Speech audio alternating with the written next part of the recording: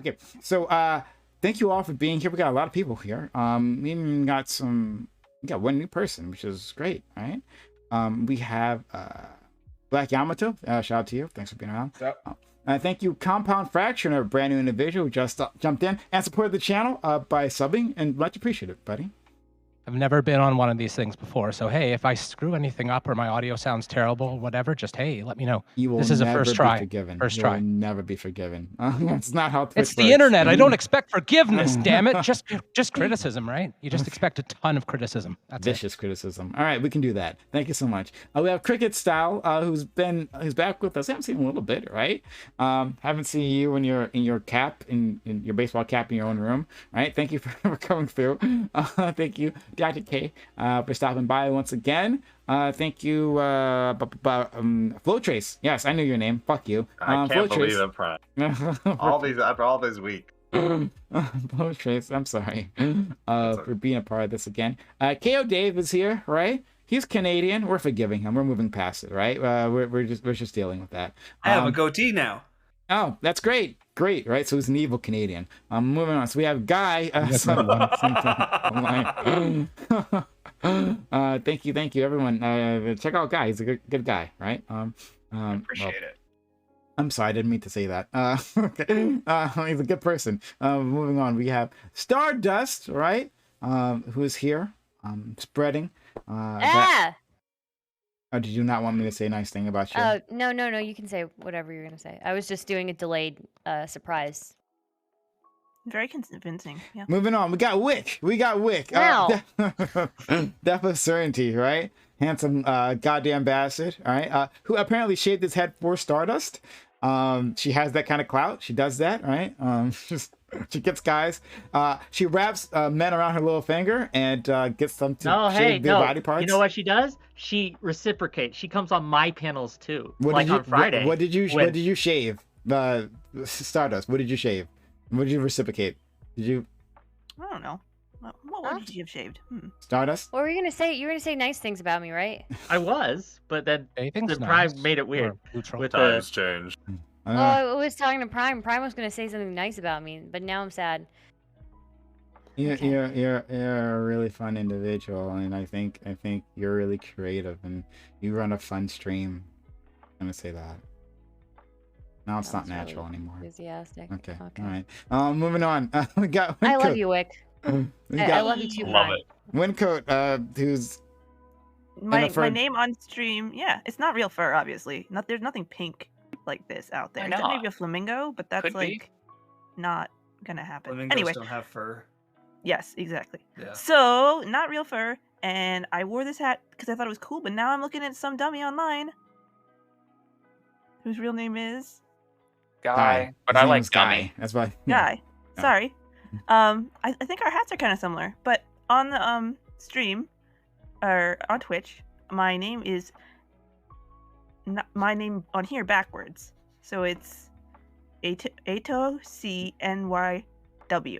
Did you have to look at that? Did you have to actually look at it to? No, I have it memorized. Okay, all right. I'm not sure that was the best idea, but Would it be cultural appropriation for me to go get my sombrero?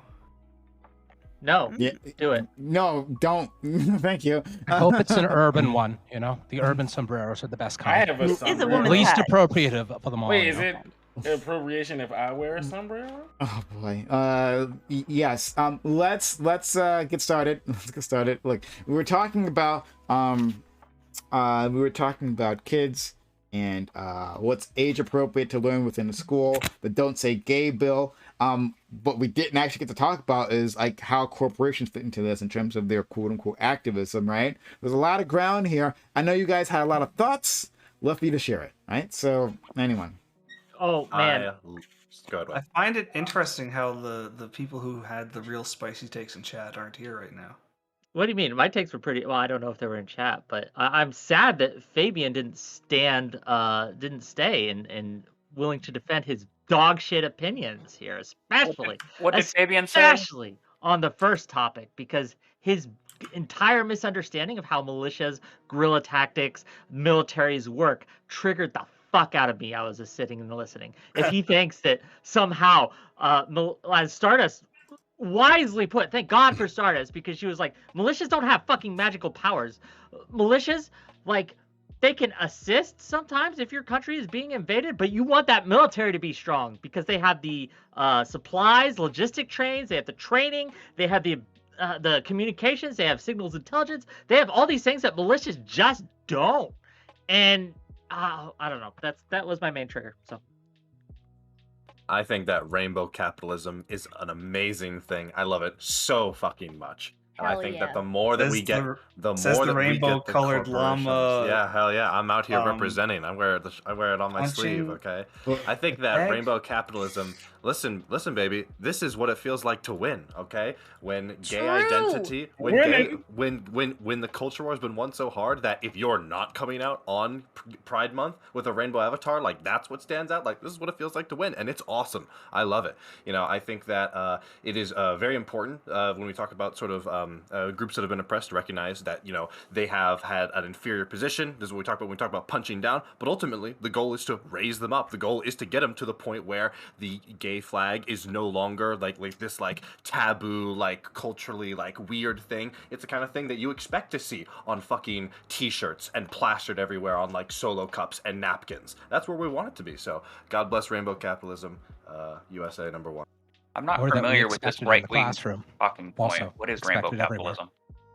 Sorry. Two people were talking at once. I didn't understand anything. I'm not. Yeah, just to clarify, I think rainbow capitalism is typically what people refer to when they're talking about corporations having sort of very enthusiastic and strong messaging related to gay pride, usually on like Pride Month. So you've ever seen people criticizing, oh, corporations, they just Like have the they did rainbow the, profile picture on Pride Month. That's Like they did the typically what people Skittles discuss. thing, like when they turned the Skittles like what, white and red or something, right? Like, Isn't this just marketing? Isn't this just people saying, "Hey, we support this thing that you guys support, so buy our product"? Like, Yes. it's Yeah, all it's- just it's marketing. marketing. I don't know that they intently like have any particular political feelings so much as I'll bet we would sell more Skittles if. That's Right, what but we're it's discussing, the yeah. fact that they think that's effective is an indication of where the culture has moved. Let's I go to, agree. I just am opposed to the talking point, maybe. let's or go to the Dr. term. K and then compound Mhm. fracture.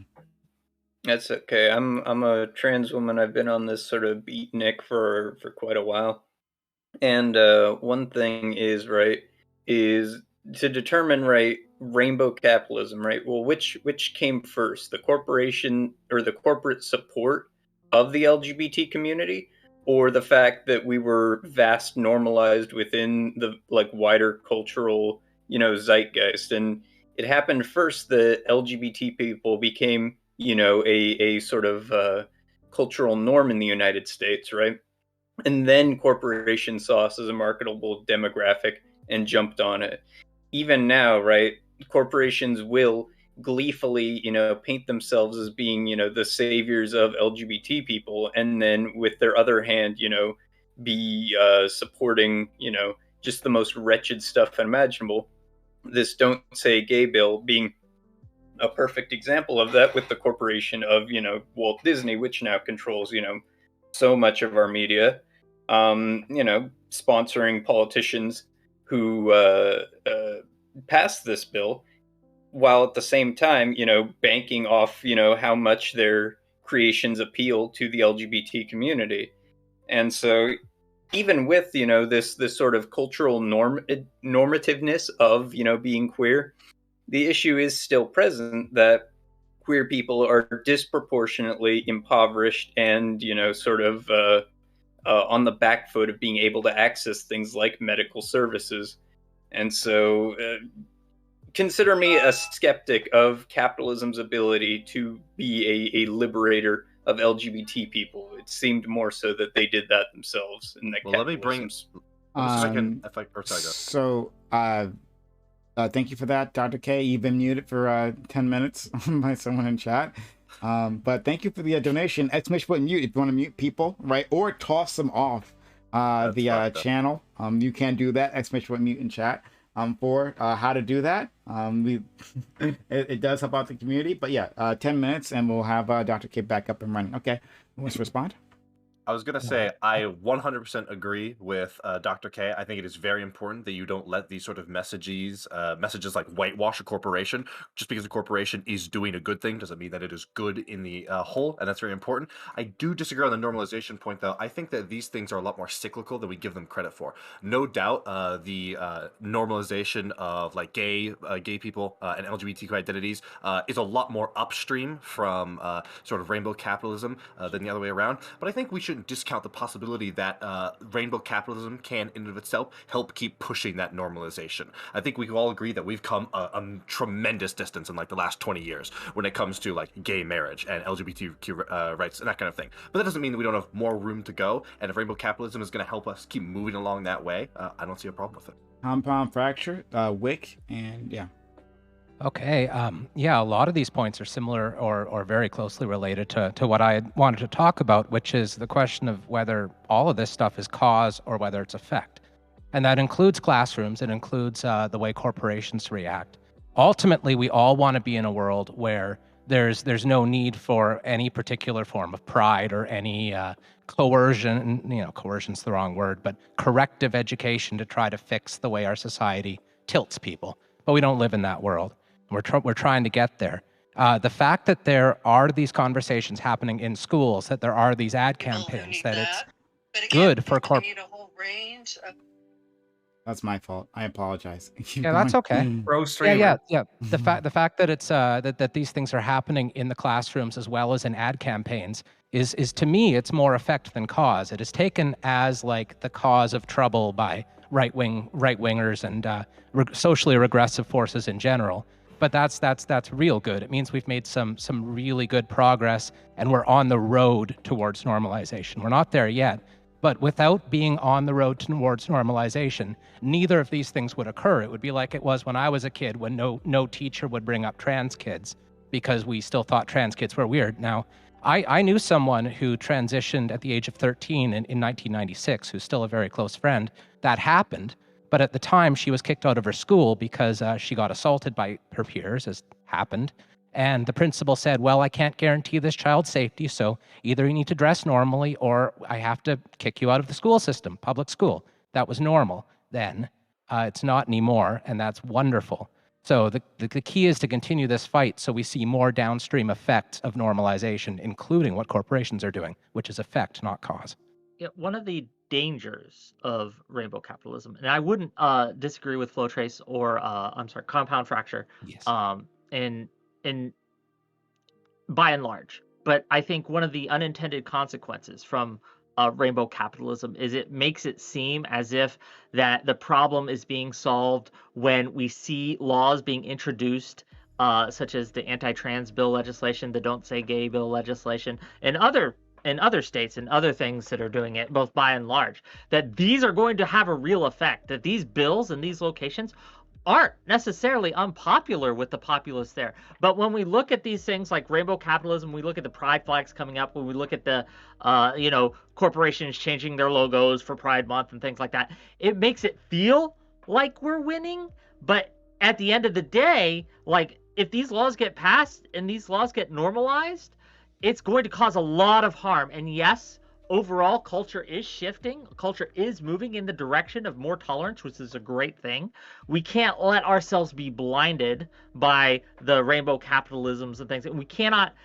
I find it hard to give credit to these corporations for it because they're just trying to make money. They're being performative in their activism. They're not actually, in many cases, advocating for these changes. That's just Wick. the caution I would make. But go on.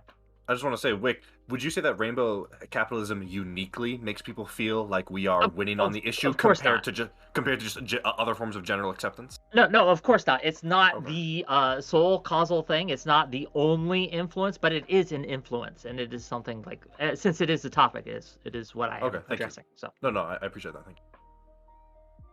While I think that these bills are very popular in the places that they are getting passed now, I think that as time goes on, as rainbow capitalism becomes more normalized and these messages find ways to infiltrate these areas, I think that these bills are going to become more and more unpopular. And I think that it's kind of like a backlash reaction that's occurring in more conservative areas where people are like, we need to pass these laws now to protect the future. But I really think that in the next year, 2 years, maybe even just a few months, these things are going to be so extremely unpopular that they get reversed or never implemented completely at all. Hey, so I'd like to draw a comparison here between what's going on with rainbow capitalism and some other issues that I think are similar. For example, the other minorities that have like months or things like that, corporations get behind them too. For example, February, and then whatever one Women's History is. Was that March? March. Yeah. So like, they changed their logos. They put on a show. There are lots of virtue signaling type things going on for these other issues as well. So I guess my point was, I don't think it has anything to do with rainbow capitalism. Do you not think? Isn't that what the rainbow like is supposed to be in this context, right? Is like all the different ways you can identify. Maybe that, right? I was seeing it as a gay rainbow. Well, I guess would the correct word be a queer rainbow? Is that Yeah, it? that's fine. I That would don't be the know. PC word. I don't know. So Okay. So, I was just speaking in the language of my people, which is right outside of Philadelphia. Sorry. Anyone else?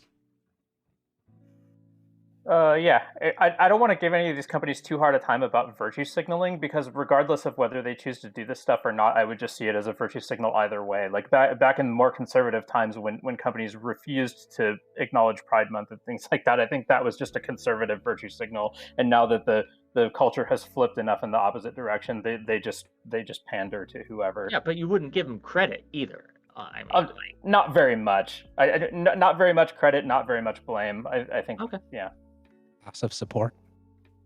Yeah, I'm personally like really cynical about the whole rainbow capitalism thing. I really do think that it's the only positive I can draw from it is the fact that I think that the fact that companies are largely seeing it as a place that they can do marketing now, it means that there is some level of acceptance in society for like the rainbow, I guess. Whatever you want to call it. Sorry. But yeah, when it comes to the actual like, I think that it is just purely market forces and profit motives and all that fun jazz. Not that that's necessarily a bad thing. It's just yeah, I think it's. I think it's just that. I think it's they've recognized that there's a demographic to market to, and that's what they're doing. I think there's definitely it's definitely a good idea to remain cognizant of the fact that corporations are mostly doing this out of a incentive to make money. But I don't think that means that we can't derive great benefits from them. There are plenty of examples all throughout history. I mean, all of capitalism is oftentimes us driving great immense benefits from a profit motive. And I think that it's really analogous to representation. You know, I think that Marvel and Disney, you know, they are when they're making like Black Panther, you know, they're a lot more concerned with the money they're going to make than necessarily the representation that's going to have. But if you look at like Black Panther or other forms of representative media, these have huge effects. Representation is really important for showing people their identities and for having those represented, and that can have a huge positive knock-on effect. So I don't really, I feel like it's, yes, they're not doing this out of the goodness of their heart, but it is a really good thing that's legitimately doing a lot to help normalize and represent these identities. Flowtrace, can I ask you a question real quick? Oh, sorry, Stardust, go. I want to contribute real quick. I just wanted to give my 2 cents. And I think even if rainbow capitalism is used to like make money, I think it's fucking based. I think it's awesome. I think rainbow capitalism is so fucking amazing. Okay? If a company changes their logo to like a rainbow thing for a month, and they have a branch of that company that's in a different country where like LGBTQ rights are not really like the most taken care of, then I think we're slowly pushing things to change, not just like from a cultural perspective here, but in other countries. And yes, there are some companies that will not change they'll selectively change their logos, but it still communicates something when the main brand has changed their logo on Twitter or changed their logo somewhere else, or if a very popular American TV show has now a person of color in it. And as somebody who grew up without representation, like when Harold and Kumar came out, that shit was fucking base for me. Dude, I fucking love that. Was like the first time I saw somebody. Other than that, like the only time I saw somebody who looked like me was usually like some random commentator, medical commentator on like some fucking news show, which is like that's not really me. But Harold and Kumar, that shit was fucking based. I have a question for you too, Stardust. You and Flodrace both in this case. Do you think that this activism, this rainbow capitalism and things like that can be done in a way that actually harms minorities and harms communities? Do you think that that's something that could happen? I guess I would need an example. I'm sure it's possible. Okay.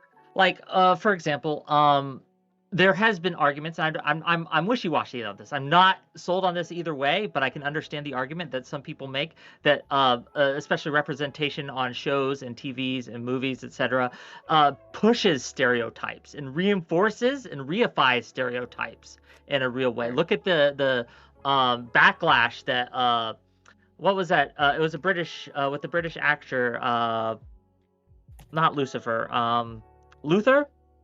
You guys remember that show? Was it Luther? With the I don't watch a lot of TV. Okay. So, but basically, it got flack because the lead character of that show was not stereotypically black enough, and it got all sorts of flack from it, and things like that. And I think that that's one of the dangers that we have to be aware of when we do these rainbow capitalisms, is sometimes the corporations, not really understanding why it's good to have representation, will just put someone in there, stereotype the fuck out of them, and perpetuate these really harmful things. What's the backlash from the one thing I would say? Are you saying that it could? Is that, like, for example, like, even if Princess Jasmine had a whole bunch of stereotypes and she was very ambiguously brown, and like there was no you couldn't really, like, I don't know, you couldn't really pinpoint stuff, and it was very stereotypical. Like, still seeing somebody who looked somewhat like you, at least somewhat takes away this idea that you're not normal, right? Yep. Because the norm in society is to be, you know. I get that. I I think just I guess more specifically, Wick, on your point, I think that another great example would be Speedy Gonzalez, who undoubtedly does engage in some sort of stereotypes. But when the Looney Tunes tried to remove Speedy Gonzalez, there was a legitimate huge backlash from the Mexican community. I do think you bring up a great point that it is important to do representation in a good way. I think actually the two better examples are the Boondocks and the Chappelle Show, where these are undoubtedly incredibly authentic shows, but have absolutely been utilized by racists. Like, there are people whose like first exposure to the Chappelle Show is like on like Poll and other like racist forum boards, like saying like, yeah, even Chappelle knows that like black people are inferior. So I do think you have to be really careful. But equally, you don't want to go for like the Ariana Grande route of like the early 2000s, where it is like the most like whitewashed, like unauthentic thing. So it's definitely a concern to be sure, but it's ultimately a balance. And I don't think that means we should eschew representation. like I said, I'm not sold on either side of the argument here. I'm just it's a concern I've heard brought up, and one that I sympathize with. Windcoat, you want to say something? Yeah, I definitely do. I want to redirect this back to corporations and away from media, because representation in the media can be extremely good. It can be a little bit weird at times. But to me, the problem happens when a corporation changes its logo, then someone who identifies as an ally or as an individual who is LGBT plus all the other letters and stuff, any of them, apply for a job, and then the internal culture doesn't match the virtue signaling, and they find themselves like they can't be open, or they can try, but they don't have backup in HR, really. Stuff like that could really hurt people. So I do feel like the issue with representation is kind of valid. Like, gay baiting is an issue where someone will present, or even race baiting in media can be dangerous because they present all of these different characteristics that people then associate with a stereotype, and then the company or the writer or whoever doesn't really follow through all the way to make them actually what they're presenting. And they kind of get the benefit of having a character of a minority group without necessarily actually having the character of the minority group. And I feel like it opens up the market for the company. They have like no downside technically, except that there may be some backlash in it. And at the same time, though, we are creating representation. And by leaving things ambiguous, it kind of leaves an opportunity for the public to have their own conversations and hopefully learn and grow in regard to these materials. I guess one of the things I find is So I want to hit up Dr. K and then Compound and then Wick. Mm-hmm. Hey man, to whoever silenced me, like I respect it. Sometimes, you know, you gotta put that uppity queer in her place, you know. You gotta make sure she knows who's boss around here. But as far as representations of populations go, like it is a small societal good. Like I won't argue that. It's fairly rare for representation to be a societal like net negative. It can be a neutral, but it doesn't do anything like materially for the populations affected, and the corporations at large will only regurgitate that which has been normalized, right? There are plenty of parts of the queer experience that have yet to be normalized, right, and are still pushed to the fringes of society. And you notice corporations, they will never do representation of that shit. They ain't gonna touch that shit with a 10-foot pole. Like being trans, being genderqueer, they do their best to generally avoid that. Now there will be standout examples, and you know what? To the corporations that do a little representation of that, congratulations on being an institution at the forefront of representation. Have fun. But even abroad, right? You'll see. And it's actually kind of a meme, right? Where you can look at a corporation's American Twitter account versus their Russian or Saudi one, where it's like, yeah, they'll do, you know, Pride Month in America, but anywhere where it's not normalized and repressed, they will do absolutely jack shit to help out the material conditions of the people in those circumstances, let alone, you know, even do basic representation. And yeah, it's very often, as Note pointed out, that yes, the internal culture aggressively does not like to match, you know, the actual behavior, and almost every major corporation is guilty of this to some extent, where they will, you know, wave the pride flag proudly, but then in action, you know, be internally very homophobic. And yeah, I'm guessing Prime, someone muted me again. Yeah, indeed. Yeah, fucking of course. Come on, just come on the panel and engage with it. Don't keep muting someone. That's weird. Well, can I ask, like, Prime, can we start to set like a maximum for doing that? Because like, it's almost universally targeted at me, and I get it, you're getting your bread, but like, it's really, really frustrating. I mean, it's not universally. Stand behind that. It's targeted harassment to some extent. It's not universally targeted at you, but still. Yeah, like if I feel like people are being harassed, and I'll like limit it to like three mutes. So okay. 10 minutes. Keep going. I want to be muted too. Where's my representation? Come on, mute me. Right. I dare you. I want to be muted. I am Spartacus. A mute limit sounds great to me. Like really, yeah. I think that's fair. Yeah, I think it's fair. Have a bidding war. Like people can bid to mute or unmute. What can I say that would make you mute me? No, don't go there. Yeah. Careful. Okay. So I had something. In terms of what, if I may, in terms of the corporate influence, when it becomes a bad thing, when you know, rainbow capitalism becomes a bad thing, to me, that becomes a really, really big negative as soon as corporate money starts entering activist spaces, or it often can become a big negative. And there's just a couple examples. These are Canadian examples because I'm one of those filthy Canucks. But there was a big deal 2 years ago, I guess it was. Yeah, it was definitely 2 years ago, during the Black Lives Matter protests, when Toronto Pride, which had traditionally had a big police float where they trumpeted the Toronto Police Department, how great it was. There was a push from Black, queer Toronto activists to get the police kicked out of Pride. And the corporate sponsors raised a big stink about that because the corporate sponsors didn't want to be anti-police and they didn't want to be seen as being anti-police. So they started threatening the money a little bit. And I'm not saying at all that the corporate sponsors were the only opposition to this or anything like that, but it certainly didn't help. And another one to highlight is, which is a little bit more off topic, but we see these Bell Let's Talk campaigns about mental health, and you see them direct the conversation in a very milquetoast manner, and they become essentially the face of mental health activism, whereas it takes it away from the activist spaces. It makes it the most simple, dumbed down, lowest common denominator version of the conversation you could possibly imagine. And that happens a lot in various types of activist campaigns. It's like the corporatization of pride is just such an obvious one, where you have to go to a pride parade and like stand up and yell, "Stonewall was a riot, corporate motherfuckers." You know, sorry, I shouldn't say that word.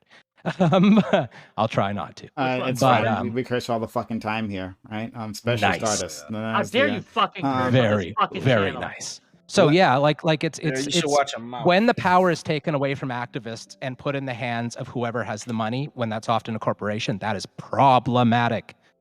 So we're gonna go to Yamato, then Flow Trace, Guy, Wick, and I was gonna say something else. I'll figure it out. Go ahead. Yamato. Well, I'm gonna dip. Thanks for having me. I'll see you Thanks guys for later. being around, buddy. Thank you, Stardust. when I was growing up, like people that look like me and me and Prom were not the main characters. So I'm glad that we live in a society where there are black main characters. But I can see a problem with that because sometimes they could be made like stereotypes. And I think the same thing that could be said for LGBT characters as well, especially when pushed by corporations that actually just use them to push narratives, like the stuff that's going on with like superheroes and stuff like that. That's what I was gonna say. So we'll continue on, but like I do want to move this back because we're on just like a representation thing. I wanted to like talk about the Don't Say Gay bill. That's like my bad. No, not your fault. Not your fault. I'm just saying that I want to move it along in that direction. Let's talk about either that or how corporations interact with that in terms of the activism. Because I mean the representation topic. I mean we've done that, right? Let's go to Flow Trace. I just wanted to ask, Compound Fracture, in your mind, do you have a problem with the sort of corporate influence on these activists purely out of principle, or do you specifically think that it sort of inherently leans in a certain direction? I guess those examples, I'm assuming that you're going to pose them, but I'm just wondering, hypothetically, do you think that it's always going to lead in that direction, or do you think it's possible to sort of get away from that, and in that instance, would you be more okay with it? It's a difficult thing to talk about in a sense because we live under capitalism, like straight up. To do mass work, to organize things, to exist in spaces, you need money. And who has the money? It's rich people and corporations mostly. Or if you can get like 1 million like little tiny donations like Bernie Sanders, you're doing great, but that's rare. So so they're like a necessary evil to a degree. And it's not saying that all corporations have an equal interest in twisting narratives. I'm sure a lot of them don't actually involve themselves in the narrative at all, and that's wonderful. But I do think that there is a trend and a pressure in that direction, and that pressure needs to be recognized. And at places and times when the pressure starts to noticeably influence the messaging, you need to take a step back and err on the side of the messaging, not on the side of the money. I think that's very important. Okay, thank you for answering. Guy? Yeah, I kind of wanted to respond kind of to what Dr. K was saying and then also Fracture. I feel like both of you guys feel like the corporation has like a moral obligation to do the right thing. And I feel like the corporation doesn't necessarily have the capability of making moral judgment calls. The only thing that they can really do is decide what's most financially beneficial to them. So supporting Pride in some place like Saudi Arabia would be an extremely bad decision for them because it's going to get their business licenses revoked. It's going to get them thrown out of the company. I think that Pride wants to have corporate sponsors because it gives them bigger floats, it gives them airtime on television, it gets more attention to them. But as a result of that, things have to kind of be mainstreamed a little bit, and you lose a lot of the impactful and important message because you need something that's going to be more broadly acceptable so that Pride can be something that we do right after Super Bowl Sunday. Like, everybody does this thing, there's nothing controversial about it.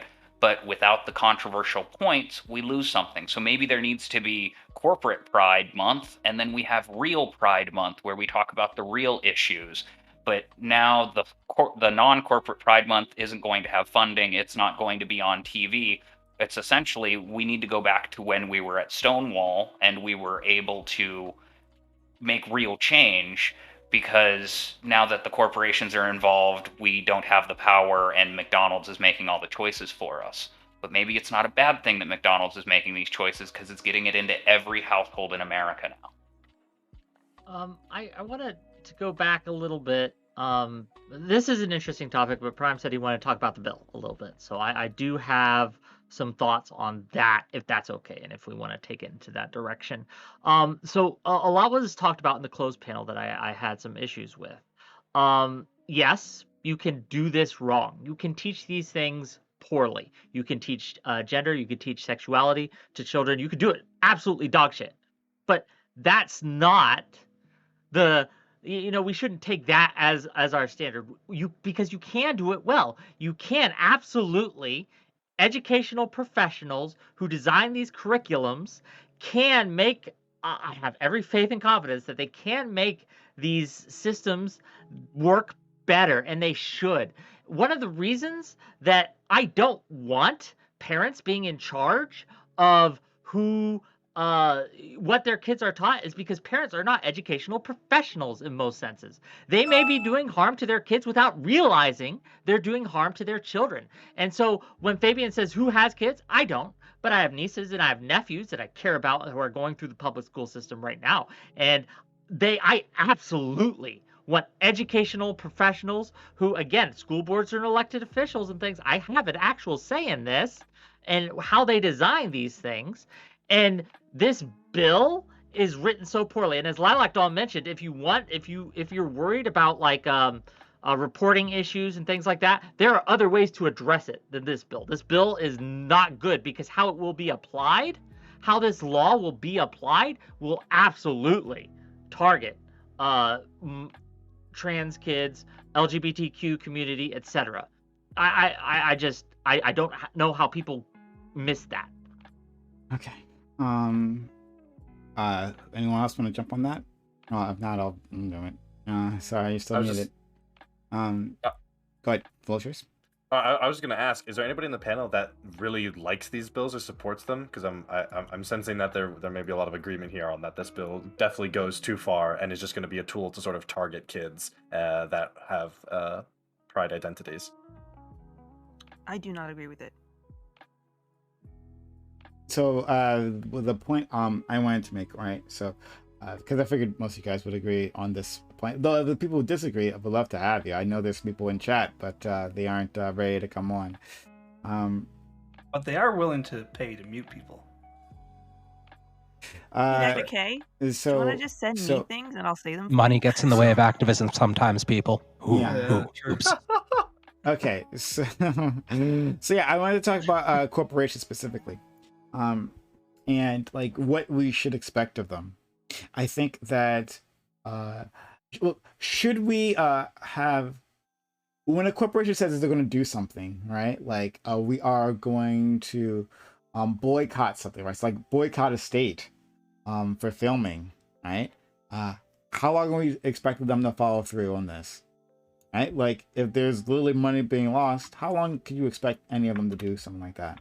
Well, to be frank, I don't trust corporations to make these decisions. Like, they do what's profitable. So if it's profitable to boycott things that we would advocate for, they 100% will. So I just don't. Well, I think you're missing with that. There's sort of three areas here. There are things that we don't want corporations to do that we want the government to handle, right? Like, so we don't want corporations using sweatshops, but we shouldn't be relying on corporations' goodwill to do that. We should be trying to ban sweatshops. Yes. But I think there is also another kind of activity where we would say, man, this is bad. We don't like this, but it's not something we want the government banning. And then I think there does come into a question of like, corporations are ultimately made up of people making these decisions. And I think you can sort of hold some responsibility for those decisions. Like if a corporation came came out like today and like obviously they wouldn't. This is a hyperbolic example, but the point but it establishes the principle that if a corporation came out and said like something incredibly racist, like came out and said like, oh, we think that black people are actually genetically inferior, that's obviously something we would say, oh, corporations shouldn't do that. But I'm sure that most of us would agree that we probably don't want the government banning like racist statements. Oh, And true, true, true. so it does seem that there is some kinds of things that we don't want legally banned corporations doing, but we can make judgments on. And I think I think it's a really fair question of where do we draw that line in terms of fiduciary responsibility versus societal responsibility. I think to sort of take my own stab at answering the question, I think you have to just sort of it's not something that you can have a formula for. It's something where when there are cultural movements, when there are cultural moments happening in our society, these corporations are part of that. And so when we're having a moment, like for example in the George Floyd protests, where we are having like this historic like awareness of these kinds of things, then I kind of do expect corporations to not just like fucking turn off their social media accounts for a month and hope it blows over. I kind of do expect them to actually step up and particularly acknowledge if they have done something. Obviously, they're not all going to do that, but I think I think that would be my general throughput. Go ahead, Dr. K. And I think Yamato wanted to jump in, and then Guy. I'm not sure if you had your hand up. I did. Okay, all right, then you too. All right, go ahead, Dr. K. Yeah, sure. On the don't say gay thing, I want to just note that it is but one part of a sort of larger reactionary trend that's been gripping a lot of the country right now, where there's like a whole slew of anti-LGBT legislation that's sort of working its way through right now. And so definitely like note that one, but like unless you are living in California or Oregon, there's very good odds that there's anti-LGBT legislation like working its way through your state, and definitely like get involved with a group to work against that. Furthermore, corporations will only really regurgitate that which is, I already talked about this. They only regurgitate what's been normalized and thus is profitable, right? They aren't going to, push any sort of social unnorms, right? And that's both artistically speaking and culturally speaking, right? And so these are undemocratic bodies, and so they are going to act in a way that is towards the goal of profitability rather than, being democratically responsible to the people. That's what a government is supposed to do. And so, really, only if you democratize a corporation can you give them any sort of like social responsibility, and like even it should be done with a watchful eye at best. Yamato. They don't do the right thing. Yamato. You're muted, Yamato. I think more should be done for corporations that do this thing I like to call talking out your ass, where they show that they support something but they don't like follow through. I think we should either push more against companies like that, or I don't know. I guess further have a discussion about stuff like that, because I do see this a lot where there are companies that do the rainbow flag, but they don't help out at all. It's just like a representation thing. Well, we can't rely on corporations, I think, is the thing here. They can help sometimes they can hurt. But I don't think we should be relying, because as Prime brought up, how long, like, they have a fiduciary responsibility. So there are some places and sometimes where the money doesn't make sense to do certain actions and things like that. It just doesn't make sense for them. So anyone relying on it is probably barking up the wrong tree. We should not rely on this at all. It can be used and utilized to help signal boost a little bit, but there's dangers with that too. I just really don't like relying on corporations in anything. That's just. Let's go to Guy, and then Wincoat, and Dr. K. Cricket. Sorry, Cricket, and then Dr. K. An interesting case study I kind of want to throw out there is like on the opposite end of this, you have companies like Chick-fil-A or Hobby Lobby that come out very anti-LGBTQA, anti-progressivism as a whole, like extremely pro-conservatism. And it affects their bottom lines. They have a very broad, open mission statement. This is exactly how we feel. We're going to take your money that you spend in our company and we're going to donate it to these causes. And if these are the causes that you value, come and spend your money with us. And as a result of that, you go to some place like Texas, I bet you're going to see a lot more Chick-fil-A's. Chick-fil-A exists in California, and I'm sure that they're popular in California, but when that business is choosing where do I want to put my new location, they've got this really great color-coded map that's going to show them exactly where they're going to be the most successful because it aligns with their mission statements. I feel like a lot of people are having an issue with these kind of wishy-washy in the middle companies where we look at Disney and Disney is like, well, we're a pro-family friendly company and we don't want to offend anybody, but let's make sure that we include everybody, but not too much inclusion to the point where we're going to start to alienate people. And so, again, we need companies that are extremely pro LGBTQ, and we need to have them put themselves out there. But we also need to acknowledge that that company isn't going to be very successful in Oklahoma or isn't going to be extremely successful in the deep south in Alabama. But then again, they will make enough money in California or in the places that they're popular. Maybe even in Alabama, they're going to have enough of the population to support the business there. But all of these things are financial decisions. And maybe companies should have mission statements and say, these are the political views of our CEOs.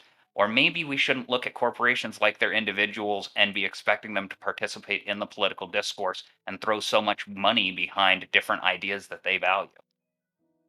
Then Wincoat, Cricket, Dr. K. Oh yeah, this is gonna seem off topic, but I'm trying to get back to the bill. So for me, the bill is like it's about parental rights, really, and the need to ensure. It's gonna sound weird, and it's not my position.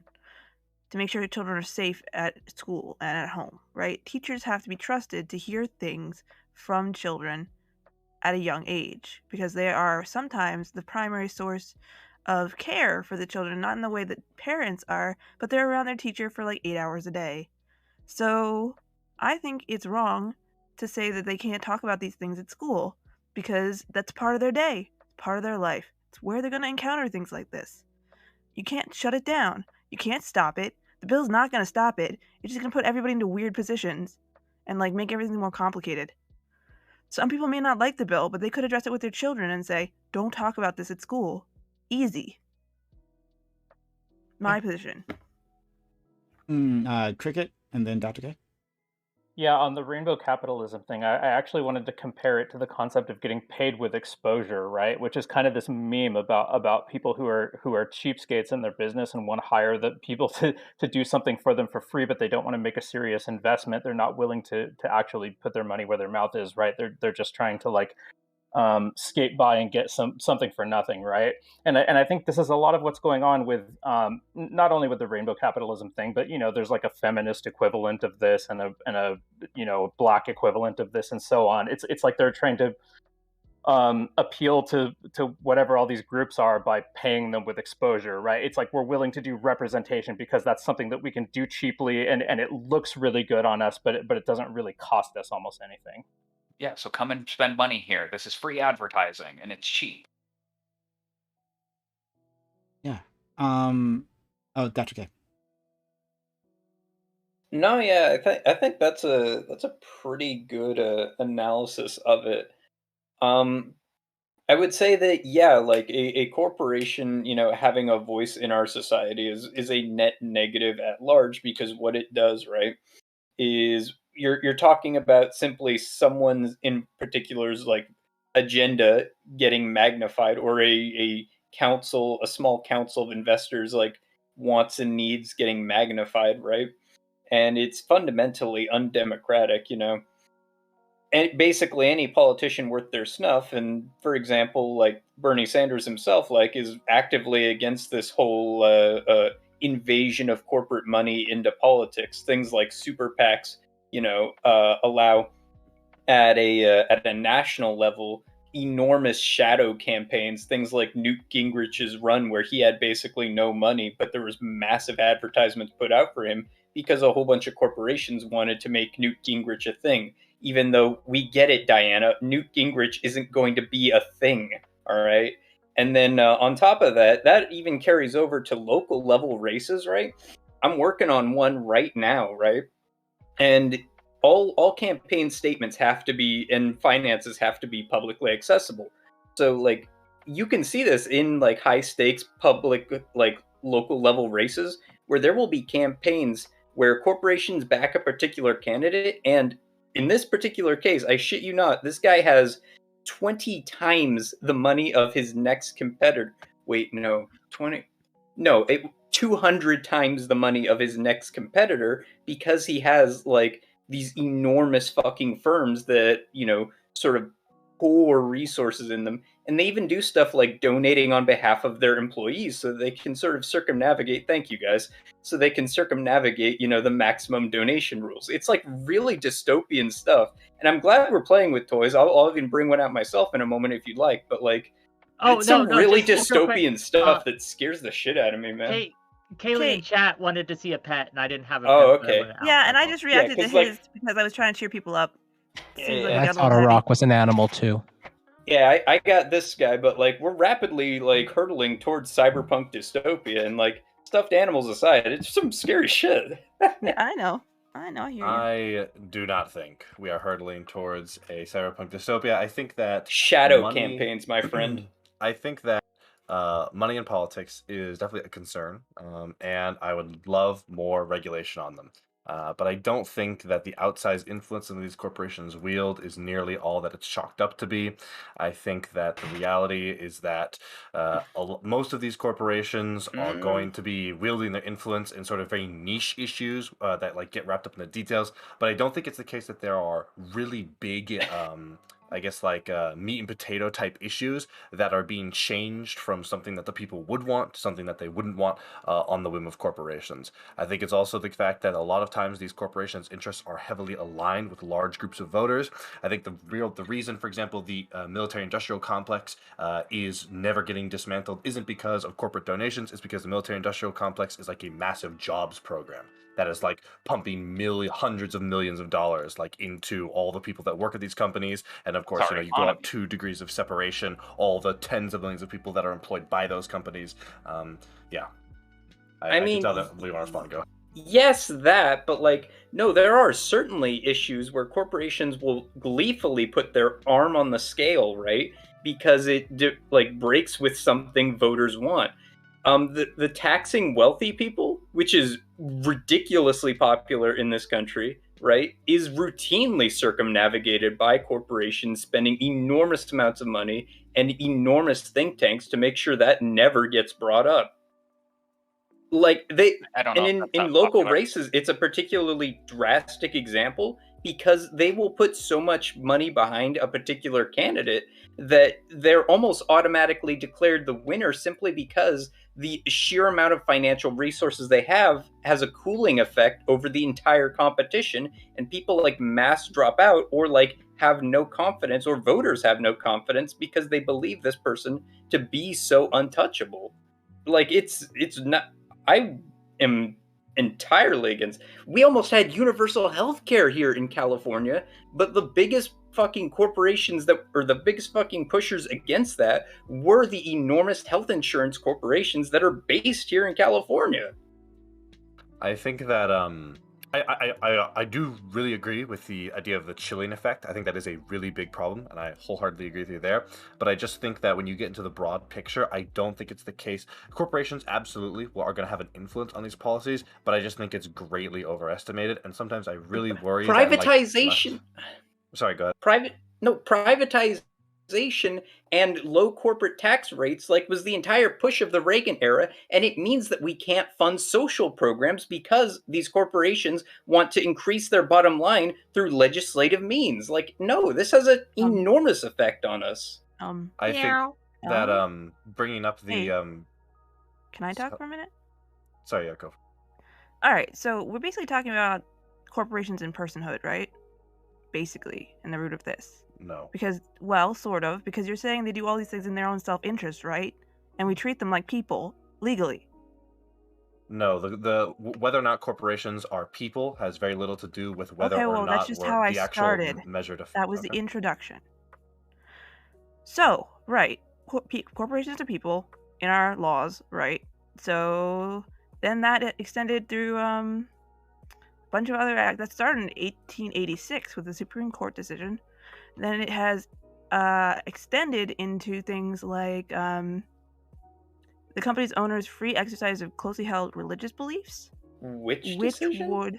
which one? I'm reading the Wikipedia article right now. So the 1886 Supreme Court case is Santa Clara County versus Southern Pacific Railroad Company. Oh my god. So anyway, Okay. just saying I cite my sources, guys. The Patient Protection and Affordable Care Act was the one that related to the company owner's exercise of closely held or religious beliefs. Since then, corporations can donate to political parties, right? And their religious beliefs are protected. When you can consider that in regards to people who are queer or other minorities, things get a little troubling, don't they? And then the corporations start advertising that they are, like friendly to these groups, queer friendly, minority friendly, female friendly. Are they really though? How many CEOs are men? White men in America. So that's my question. And I don't think it's really the bill at all that we're supposed to be talking about, the Don't Say Gay bill. But you guys got off topic first, so I'm following you. I'm following you right down this rabbit hole. So, anyway, who wants to talk next? Okay, interesting.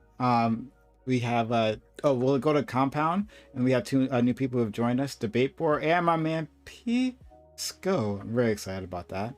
But we'll go to Compound first, please. I don't know if I follow whether the personhood fundamentally changes the way corporations are able to influence culture and politics, because countries other than fundamentally is a bad word. I shouldn't use that. How much it changes it at all. Other countries other than America don't have this concept of corporations as persons. That's a very American thing. And corporate money here, I'm a Vancouverite, Vancouver, BC. We have a crazy out of control housing market. It's nuts. And our local politics, both provincially and municipally, are controlled largely by real estate speculators and by developers, property developers. Wherever the big money is, anywhere, that will control the nature of the politics. This is capitalism, and the question is less so whether that's a good or a bad thing, because of course it's a bad thing. Of course. Or I hope that's obvious to people. The question is how to navigate that, how to mitigate its disastrous effects, while understanding that money will continue to play a very important role in absolutely everything we do within this economic system. May I reply? Trixie. Look at that. Of course. Rick running away. Go ahead. May I reply? Yeah. And then we'll go to Debate Board. Yeah, that's great. Okay, so obviously money is a problem. Money is the root of all evil is a saying, is it not? So whether it is or not is a quite big question. But that's not what we're addressing right now. Money does influence politics, does it not? Money funds people. There are lobbyists. Money influences politics. Money is politics. Exactly. So whether it's real estate agents or real estate agencies, I'm not sure exactly what you said. Were they real estate developers? Developers of apartment buildings and so on. Yeah. Okay, whether they're the ones doing the things that people disagree with, or whether it's like corporations. And corporations, I think, have way more money in the U.S. than the real estate developers. Developers are corporations. That's the same thing. So we're agreeing then. Okay. Yes. Good. But I would additionally say that there's a reason why no other country does the corporations are people thing. It's pretty messed up when you think about it too hard, or even a little bit. So, yeah, and our corporations have like sway internationally, globally. If we're world citizens, we have to be aware of what they're doing in other places, not just focused on our own shores. And they act in their own self-interests, and I can give examples if you want, but I'd also like to have these new people have time to introduce themselves. So what do you think? Should we do that, Prime? Yeah, I want to let this new people jump in. And we also have Brento. who's here. Very excited for all Hey, of that. Hey, buddy. Let's go to debate board. Pisco and then Brento. Thanks, Prime. I think I'm on.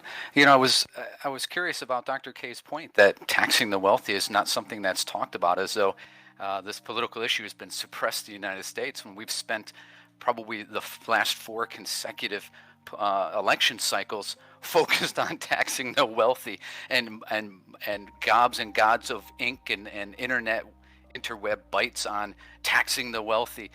So this is hardly an issue that's not talked about in the United States. Also, somebody had mentioned about housing up in Vancouver, BC. I live in Portland, Oregon, and I have to say, typically wherever we're seeing this housing problem, it always comes down to the bottom line of a lack of supply, and this is a local government problem, imposing regulations, imposing requirements, fees, and other costs on actually developing housing that has resulted in a dramatic loss of housing stock and a dramatic reduction in the amount of housing starts. So if we're going to talk about housing and housing prices, this isn't corporations. This is local governments actually impeding and getting in the way of expanding housing stock all across the United States. I'd love to respond quickly. Go ahead. Actually, can I as well? Yeah, I'll let you have both direct response, and we'll go on to our buddy Pisco. Can I ask a question? Can someone restate what the topic was? Because I thought it was the Don't Say Gay bill. It is. We've drifted a bit, but we can get back to there. Don't worry. Oh, I'm not concerned. I just wanted to make sure that I wasn't. I want to hear your opinion on it any which way. So, thanks for being here. Let's go to Compound and then Dr. K. Then I'd like to go to Pisco and Brento. Supply is a factor, right? I'm not in any way going to say it's nothing. But there are many other factors, huge factors. For instance, government fiscal policy. So when you lower interest rates, that provokes, and lower lending regulations for mortgages, that provokes investment into real estate for reasons of speculation, not reasons of having a house to live in. There are a great many houses in this province that are not lived in at all, in fact, that many of which are owned by people in foreign markets, many of which are owned domestically. Lots of people own tons of houses, and they don't even rent the houses out. They just hold them. And if you look back at the history of the Vancouver housing market, you find that especially if you're able to qualify for mortgages, therefore multiplying the amount of profit you draw off of housing, buying and selling housing, that in fact it outperforms any other speculative market, maybe except crypto. I think it's even better than crypto for the last 20, 30 years. So it ends up being a massive source of capital accumulation, the housing markets. Housing markets are less about places to live and building places to live, and more about being able to multiply capital, which is ultimately what the real estate developers I mentioned do, largely by redeveloping, but also by sitting on assets. So to focus on it being a supply issue, to me, that's a small fraction of what the issue actually is. And it's one of the least important factors and the least controllable.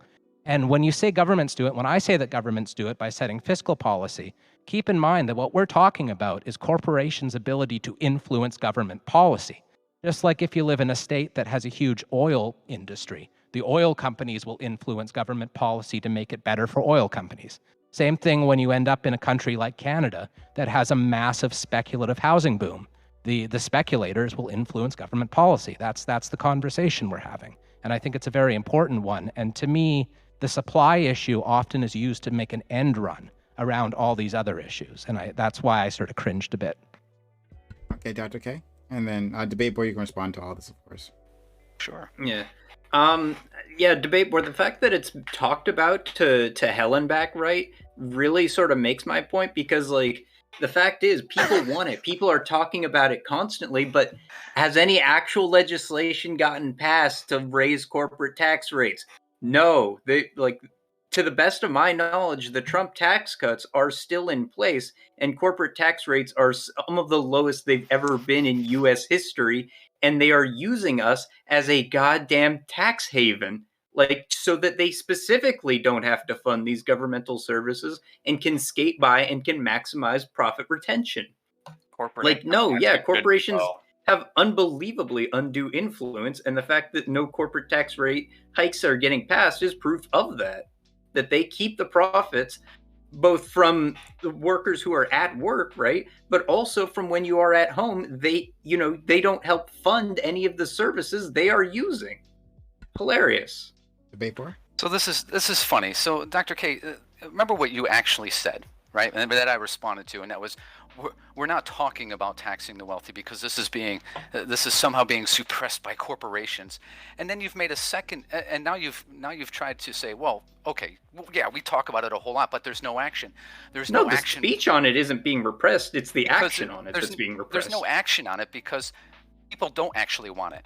What you're conflating is an actual popular opinion for taxing high-income people, and frankly, they are, and they carry a greater burden of the federal income taxes than all of the other classes put together. But nonetheless, you've pivoted from it's not talked about at all to it's talked about a whole lot. And then secondly, you pivoted from tax the wealthy, which really is tax the rich, to now talking about corporate taxes. See, you never let yourself get actually pinned down on what you say. You just kind of flex to something else, flex to something else, flex to something else. Hey, gang. Guys, did I flex? I'm going to dip. See you guys later. Bye, Wick. I'm not saying bye. I want to raise my hand. Hey. Me.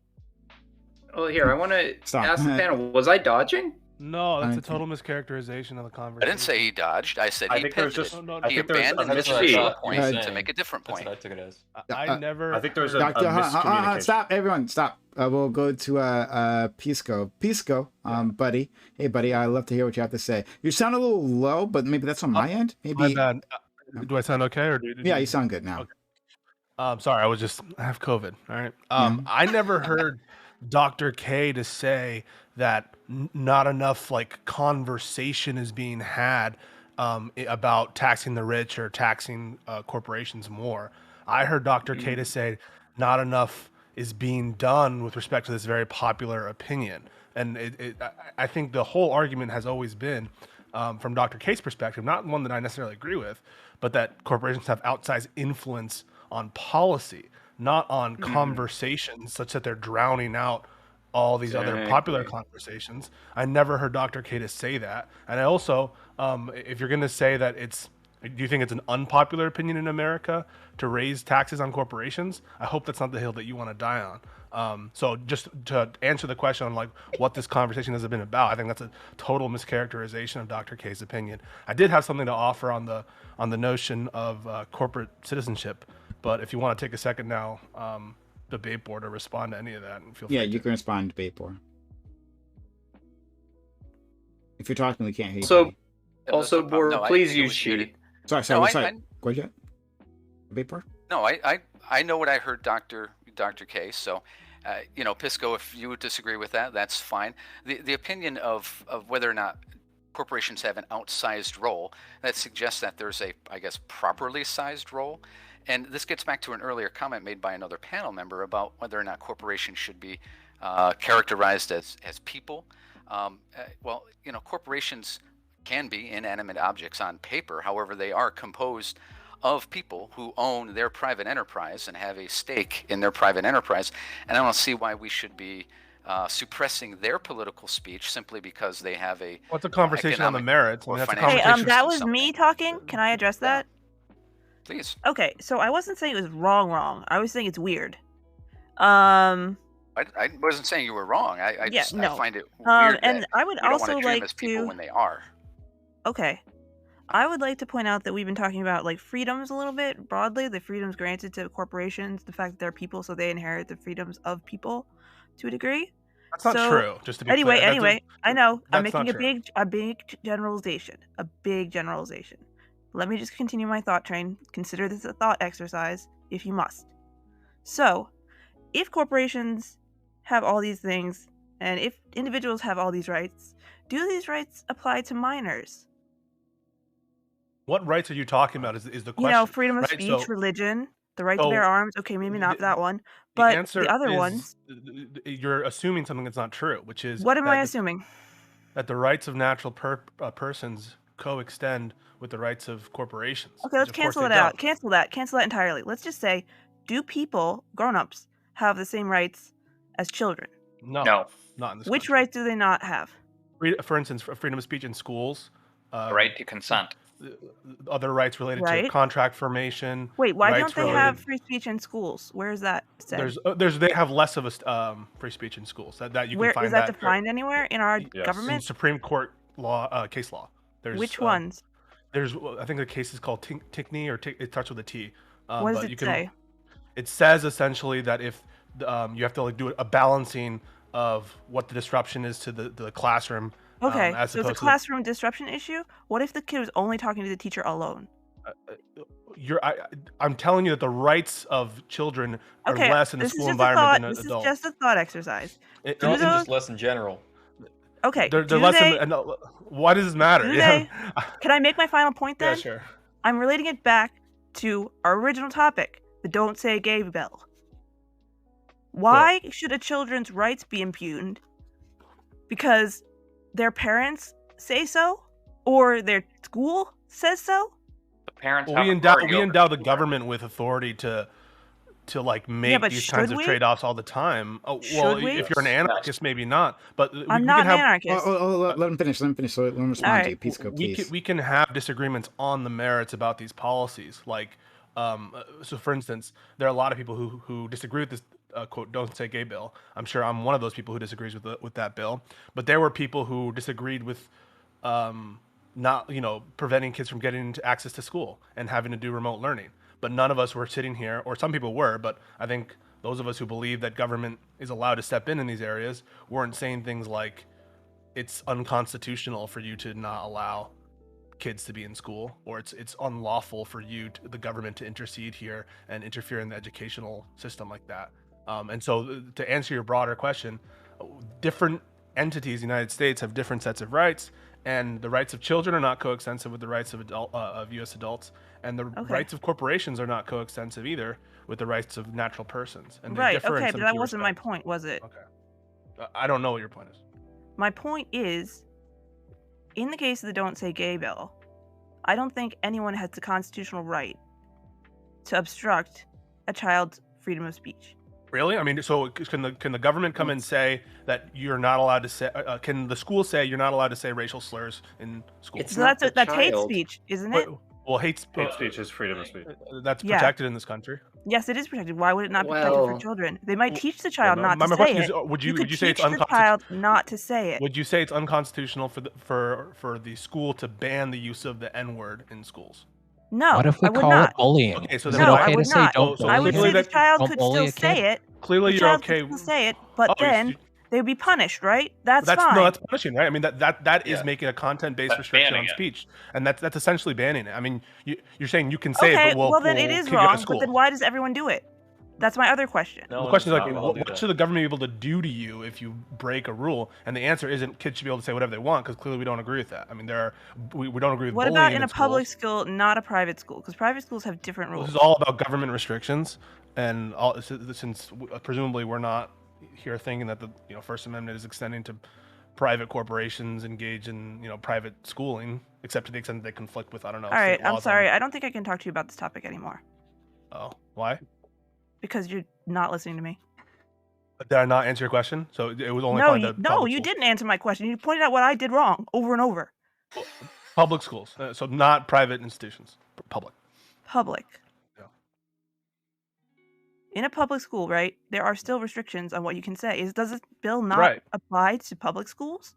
Yeah, my guess it's a public law that I thought applied to public schools, and in that sense, it's It a does. restriction. It on, does, right? It does. So it's a restriction on the freedom of speech of the child. Do we agree? No. Well, that's the question, right? Is it an unconstitutional restriction on the freedom of speech of a child? And I'm not sure. Is it even banning children from saying it, or is it banning teachers Right. from? I'm posting the law in VC chat. You can just read it there if you want. Yeah. Yeah, it's the teachers, Jan, not the it kids. says. Mhm. So in that It sense, doesn't it's like say the children can't. It says the parents have the right to do whatever. I read it. I know what it says. so I if posted it in it's a chat. ban on like the teachers saying thing, then that seems like even less of a problem. Right? It seems like a condition of public employment as opposed to like a Hold on, let a me pull it up. barrier to the children's freedom of speech. The parents are probably still free to like be gay activists on their off time. They just can't do it while in school. The Listen, first I time- think the policy is abhorrent, and the policy should be, it should be repealed. It's a shame Yes. that the governor is a travesty. The I Florida agree with legislature you. is a travesty. But let's not get carried away and be like, okay, anytime children can say whatever they want in school. I don't think I agree with that. Well, I mean, you could just say, what if the child is traumatized, right, and has to say something that is inappropriate, or they don't know Okay, it's that's inappropriate? that's like clearly an You have exception exceptions to to the general rule. everything, and in that case, like maybe even if they have some trauma, you wouldn't want if you like we wouldn't want to have a classroom where every day the majority of students are being disrupted because of this one student's No, of trauma. course But not. to be This clear, law- this bill doesn't talk about like restricting kids. Like it's talking about teachers and the lesson plans that they can enact. That's what I right? thought. Yeah. Yeah, but it also Yeah. says the first thing it says, like, it relates to parental rights in education, amending blah blah blah. So it's parental rights. It's not about the teachers, really. You're talking about like the preamble where no, they're it's talking about both. all the stuff that like the thing is for. Yes. So basically, they're at the start of a lot of laws. They'll be like, "This is why we're passing the law, and we're doing Yeah. it because of all this great reasons." But that doesn't mean that that's Yeah. what like the operative thing is about. The operative Well, thing might be okay, it's not only targeted 7 at that. pages long. You know, I'm telling you, just because at the start of a law it'll tell you like what are the purposes of it, doesn't mean that it's acting upon Okay, those things directly. Let me find a more specific example. You guys can Okay, talk while I do yeah, this. sure. Well, let's go to Brento. Been quite patient, and then we'll go to Compound. Yeah, sorry, Brento. Yeah, no, that's fine. That's fine. I'm listening the whole time. Yeah, I guess as far as I know, the law basically just the two big takeaways I've taken from it, and there's probably other things, but the two big takeaways are that no teaching of basically kind of like a sexual curriculum or sex-based curriculum or gender ideology at between like kindergarten and third grade, which is kind of what I always assumed was already kind of the case for that. And then it's also that if a child should come out to their parents, or no, if the child should come out at school or have like a change in their stated gender to the school, the parents will be informed, which basically is just like complete transparency between the school and parents. And it's like people are like, well, that's gonna be bad because then children won't feel safe coming out at school. And it's like, you cannot have any kind, there's nothing that the school can know about the kids that the parents should not be allowed to know or informed on. Really? So, yeah, Nothing? really. Really yeah, nothing? really nothing. What Yes, if Even they if said it my, puts da- my, the what if they child said my in dad danger? touched me? Should they call the parents then? They should call the police. Yes, exactly. So there are Yeah. things that they can't tell, right? No, because they're taking action on that, and they're going to then They don't arrest tell them them or first, something. though. They don't No, tell they them don't tell first. them first, but they're taking they're not keeping information. Okay, Like, then maybe this what is- I would say to amend this bill, if I could. Is this okay that I'm talking now? Is anyone offended? No, that's fine. Okay. So, I would say they just need to amend it so that they're allowed to put the child in touch with like a professional in therapy regarding gender or sexual issues. If No, you have but- if you have to do that, if it has to be a bill at all, there should be something like that in there. Wait, You do who's that- allowed to? The school? The teacher. No, and not tell the parents or not make the No, they parents' will choice? tell it. How about they make the call first? No, they have to make that's the parents' choice. Not the Okay, teacher's. right. That's the parents' choice. Okay, what about what Right. happens to all those kids though? Then it's they live with their parents, and their Right, parents but make does that choice that for them. always the best decision for every child? No, but it's not to say that the children school is away. always going to make the best decision either. Yeah, but do you think having an informed counselor would help the child? Potentially, sure. You I don't need to know put because out this is an in fact in the imaginary child, but I mean, before. like, yeah, it's possible. Yeah, of course. Okay, so think it needs to be considered. I think there's a moderate solution to this bill. No, it's That's all I'm a, saying. that the teacher would be given basically like say to do so. Yeah, it could even just be the school's counselor. It doesn't have to be a special. If you train the school's counselor in these issues, I mean, because some schools I guess do have I counselors. just see it as schools having counseling issues. The only thing the bill is amending, it's not even speaking to any of these possibilities. It's just amending But that's whether what or people not are reading it as, so that's it's- what I'm trying to address. it's amending whether or not Oh parents my God. should be informed of it. Let's go to Compound, and then was it Dr. K? And I do want to get Pisco in because Pisco, you got a lot of stuff to say. I don't think you Yeah, actually on got the a chance to- corporate stuff. Yeah. Yeah. I'll definitely give you space to do that. So go ahead, Compound. And here I was trying to get us back on like towards the topic a little bit. I want to talk about teaching in general. I was raised by an educator and someone who believed in a lot of, education system, freeing up the education system to allow teachers to teach. At the same time, we had a conservative government that was trying to mandate standards around education. And I've seen since then that almost every time a right-wing social movement or a right-wing government takes on teachers, this is the axis. The teachers will say things like, I need freedom within my classroom to be able to take kids on an individual basis, lessons on an individual basis, work the curriculum as I can around the needs of the students. And the government will say, we need to tell you exactly how to teach every class in every way.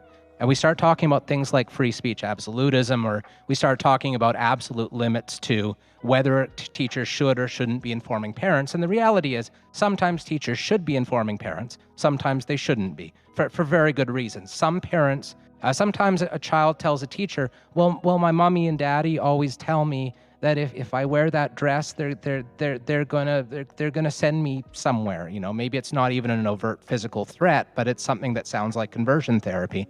Well, at that point, you don't want to tell the parents because that's going to be really hard on the kid. You have to take it on a case-by-case basis and allow teachers freedom.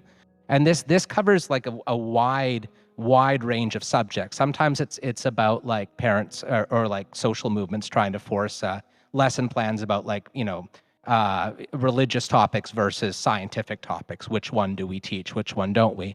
But it's always this same thing. It's about whether teachers should have the right to, or bullying. Like, at what point does a teacher intervene when a kid's getting teased, and at what point do you kind of let it go and let the kids find their own boundaries?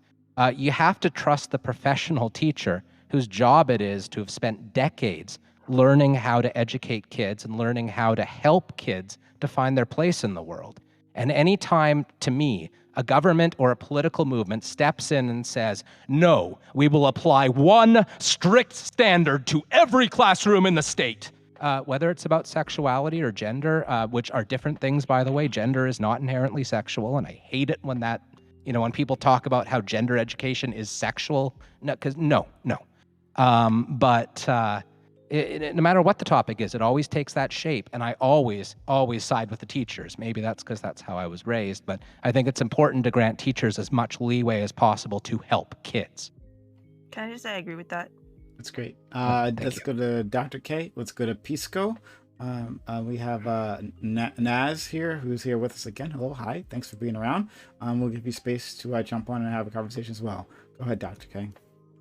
Hi, I am Dr. K. I am a queer activist. I am deeply engrossed in these spaces, yada yada, just noting my credentials. When the idea that it legislated into the bill should be a forced mental health thing for students is absolutely ridiculous, and that could be completely detrimental to students. Don't advocate for that to be a forced part of what LGBT students need to I was take part presenting in. an idea. Let her keep going. Yeah, but it's a bad idea.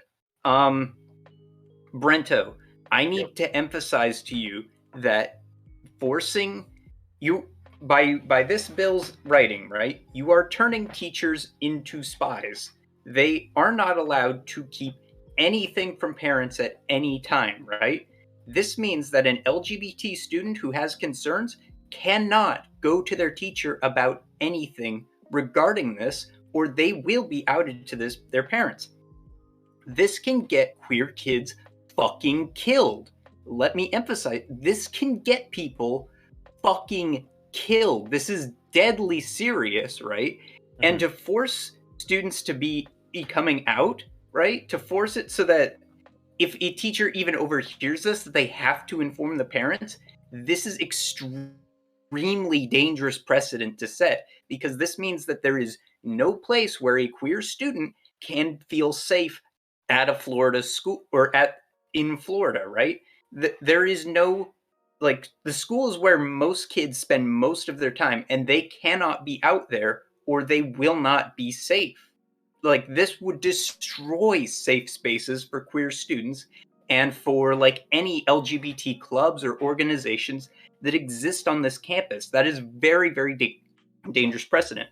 And moreover, right, is this law says, right, in verbatim, that it has the grade 3 stuff, or in a manner that is not age appropriate or developmentally appropriate for students in accordance with state standards. Meaning that by amending state standards, they can very arbitrarily say that any conversation about LGBT like history or rights is off the table. And guess what? Third graders and younger will still have questions where they're like, what is gay, right? You want a teacher to be able to answer that fucking question. Like that's absolutely insane that they can't discuss it, period. There are things that if a kid walks up to a first grade teacher and goes like, what's a penis and a vagina? The teacher can go like, well, just talk to your parents about that. They can just say that. Yeah, but that's not what this is. This is about LGBT stuff. They can't talk about being gay or being trans. Like, those are off the table at schools, period. The kindergarten to Are third you grade. seriously for that?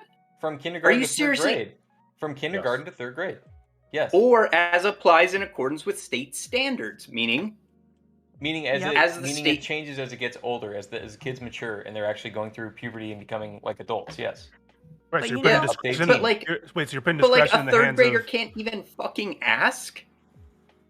So it's not What limited would to third grade happen then, if right? the innocent first kiss of a kid? Exactly. Was It's not within- limited to third grade. If Thank what you, you're saying Peace. is You that understand legalese.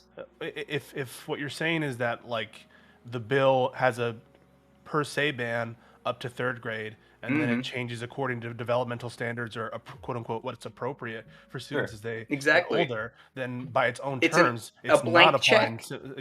Then it's up to the discretion of whoever's enforcing it to determine. I guess what's appropriate. Exactly. Yes, Chad that's had a really And good moreover, the forced outing. Again, I really want to emphasize to all of you, as people, I have seen people's lives be ruined. I've seen people take their own fucking lives because they were forcibly outed. This is unbelievably dangerous, and I will not tolerate even a second of being like, no, forced outing is good. It's not. You're fucking deluding yourself if you think it is. Brento, go Fuck ahead. you. Brento, That was my real respond. reason. No, I can agree that someone else can respond too. Can I? I've had my hand up for a while. Yeah, I know, but you're gonna have to wait for a little bit. Sure. I gotta get some other people. But Brento, you don't have anything else to say? I mean, I understand what you're saying. I guess I think it's fine for kindergarten to third grade that these subjects just be left to parents to discuss. I think schools do address it sooner or later, and I know that it leaves like a gray area afterwards, and I don't want anyone to feel unsafe at school. But I don't think parents should ever feel like schools know anything about their kids that they're not allowed to know. Okay. Prime, I was gonna talk about the corporate stuff, but I don't want to, take the conversation there. I want to tailor my comments to the bill itself, and discuss why it's horrendous. Number one, I find it rich and cute that the same people who for years were trying to remove discretion with respect to teaching their religious doctrine and indoctrination in schools are now trying to remove discretion when it comes to teaching kids about something that they're going to face in life. And after all, what is school but preparing you for an adulthood now where these issues are becoming to the forefront? You say it only applies to kindergarten to third grade, but who's to say? I mean, it sounds like the language of the bill is potentially interpreted much broader than that. And who's to say there isn't a legitimate use for children between, in kindergarten and third grade to be, introduced to a topic merely identifying. And if someone has a question in the classroom, why is that person in that movie with another man or with another woman, that the teacher couldn't answer that or feared being sanctioned by the state? That to me seems ridiculous. There are plenty of ways that these conversations could come up in a way that would be totally age appropriate for third grade, second grade, and especially in the cases in which you have children with legitimate fears at home. The mandatory disclosure requirements could be incredibly burdensome for those kids and offer them no place to go in a society or in a situation in which their safety is at risk, as Dr. K said. And so the language of this bill, I don't think is amenable. If it is what like the media report, I haven't read it. I'll say that, but it's in VC chat. Okay. But from what you've just said of it and from what I read in the media, the language seems, much broader in scope than what Governor DeSantis is suggesting and what you're suggesting. Furthermore, we all know why this was passed. In a time in which like we have real pressing concerns with respect to the pandemic, supply chains, all this stuff, Florida has taken time out of its day to address a non-issue. There is no epidemic of children being shell-shocked by talking about gay rights and LGBT gender issues.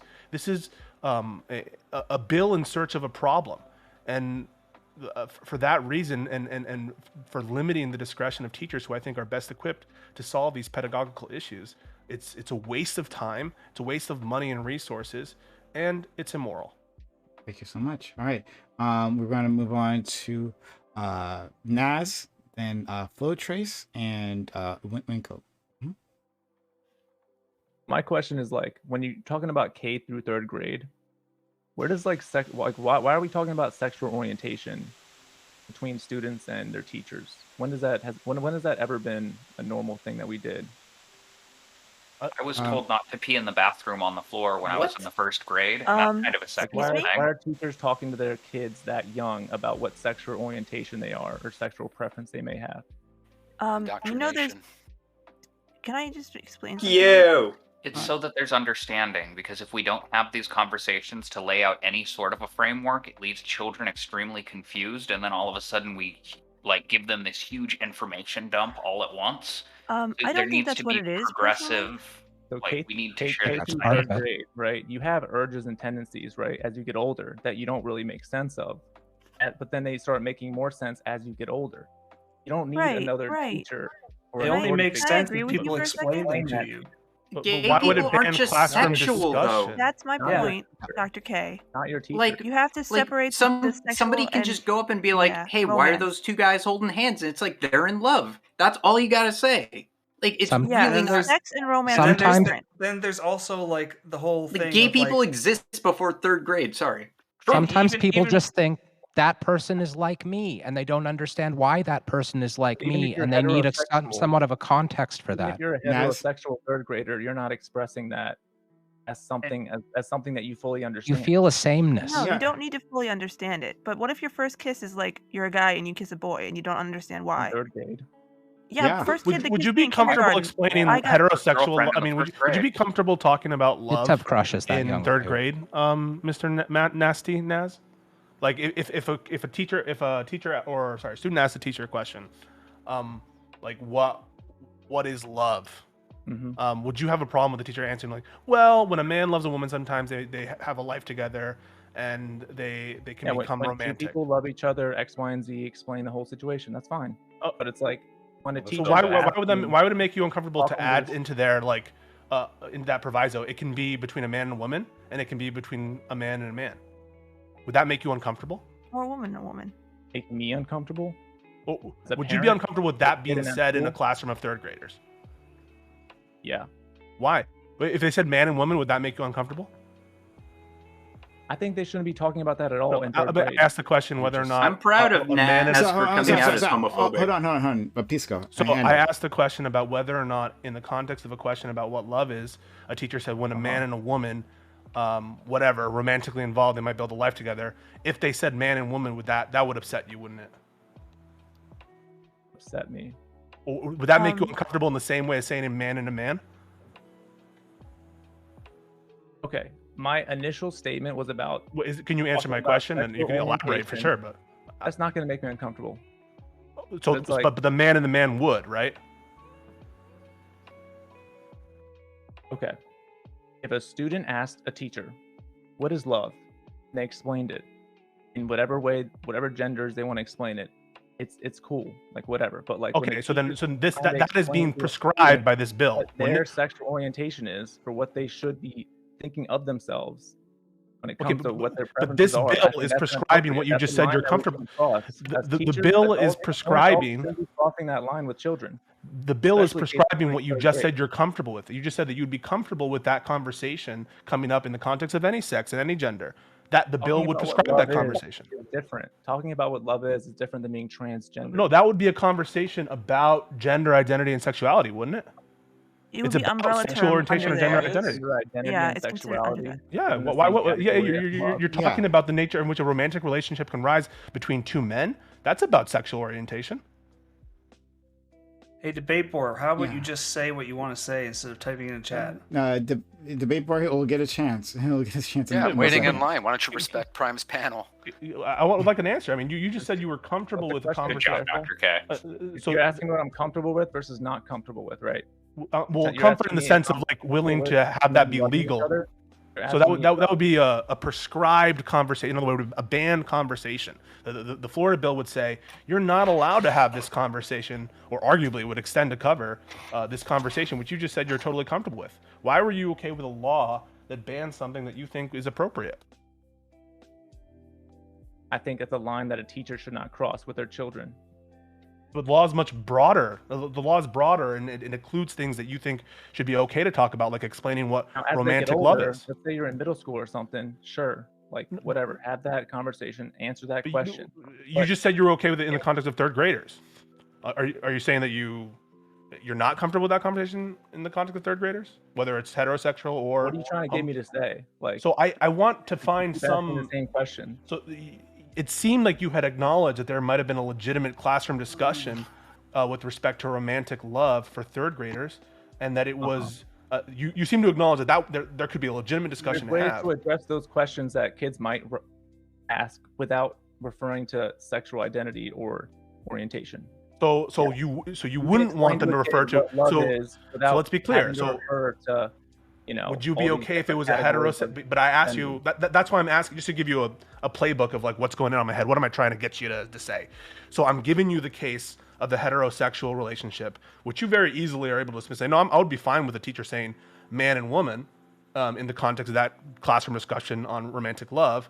And I'm trying to get you to show you that what your discomfort is the gay aspect to it, not the sexual aspect to it, not the romantic aspect to it, because you're fine with that conversation in the context of a heterosexual relationship. But what's making you discomfort, what's giving you discomfort is the homosexual nature or the non-traditional nature of the relationship being discussed. That's what I'm trying to do with my questioning. Gotcha. And So I'm you're still trying not to- clear. You're trying to get me to say that I'm uncomfortable with gay people or something? Well, I have zero problem with gay people.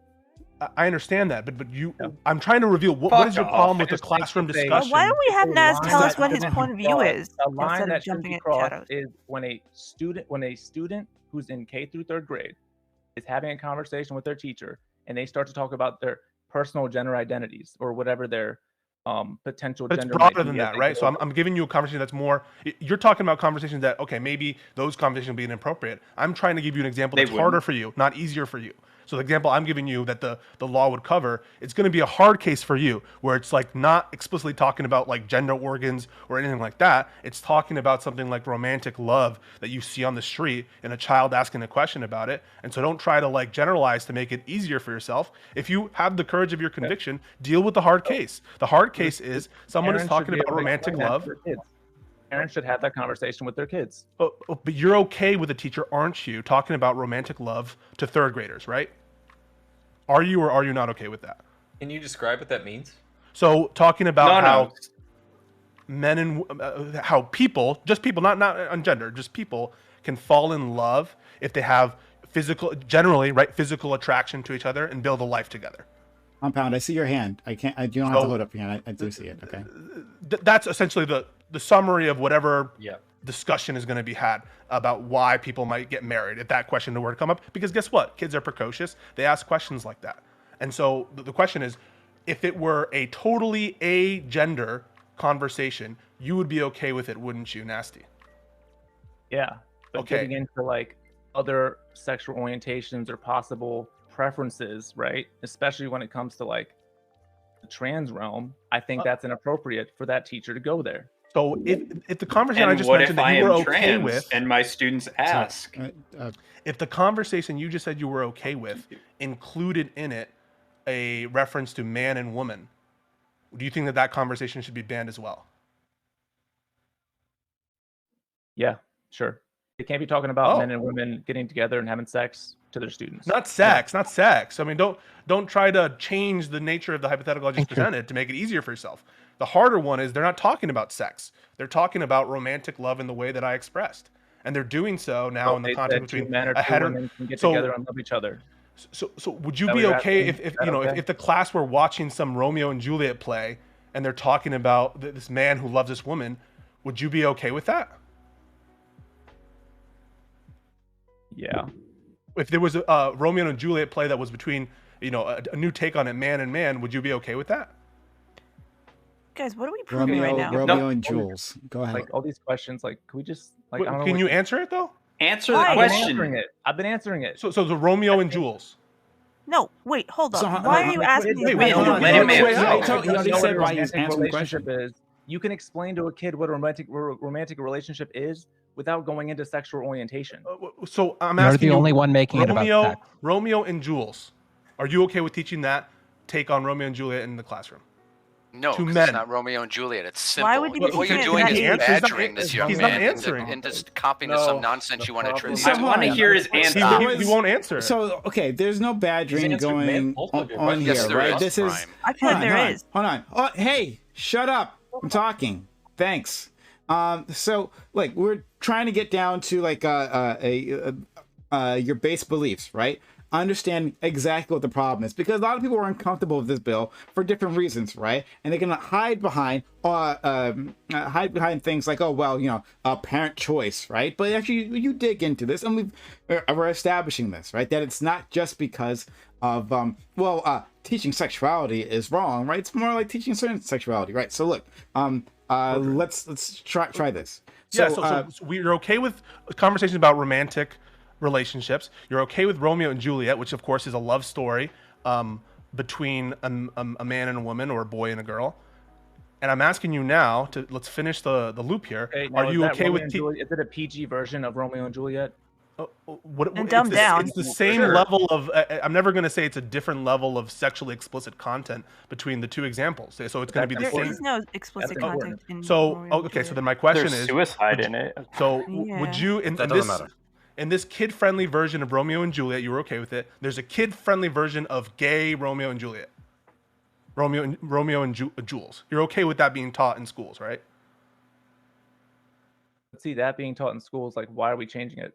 No, my question is that's not my question. My question is, are you okay with that being taught? For fun. Okay, no, I'm not okay with that. Why? There you go.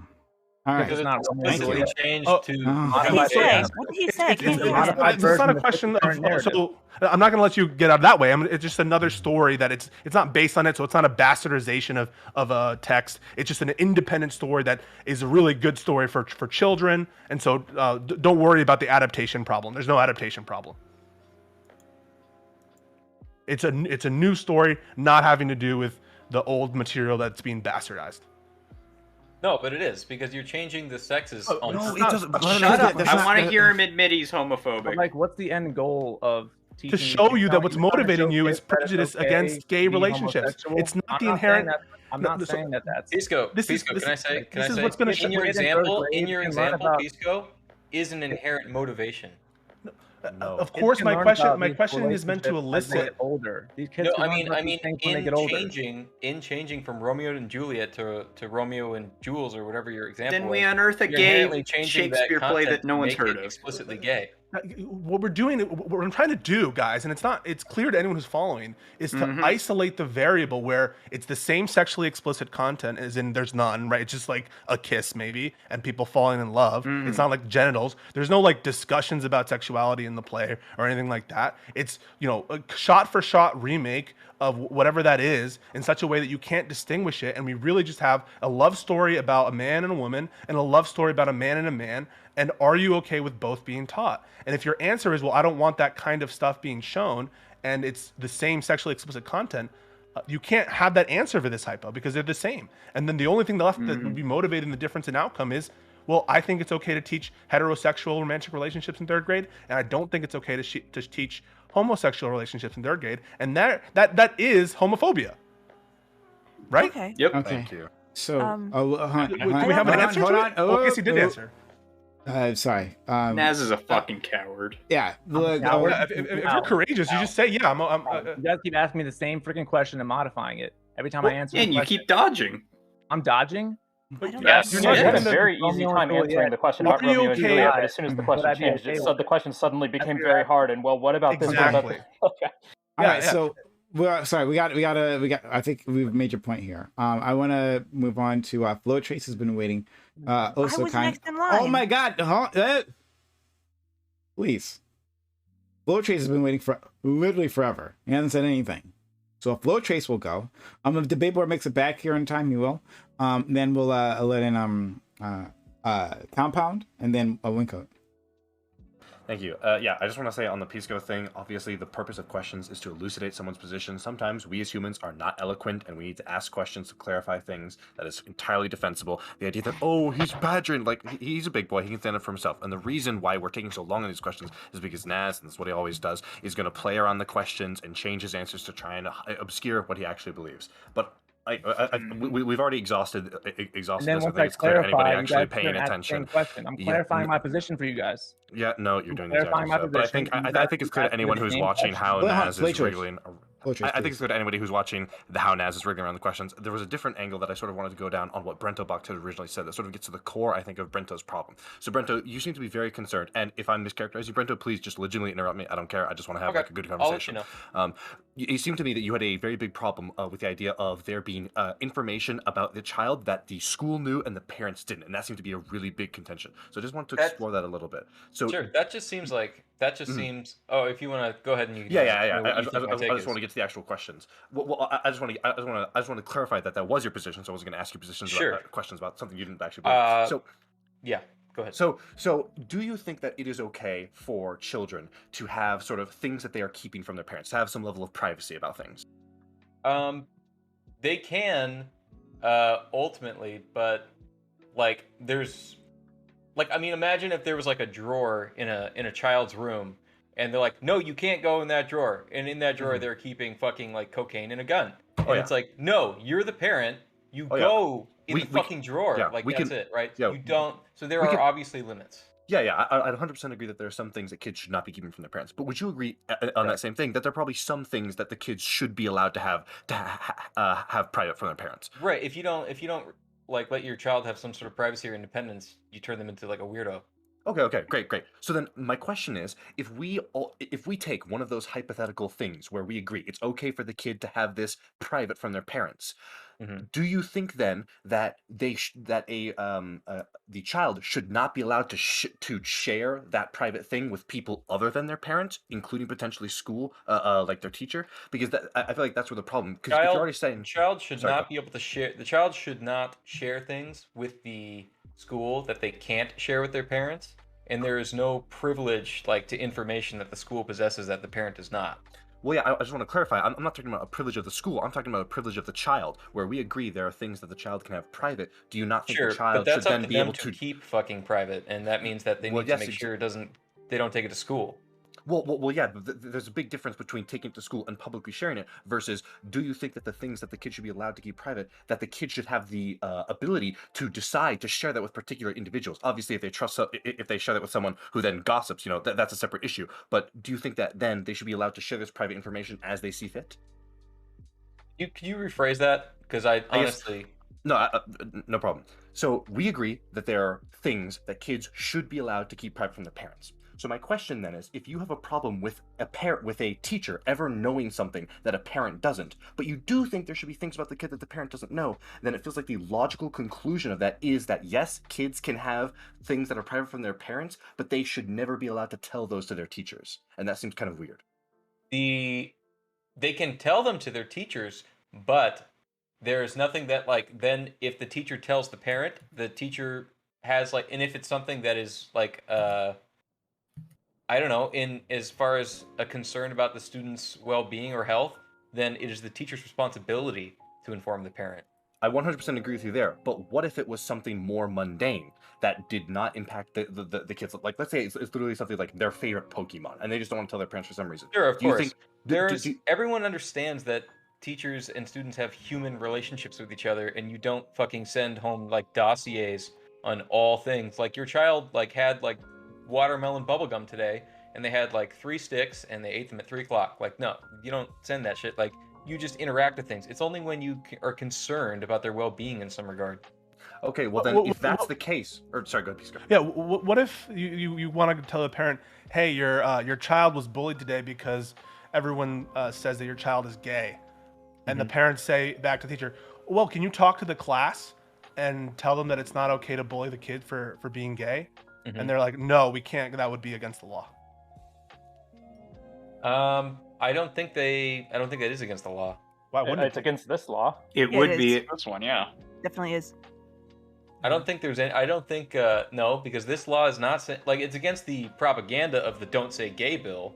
I can but read you it's the not text. the. It's not against the actual law itself. I It can read you the is. text right here. Pisco, I can The read law it to says you. that you should not create curriculum. It's So it's specifically just- No, no, says do classroom curriculum. no, it says classroom instruction. It says classroom instruction by instruction is school personnel curriculum. or third parties on sexual orientation or gender identity may not occur in kindergarten through grade 3 or in a manner that is not age So is that the appropriate or same as developmentally one-on-one appropriate for interaction? students in Is that the accordance same with as state one-on-one Like if interaction okay, between think about it in the this teacher regard, and and it's student? very simple. And it's like the teachers cannot tell, students, like, you would not get into maybe like graphic sexual content, but if the students were making fun of another student and insulting them with graphic like sexual insults, like, oh, you suck dick or something like that, then the teacher can go, no, hey, stop it, cut it out, it's done. No, They but can do that. what if everyone's bullying the kid and they're calling him gay?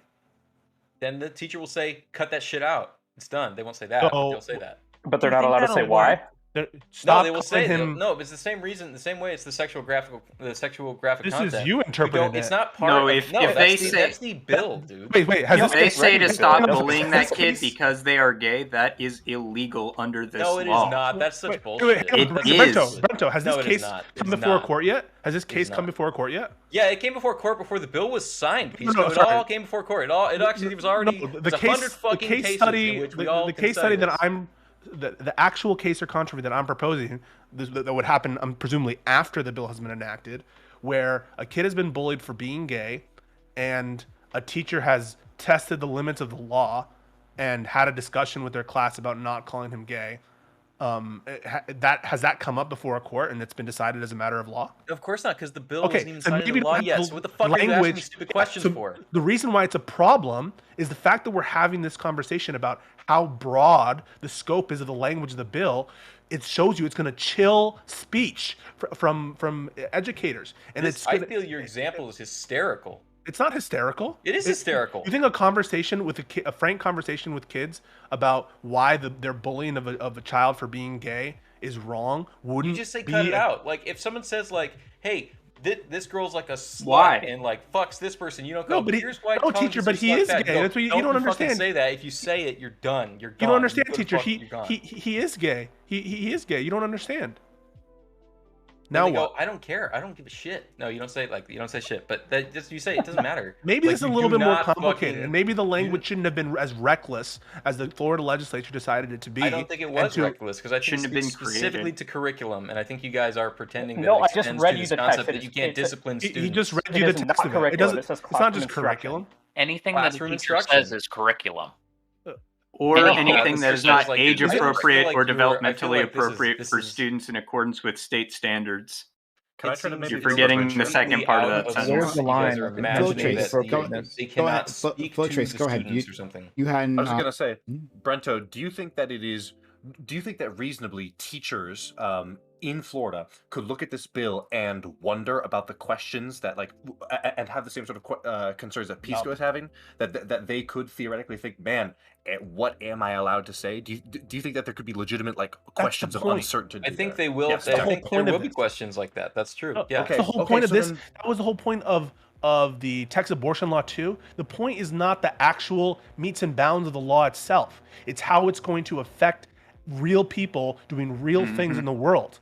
And Yes. those of you who are just looking at the four corners of the law to oh, this is all it's going to touch, you're fooling yourselves and you're fools to think that what the legislature is planning isn't much broader in scope.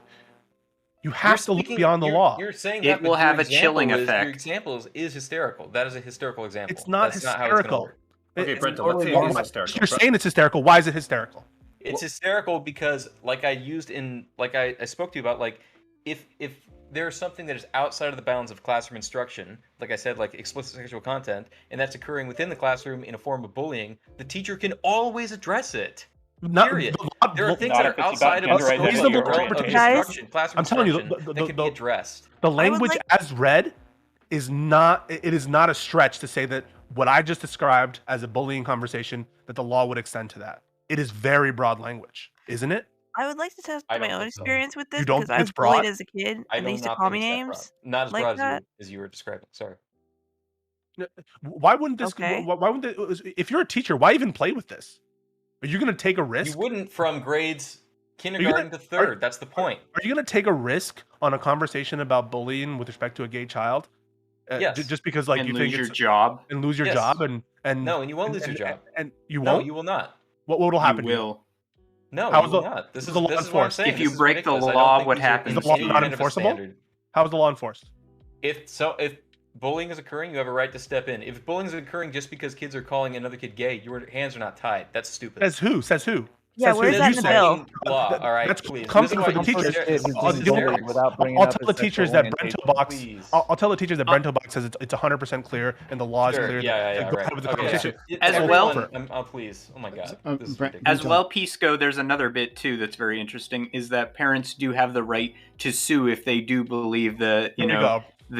the curriculum was done in a manner that was not age appropriate or developmentally appropriate. Yeah, in there's accordance a with private state right of standards. action. Wait, there's a private right of action, right? Yeah, it's at the very end of Okay, the yeah. bill. So I'm really going to, as a teacher, I'm really going to take a chance here, and even on these really clear cases that Notoriously says litigious right. America. that Hey, Brento hey, says. here's a question. Hey, Pisco, why don't they just teach whatever the fucking curriculum is?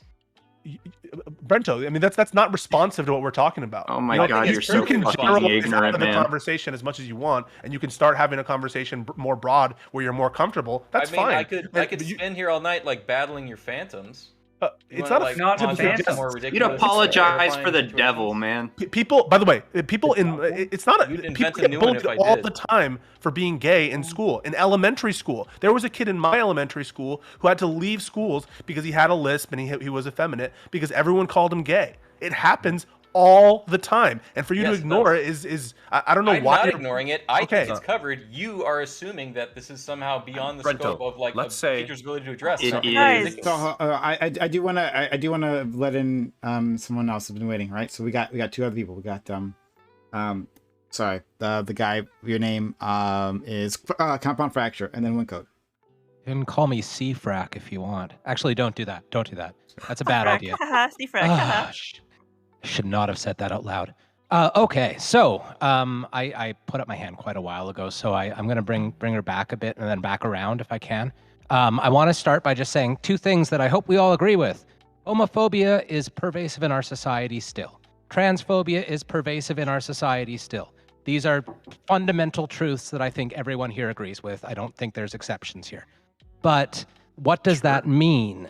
So kids, when they're that age, when they're very young, they are little machines that are trying to figure out who am I. That is like their main thing. Nobody is saying that kids fully understand what it means to be gay or should understand that.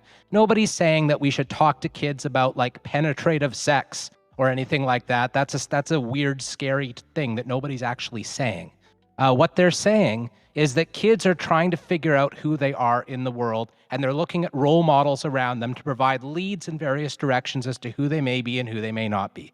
Sometimes that's like simple things like some kids have an uncle who's cool and likes metal music, and maybe they're starting to go, oh, that metal music is kind of, I'm digging it. I'm going to be a metalhead a little bit. But they're just starting to feel that way. But sometimes it's more important topics than that. Sometimes the uncle is a homophobe rather than a metalhead. Sometimes they go home and they watch TV and there's these gay characters on television now, which is wonderful. But they have a father who's sitting there going like, oh, look at that little F slur, while they're watching TV. And maybe that kid who's trying to decide who they are in the world looks at that character on TV that their dad has just horribly made fun of and thinks, but I feel more like that kid than I do like the other guy my dad seems to like. Does that make me wrong? These are really basic things that 6-year-olds absolutely do think about. It doesn't have to be set complex thoughts. Now, one of the influences on little kids of that age are teachers. They are perhaps second only to parents in terms of the way that they, not just that they can, and not just that they should, but they do influence children's sense of self. They always do. We can't help that. Kids spend too much time with their teachers for it to be anything else.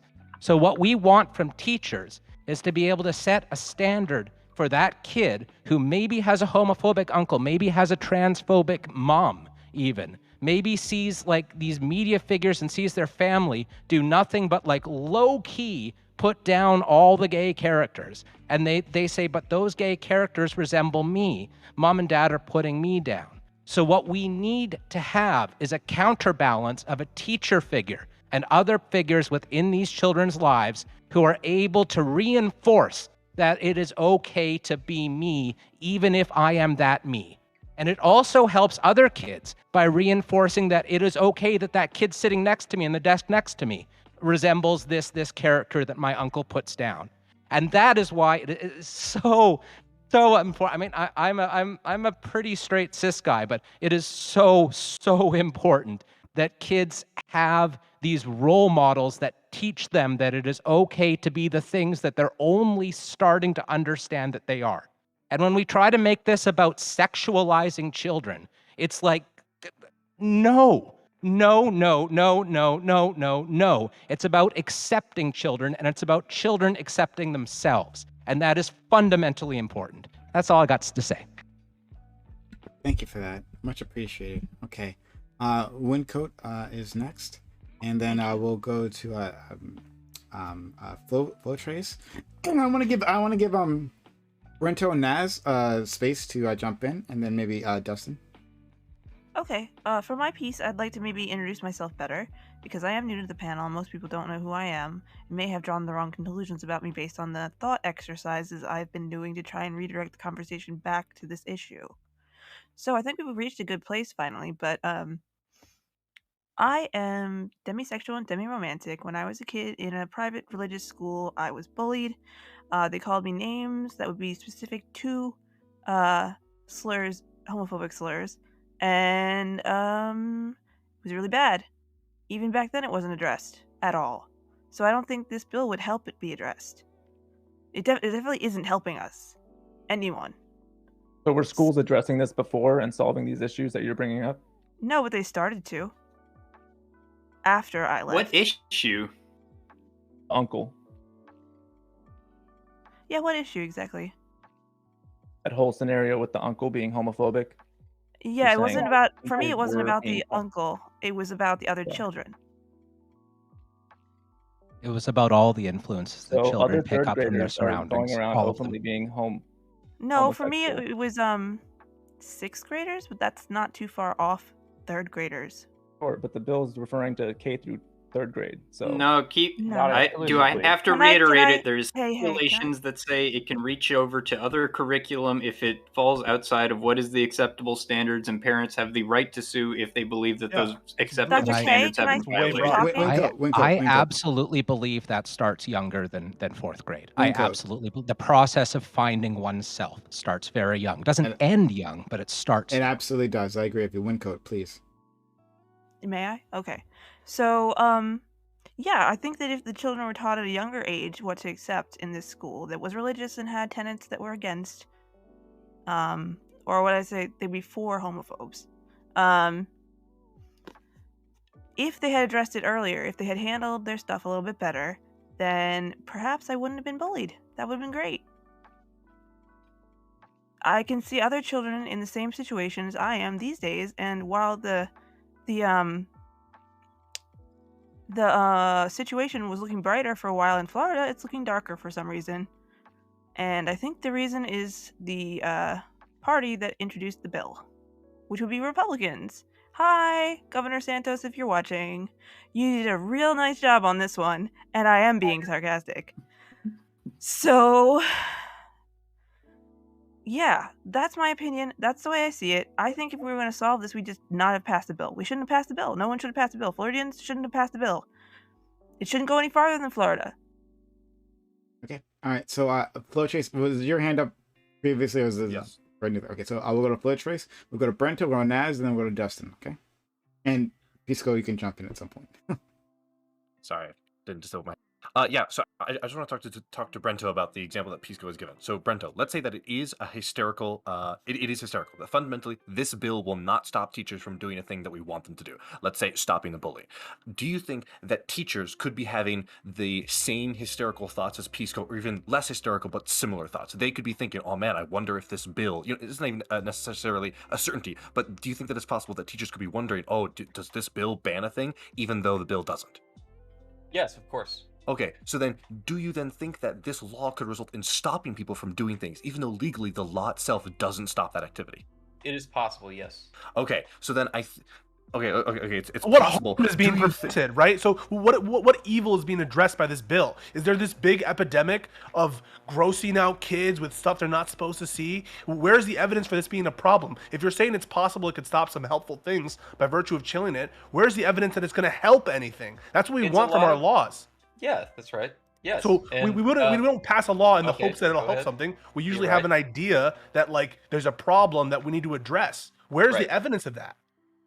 The problem is, I think, comes down to a lot of things that a lot of people don't believe about gender that is being taught, such as that like it's malleable, and people don't want their kids taught that because a lot of people don't believe it, so they don't want to taught the kids in school. So that's exactly what this is. You see this masquerading as parents' rights, but really, you can see from what Brento said, what's motivating this is a particular normative view of gender. They're being taught wrong ideas in these schools, and we need to stop the spread of wrong ideas, and then all that stuff about parental rights and having the right to parental teach your rights to kids decide whatever what's they right want. and wrong for their kid to learn. That's what parental rights about it. So what parental rights to what? To Their decide children's what your education, children understand what and they're being believe taught in about the school. relationship between sex and gender. And so what is your evidence that kids are being taught all these wrong ideas about gender? Well, I don't know. It's just something. It's just something you see feel. You see things like news headlines. I guess if you want to ask, I'd have to pull up sources and things like this. You are not immune. But I've been paying to attention and propaganda. seeing. Shut up. I've been pulling up sources. I've been paying attention. Like, do you think it's something that shouldn't be taught in school, Pisco? Do you think it's wrong that it isn't taught? Do you think it is not taught? I think that the fact that people in the world are dealing with issues of gender now means that people in schools need to be taught this language, because other people are going to be communicating with the language of gender, and whether or not they have what a if particular people don't agree with what their kids are being taught. You can teach. They're wrong. You can give. You can give them to a private school. What happened to both sides argument? Remember, you guys used to be the Christian. What do you mean both sides? Well, teach no, both no, sides now of you're just evolution? appealing to some fucking boogeyman. Talk to me. I don't care about who you think you were disagreeing with in the past. What if people think the devil brought us science? Teaching the argument.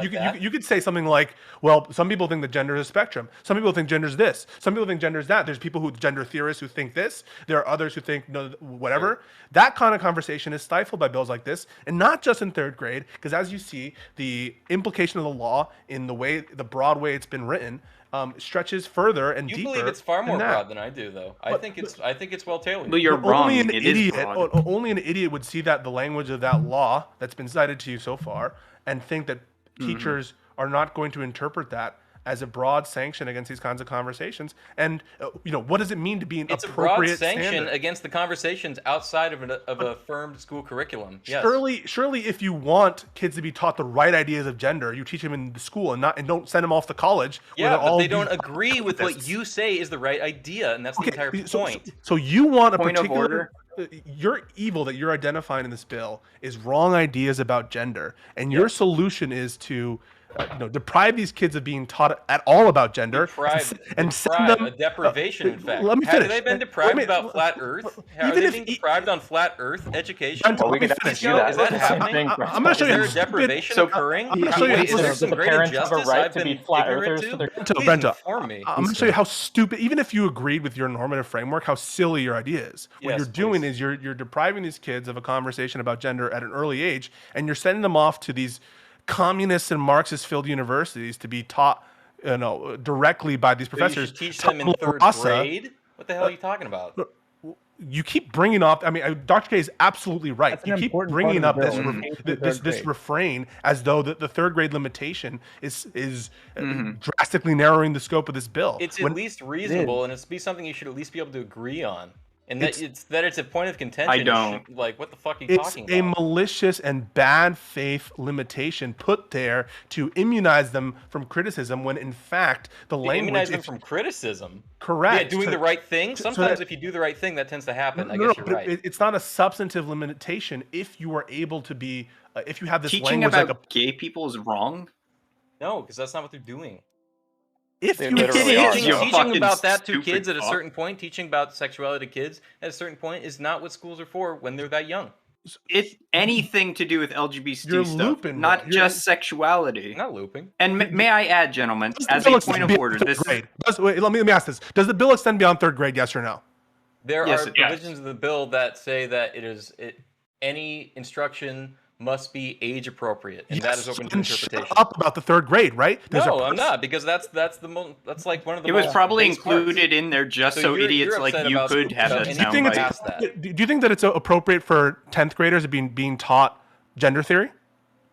I don't think gender theory is good. I think gender theory is So stupid. the answer is no, right? You think it's age appropriate? Right, because it's like flat Earth shit. It's stupid. Okay, so under your Am own I- interpretation of what is appropriate for 10th graders, You're not gender Hey, theory. hey, You're guys. the person who I'm talking Hey. to. I don't care about your beliefs. I just want to say good night because this okay. conversation's All right, getting out good of night. hand. Sure. Good night. Yeah, my gender is invalid, apparently. So by your own standard of what's age appropriate, you would say don't teach 10th graders gender theory, correct? No, I think that's about what's true and false and right and stupid. Okay, so Like- so I'll ask again. Do you think it's age appropriate to be teaching 10th graders about gender theory? No, it's not important. I think gender theory is wrong, so it's not important to teach anybody because I think it's dumb. So the answer is my gender invalid, is Brent? age appropriate to teach 10th graders gender theory? No, of course not, because it's Okay, wrong. so It's then by stupid. your- You shouldn't teach by them that the your Earth own- is flat either, By Pisco. your own interpretation, then, want by to teach them that your the Earth is own, flat, should they be able to You. sue the school district? your own Comparing logic. my fucking life to a Let flat me make the Earth. point. Not an ideology. Okay, knock it off. Let's Knock finish it the off. loop. Let's finish this loop. Oh, shut up, everyone. Thank you. Pisco, finish your point. I do want to get back to Like, Flow Chase because I don't think Pisco- Flow Chase was doing a whole questioning thing. Can I make a closing statement? Brento, don't you want to finish this loop that we're doing? Don't you want to finish know? much, but I didn't want to interrupt Prime. Go ahead. So you don't want to finish this? I mean, we've been building up to it, Finish it. right? What do you mean finish Okay. it? I mean, So I didn't you stop just talking said to that it's not age appropriate for 10th graders to learn about gender theory because it's No, not age appropriate you're for anybody. misinterpreting me on purpose, so you don't have to address my point. No, I heard you. You said it's not. You are literally ignoring everything I'm saying ever and repeating your own it's framing never appropriate. for my concept. Didn't you just say it's not ever appropriate to teach kids about gender theory? I don't think it's appropriate to teach anyone about gender theory. So because that I would think include it's children, wrong. right? That would include children. Does anyone include children? All people, yes. Okay, so it's not appropriate to teach children about gender theory. Is that correct? To teach anyone that the Earth is flat. That is Oh, correct. Okay, so it's not ever appropriate to teach kids about gender theory. That's a correct statement of your position. I'm not mischaracterizing you, correct? But you're funneling it, and you're doing it on purpose. Is me being a third gender comparable to flat earthers? But he got your point. He got your point correct, right? He's So- just doubling down on ignorance. It's characterizing pretty it- normal on Twitch. I'm trying to demonstrate you that by your own opinions, you don't think it would be appropriate to teach. Pisco, I'm trying to demonstrate to you that you are taking my entire stance against the beliefs themselves, and then you are trying to funnel them to a specific group and saying it details to this group. It details to all groups. You're being specific to try to frame an argument. Brento, he's just trying to say. Brento, he's just trying to say that if you think it's always inappropriate, then by the text of the law, that would be beyond Correct. third grade. That is true. That's all. Yes, that is So true. let me ask you a direct policy question then. Should schools be allowed to teach gender theory to 12th graders?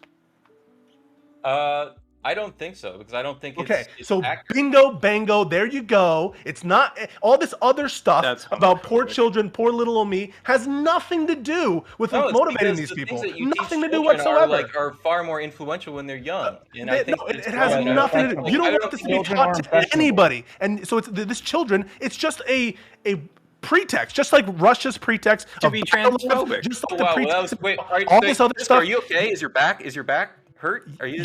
You're using children as a prop. Brento, you're a Correct. homophobe. So, It's a pretext. It's not really what's motivating you. You just don't want this stuff taught, and the children thing is just a convenient thing to bring up. It's important that you not teach. You just kids admitted it. My young point is that made. aren't You true. can go on. Okay. No, Flow Trace. Okay. Can I not respond? Can I not make my final? thing Okay. to- Yeah, you after respond. that- Then after Flow that Trace. thing? Then Naz. Then who was the other one? Maybe she left. Oh, Dustin. Yeah, I did say Dustin. Can you throw me in there somewhere too? Yeah, sure. Okay, sure. I just say, I think that Pisco, I think it seems like you are going out of your way to ignore the fact that I think the ideology itself is ridiculous. And while you can teach some ridiculous things to older kids, and they can be like, well, blah blah blah, teaching it to children, I think, is damaging and also inappropriate because we don't even teach kids from that age up to 3 anything about that, ideally. And therefore, like, when people are introducing ideas that I totally disagree with at an early age, which is happening, and we can go over that if you want, then I think that's fine to step in and say, you know what, I don't agree with that. No. Yeah, but you would say it's age inappropriate. Prime, because can it's I not appropriate to any age. push back against That is true. I do transphobia? think it's not appropriate And to so, any age. so I don't- your I logic, think though, it is less if you were in appropriate charge the of younger setting you the go. standards, Topics if you were in you can charge of push it is implementing, less appropriate. Brento, all I'm trying to prove, and you've just proved it, is if you were in charge of implementing the standards for what quote unquote appropriate meant in the context of this law, in other words, if you were tasked with enforcing this law, you would ban all this stuff for all school children, because that's what appropriate means to I you. wouldn't teach it to them. True. Right. So how can we say that we shouldn't be scared of a Brento-like figure enforcing this law in that method if the people who support this bill, and presumably DeSantis, has the same positions you do with respect to gender theory and its poisoning of minds? And so it is a legitimate fear. It is a legitimate fear that this law extends beyond third grade. We gotta move on. We gotta move on. I guess I still. We I gotta would move like on. to- Oh my god, sorry. okay. But Flow Trace. You started a thing. You didn't get to finish the thing. Then we gotta go to Naz. Then we'll go to Dustin. Dr. K and Gothcash. Oh, and Compound. Yeah, it's all right. I think Pisco got to the point I was going to. We're sort of on the same wavelength. I guess, Brento, I would just want to hone in one thing you said in that exchange with Pisco is that you made the point that you think that it's wrong always, but that at a certain point it's okay to teach it to older kids because they can sort of make up their own mind. Did I get that Yes. correctly? Okay. Yeah, that's true. So I guess my question then is, do you have a standard for something that is so wrong you're not comfortable with it being taught like at any age, like an easy one, like Holocaust denial? Yeah, sure. I think there's probably easier ones than that too. Like you generally don't teach like religion in school. You could teach about religion. It's like these are the religions of the world. This is some of their history, but you don't like open the book and go like, here's what you need to believe or you're going to hell. Like you don't do that, right? Yeah, okay. So then, if that's the case, that there are some forms of these sort of ideologies that you think are bad, that you disagree with, that are like flat earth to you, and it does sort of matter on the delivery. What in your mind, I'm trying to build a bridge here, what is the most that you sort of would be okay with even into earlier grades in terms of this gender ideology? Like what's the it's not what is the farthest you would be I willing don't want to to. accommodate? I don't think we should. I'm always happy to talk about it, but I don't think we should prosecute or go down this too far because like I'm going to be getting to the root of where I think is it's ultimately like the major disagreement. Is that Yeah, I we're think gonna that start gender talking is about the bill and influenced start talking by about the actual- biology. That's my position. Okay, all right, yeah, that's fair. Thank you. Thank you. Naz, you've been waiting a while. I want to make sure you have space to say something. Then was it Dustin? It's a whole thing. Cricket, I see your hand up. A lot of you. So you guys are asking if like it's okay for gender theory to be taught in 12th grade.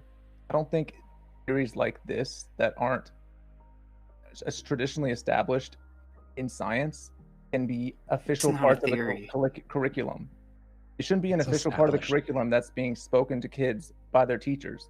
And the reason why it's important for the children to not be exposed to this is because they're impressionable.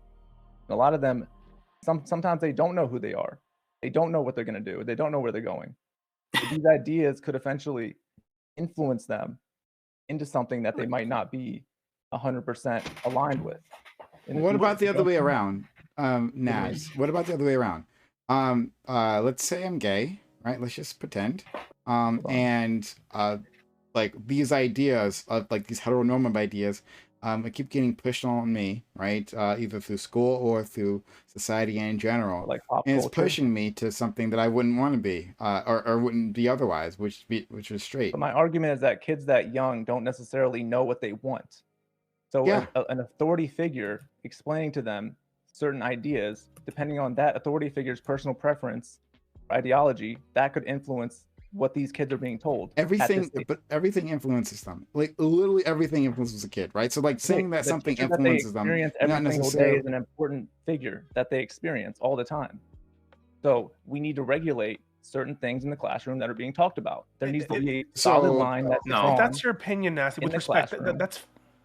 that's fine. I mean, that And could if be you your guys opinion. believe otherwise, just move to another state. Why does your kid have to Listen, be Pisco, as Florida? the trans Move to woman, can another I state. Send your address? kid to California schools, bro. Send your kid to another school in another state Doctor, that lets them talk about this shit. I just want to get this out real quick, and I promise. It's a constituency.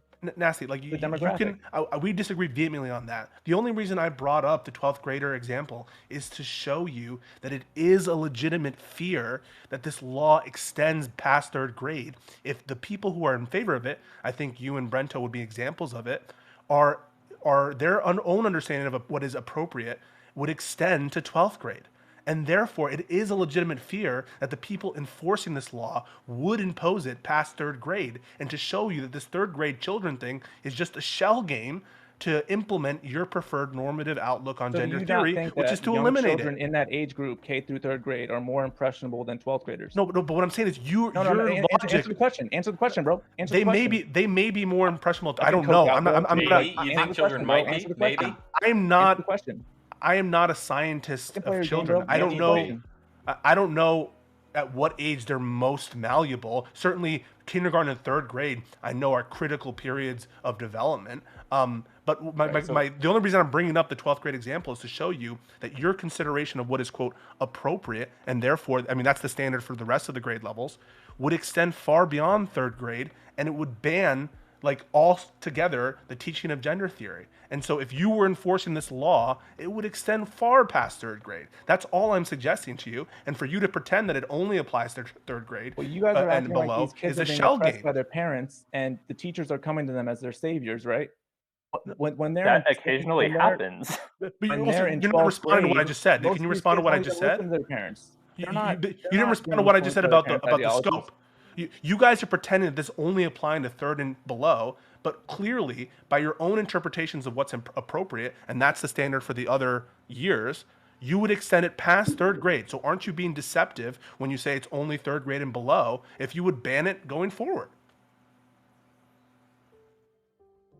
I don't think it's an official thing that should be talked about between a student and a teacher. Right. at any All the age way to level. 12th grade, right? Think about health class. When you guys were in school and you got taught reproductive health, right? That started at a specific age, right? Yeah. They So didn't you would teach that extend in it. third grade. They didn't teach You that would in extend it second past grade. 3rd grade, wouldn't you? I mean, you'd maybe extend it to 6th grade or 7th grade, if at least the parts about classroom discussions about gay people. Now, in that class, did they talk about sexual orientation? No. Yes. Yeah, they They did. did when I was No, in they high didn't. school. They talked Yeah, about they did. reproductive health. We've got 50 different states. Yeah, so talk it's about gonna get reproductive 50. A lot of different places. Yeah, Yeah. but Homosexual I was taught people about have health LGBT that they need to be stuff in concerned 2nd with. grade. I just want Brento that and was your Nasty to district. acknowledge. I just That want was them to your perfect acknowledge that the law can be district. applied much wider than 3rd grade, and they have to acknowledge that it actually could be a significant impact past 3rd grade. And their own interpretations of what's appropriate for children would make it a much more significant or scope than just 3rd grade. Once they acknowledge that, we'll move past it, and you're being honest. Could. It's possible. And given who's in charge of Florida, do you think it's likely? So if the parents were to vote, It is likely, yeah. Yeah. Okay. you So then think the stop parents with this would 3rd be grade majority stuff. for this? This I is a know. shell Don't game. stop. You start there because that's important. It's a That's shell what's the game. most important. It's not. a It's shell not. game. It is. It's It a is. lie. It's a pretext. You guys. It's not a lie. You're saying 3rd Anyone grade to who get. can read legal text sees that. No, Let's- you're starting there because that's where it's the most important. You know that moderates will disagree with you, and you're trying to get moderates No, on your moderates side. hella agree. The law Yeah, already let's- says that it goes past 3rd grade. Anyone with kids will agree. I want to let in Anyone with a Dustin. child. I want to let in Dustin. Dustin, go ahead. Is Pisco, you might be able to help me Anyone out here, who- Mr. Lawyer. Is sexual orientation a protected class? Depends on what you're talking about, and I do want to give Dr. K space. I know I talked over her. In certain states and certain city human rights law, it will be under United States federal law.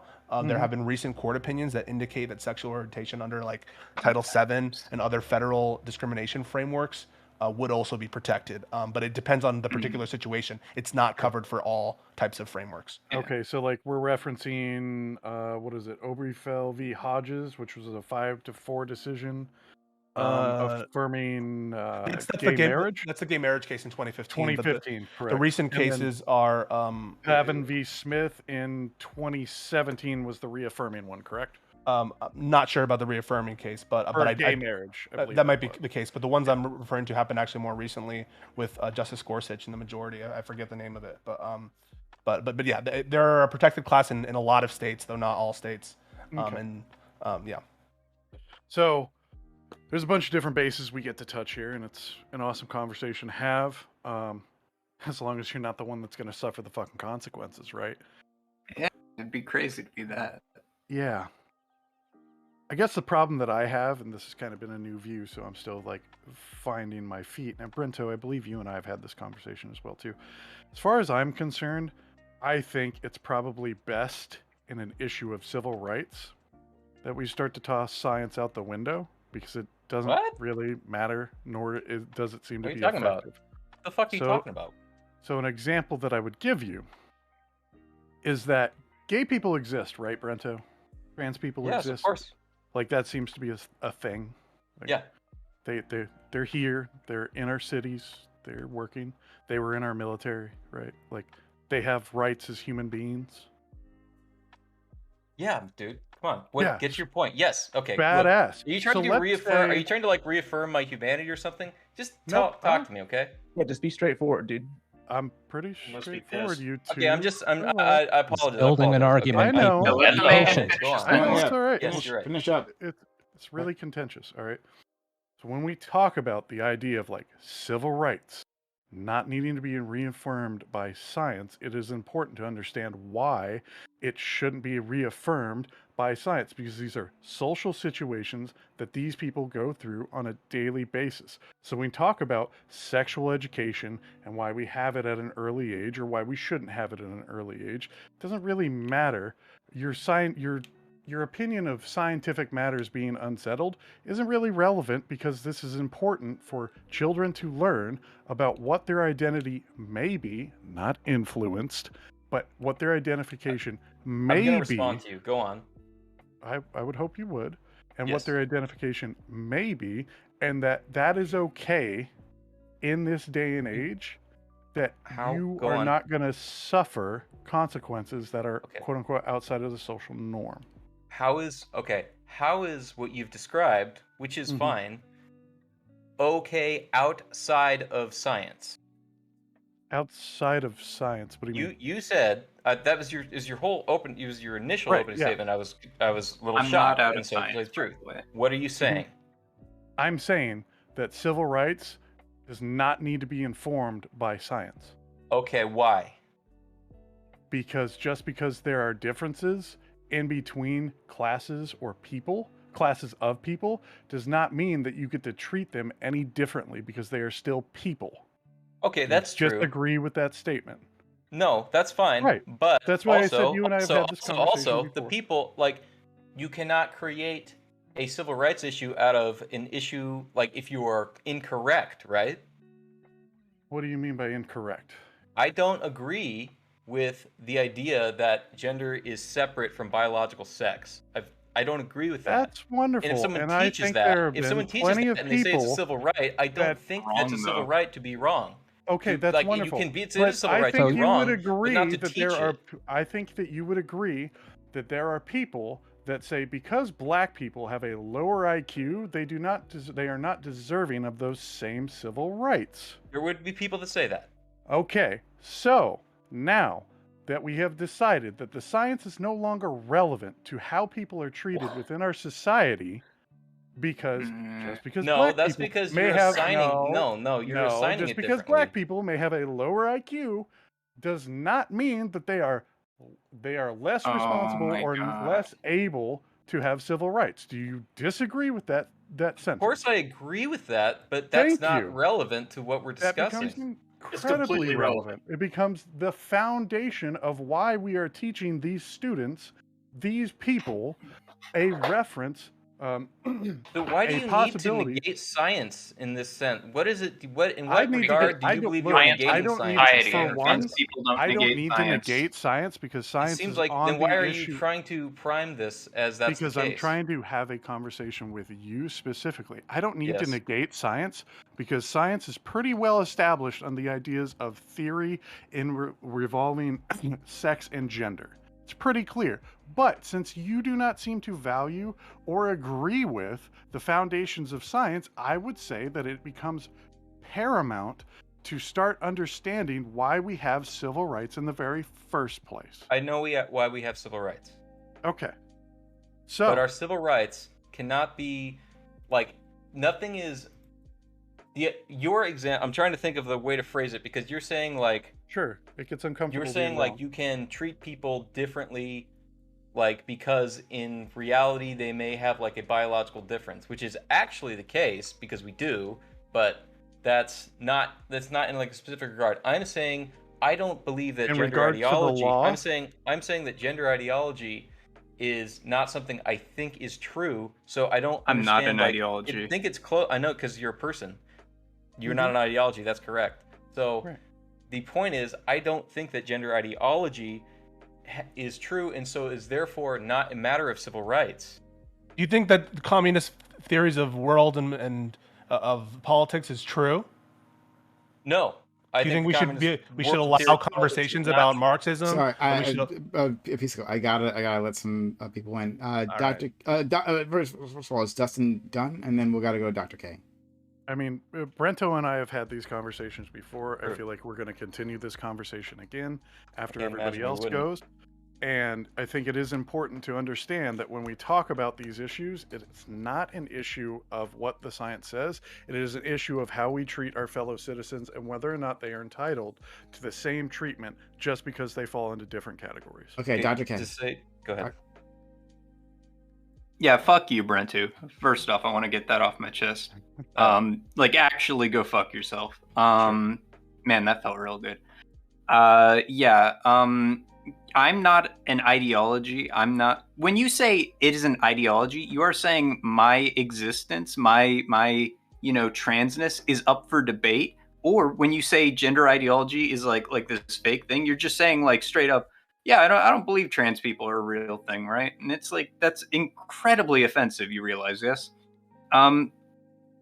Moreover, I would say to say that it is an ideology, that it is like a theory, like that's fucking wrong by the notion of basically every notable medical organization in America. And here, I'll list a few for you gentlemen right now. We have basically every pediatric society at state level and national level, every endocrine society at state level and national level, the American Psychological Association, all their state and national branches, American Academy of Pediatrics, Clinical Practices Guidelines, American Medical Association, like everyone who is actually taken seriously in the field of understanding what gender is says that sex and gender are two separate things and that gender is a spectrum. This is a close and shut case. If you are against this, you are against the science and you are wrong. No, you are the one who is the flat. I have listed the organizations that are against you, Brento. Do you have any major organizations that endorse your two-binary point of view? Yeah, list any of them, please. It's just the understanding of male and female. I think doctors. A trans person is talking. All right. Oh, everybody! I know. Be quiet. Everybody! I know, right? Yes. Brento, no, I'm not asking for an understanding. I'm asking, do you have any organizations of medical rapport that endorse your view? Any? So do you not? Let me ask you this. My view is that gender is linked to biological sex and is informed by biological sex. Are you telling me that is not the scientific medical to call it a universality is wrong? I disagree. It's not. I don't think that's true. You just gave away the game, Brento. By saying that sex informs gender, aren't you saying that it's not equivalent to sex?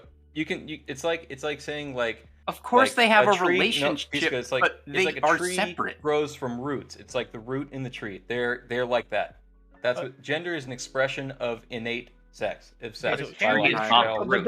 It's like holding the hands of 5-year-olds talking about gender with fucking cis people. Oh my god. Roberto, you have a particular view about gender, you know, and Dr. K just. I think it's a pretty. It's a common knowledge. It's a common widely held, very Well, Dr. K normal just showed and you. sound scientific widely view. held because you're just. Yeah, science has told you you are wrong. Sorry, Dan. Sorry, we got a lot of people. Keep going. Dr. K just listed some organizations that seem to more align with her on gender theory. So at the most generous, you can say that it's up for debate. And if it's up for debate, why would you want to deprive children of the you say up to 12th grade of the opportunity how much is it up to debate? To what People degree will is it up to debate debate? anything. Well, the It doesn't fact that have to be in people- question Not really. to debate it. So, you know, the Many fact things that are up people, for debate that we consider close. the fact that there are major health organizations who seem to coincide with Dr. K's view of gender or that whatever that interpretation might be. What is that shouldn't interpretation? What is that? Why don't we are get you into it? this notion that gender is a spectrum, that it's not just this binary? Those are all just very large words that mean that it's undefinable. But you have your opinion about what that implications are of those I know what statements, the implications are, and so do you. No, well, because we've We have a talked different about this before, and understanding. we actually disagree. I don't think that Yeah, saying well, that something because is you more asked than me two this- makes it meaningless. Just like I don't we think got, that. we got into such a disagreement. We were like discussing what the meaning of is. That's how. No, that's we how were discussing like what the disagree. meaning of sandwich is, and other words like that. But Uh-huh. regardless, reasonable minds right now. If you agree that your side is reasonable, you must think that all these other kooks out there who think that gender is a spectrum, they're all crazy, right? And they shouldn't be given I think the that time they are of day. believing something that is essentially undefinable by nature, and that's the point. Why The wouldn't point you is that want it has your no definition. children? Why wouldn't you want It children does, to be though. able to have these conversations? They have to know that like trans people exist. They, They have can to have know these that gay, and it's not just trans. It's gay issues too. And there are people here who obviously acknowledge that this ban is going to definitely exceed 3rd grade in terms of what appropriate No, is. I didn't acknowledge that. I said it could. Don't you think it will, will. have an effect?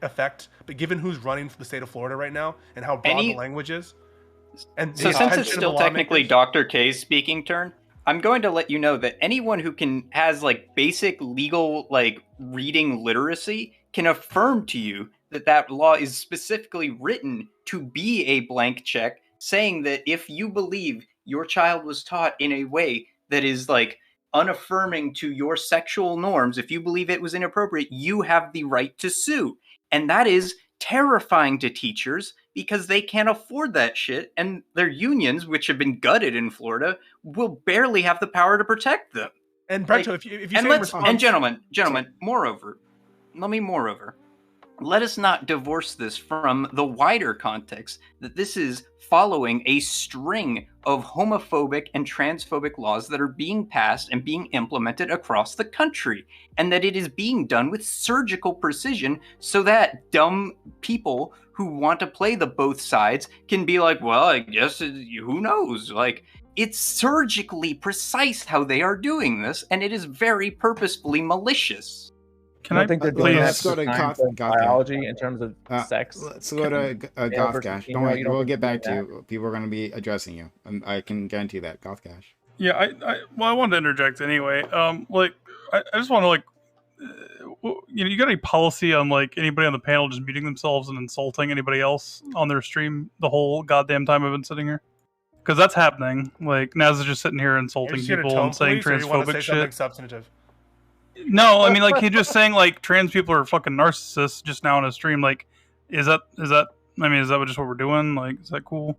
It's on his stream. What are you tattling on him or something? No, like I just tuned in because he's like waving his hands and shit the whole time. Well, It's here, I'll just- say it's it the same right thing. back. Naz is a sad little man with nothing better to do than to pick I on mean, you trans haven't children. been doing much better either. But let's get making back my on haircut topic. look You know? bad. Fuck you. Hold on. No. It's just been like super You're weird using and your toxic. time to do this. I mean, you really. This is Is that really. what we're doing now? I mean, that's what you've been doing. But anyway, This is very so productive. What you've just done. yeah, Like I don't see how that's contributing at all or legitimizing your position at all. How was that helping the conversation? It's just I don't think I really reaffirming gave what much. we It's just already like know, man. you just keep doing that type of shit. It's just yeah. super Yeah, toxic you guys for no are very reason. hateful. Yeah, you guys are being very hateful right now. I don't actually care because Yeah, I yeah, have pot calling the I kettle. don't care about other people's opinion about me, right? Unlike you guys, but like, you know, Just that's coming kind out of with the personal key of insults getting is like over all kind of this, rude. discrimination that you claim transphobic, it's all going good, through. man. Okay, that's how you get over this discrimination that you claim you're going through. Okay, I'm just letting y'all know.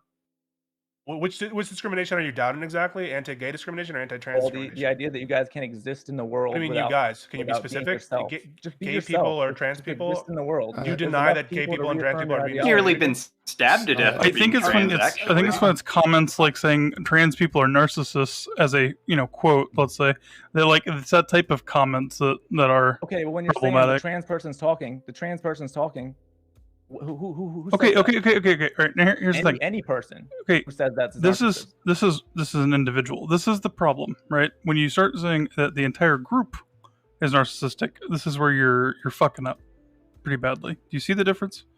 Individuals can be wrong and do things that are bad.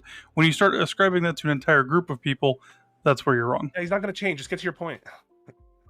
Okay. Well, And I mean, he's an even asshole. going And- back and forth So, for yeah, quite a long Goth- time. I don't know. I didn't know that was wrong for me to Fair say something enough. about it. Goth Gash will go. Just I want to quickly thank Stardust for the 397 person rate. Really kind of you. Hope you had a great stream, everyone. Hit that follow button if you haven't done so yet. Oh, also hit us also on social media, !social. But you know the deal. You know who I am, right? So go ahead, Goth Gash. Go ahead. All right. So somebody said somebody's an attorney. If they can look at the VC chat, I just copy and pasted from the text of this bill. I am not a lawyer. My bar admission is pending. I passed the bar, but I just want to make clear I'm not a for lawyer. our purposes, We close believe enough. in you. Can you just go read this? If I highlighted the things I found that if I'm reading this correctly and parsing it out right, it says here if I'm noticing like the or statement there that is saying so kindergarten through grade 3 or in a manner that's not age appropriate. So that means either or, correct? It's much broader. Yeah. So Okay, that's what we've been talking about. so I did read that correctly. Okay, because absolutely. I'm I dropped out. I'm stupid. So that does expand to whatever. Yeah. There are other things in the bill that now to give a little nuance here. There are things in the bill that I found to be both that I found kind of conflicting. That I found that are either that I thought might be kind of agreeable, and then other parts kind of disagreeable.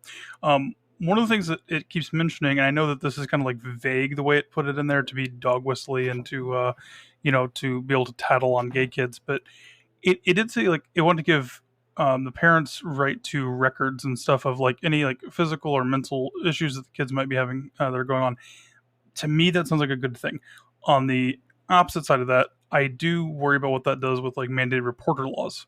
So if there's any type of abuse going on in the house, is this something that's trying to supersede that? So if the kids are saying like, hey, I'm anything in the queer spectrum and having trouble at home, is this going to run afoul of mandated reporter laws, which I think they still have in Florida?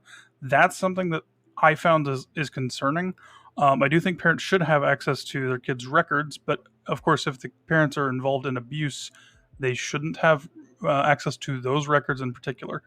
That seems kind of like a problem. So I don't know anything about that, how that's going to play out.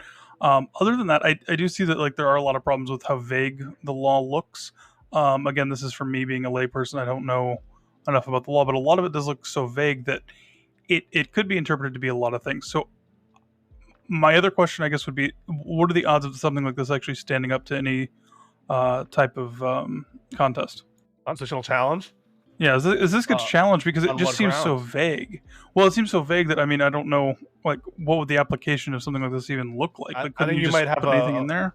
maybe like a weak under this Supreme Court. You'd have a weak equal protection argument, and I don't think there's actually a chance this gets struck down for any federal law, and so it'd have to be some kind of unless there were some preempting federal law. I'm sure there might be some challenges. There might have already been a pre-enforcement challenge that I'm not aware of, but I'm not sure. One of the core concepts of state police power is being in charge of education, and so I don't see this going well in terms of a litigation, and so frankly I think odds are this is going to stay on the books, and it's very broad, and one of the reasons why it might be saved is because it's very broad, and so any unconstitutional interpretation, maybe we only strike down or or stop the application of the law in that particular interpretation, but the rest of the law sort of stays as written, and that will have the effect of chilling all kinds of conduct that we want to encourage in teachers.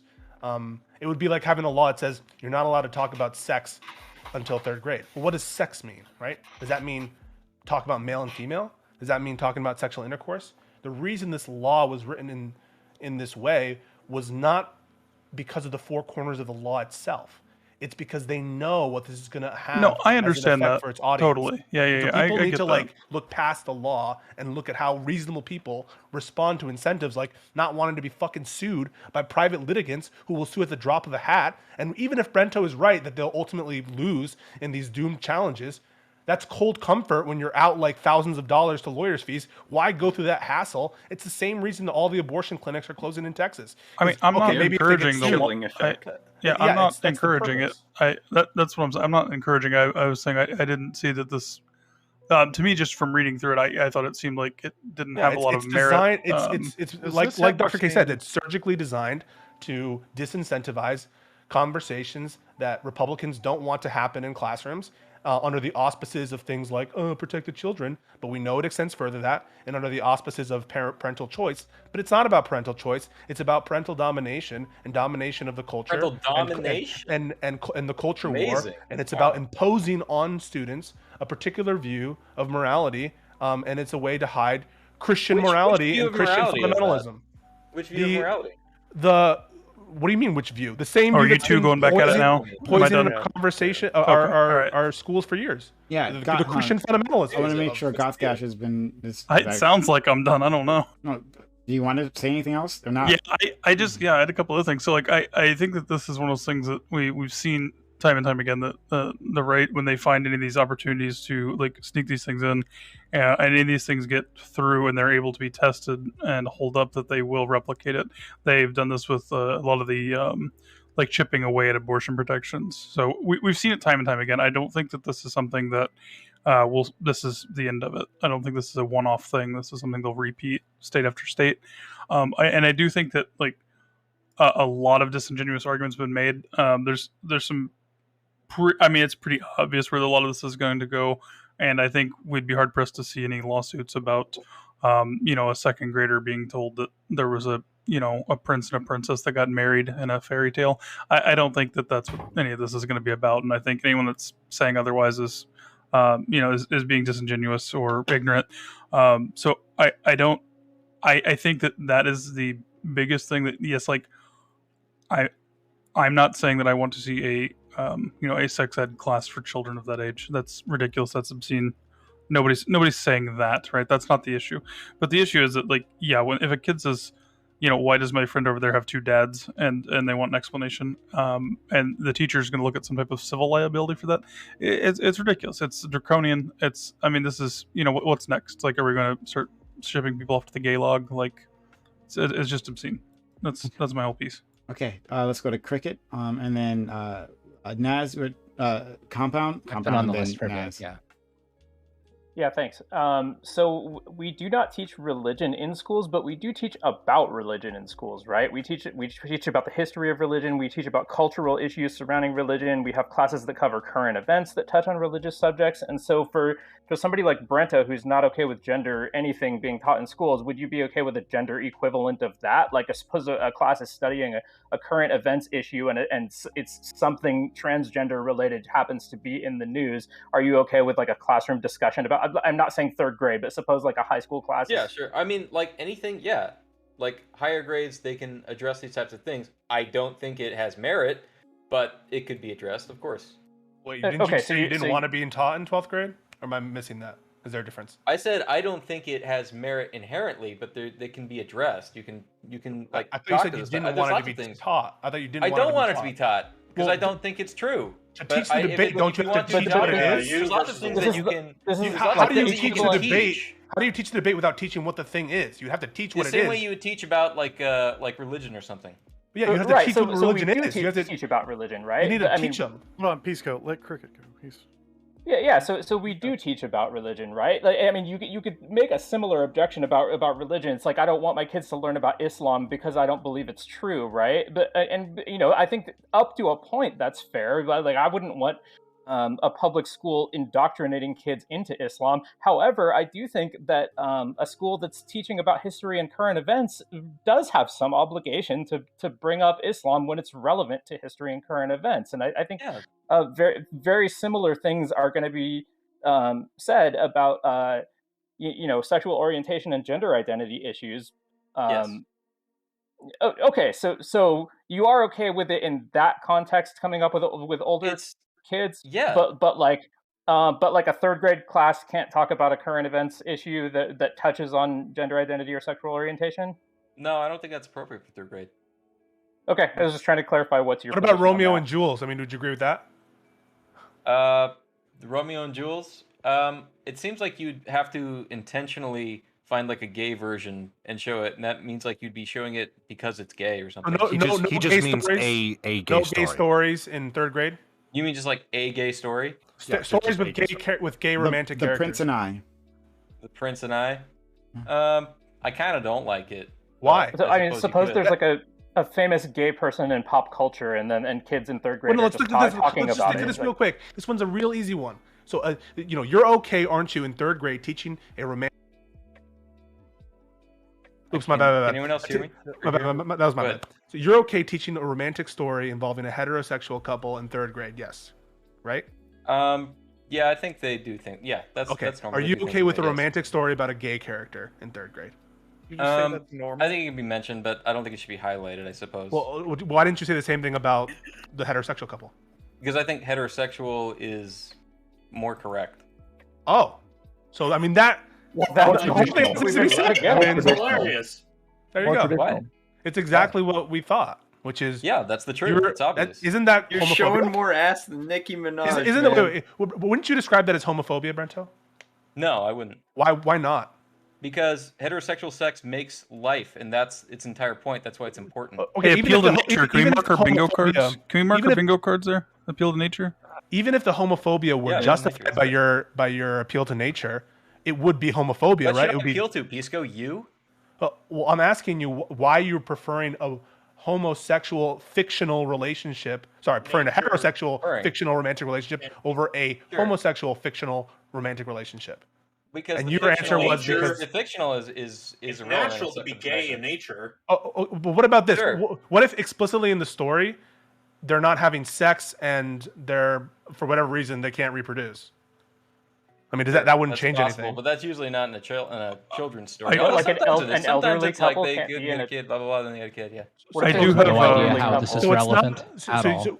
So if just to be clear, banning gay marriage. I didn't say banning. No, banning gay marriage. What the fuck are you talking This is a about? Just principle. be This is clear. no. This They is a don't principle. fucking talk about No, what this I'm is talking this is a principle. Brento, let him walk. Banning gay marriage wouldn't be homophobic, right? Banning gay marriage. Because the reason we're doing that is because it's more natural for heterosexual couples to marry. Yeah, marriage is only for But it wouldn't be homophobic. Gay homophobic. people have the right to get married because they're adults, and adults have the right to marry someone. But no, another but if adult someone they were wanna to live with. ban it, it wouldn't be homophobic, right? I think Because- it might be homophobic. Why? Because Well, it's if it more depends why you natural. did it. If you think that marriage is between a man and a woman, that's like all that means. But ultimately, I think that gay people have the right to get married because they're both adults and they have the right to get married.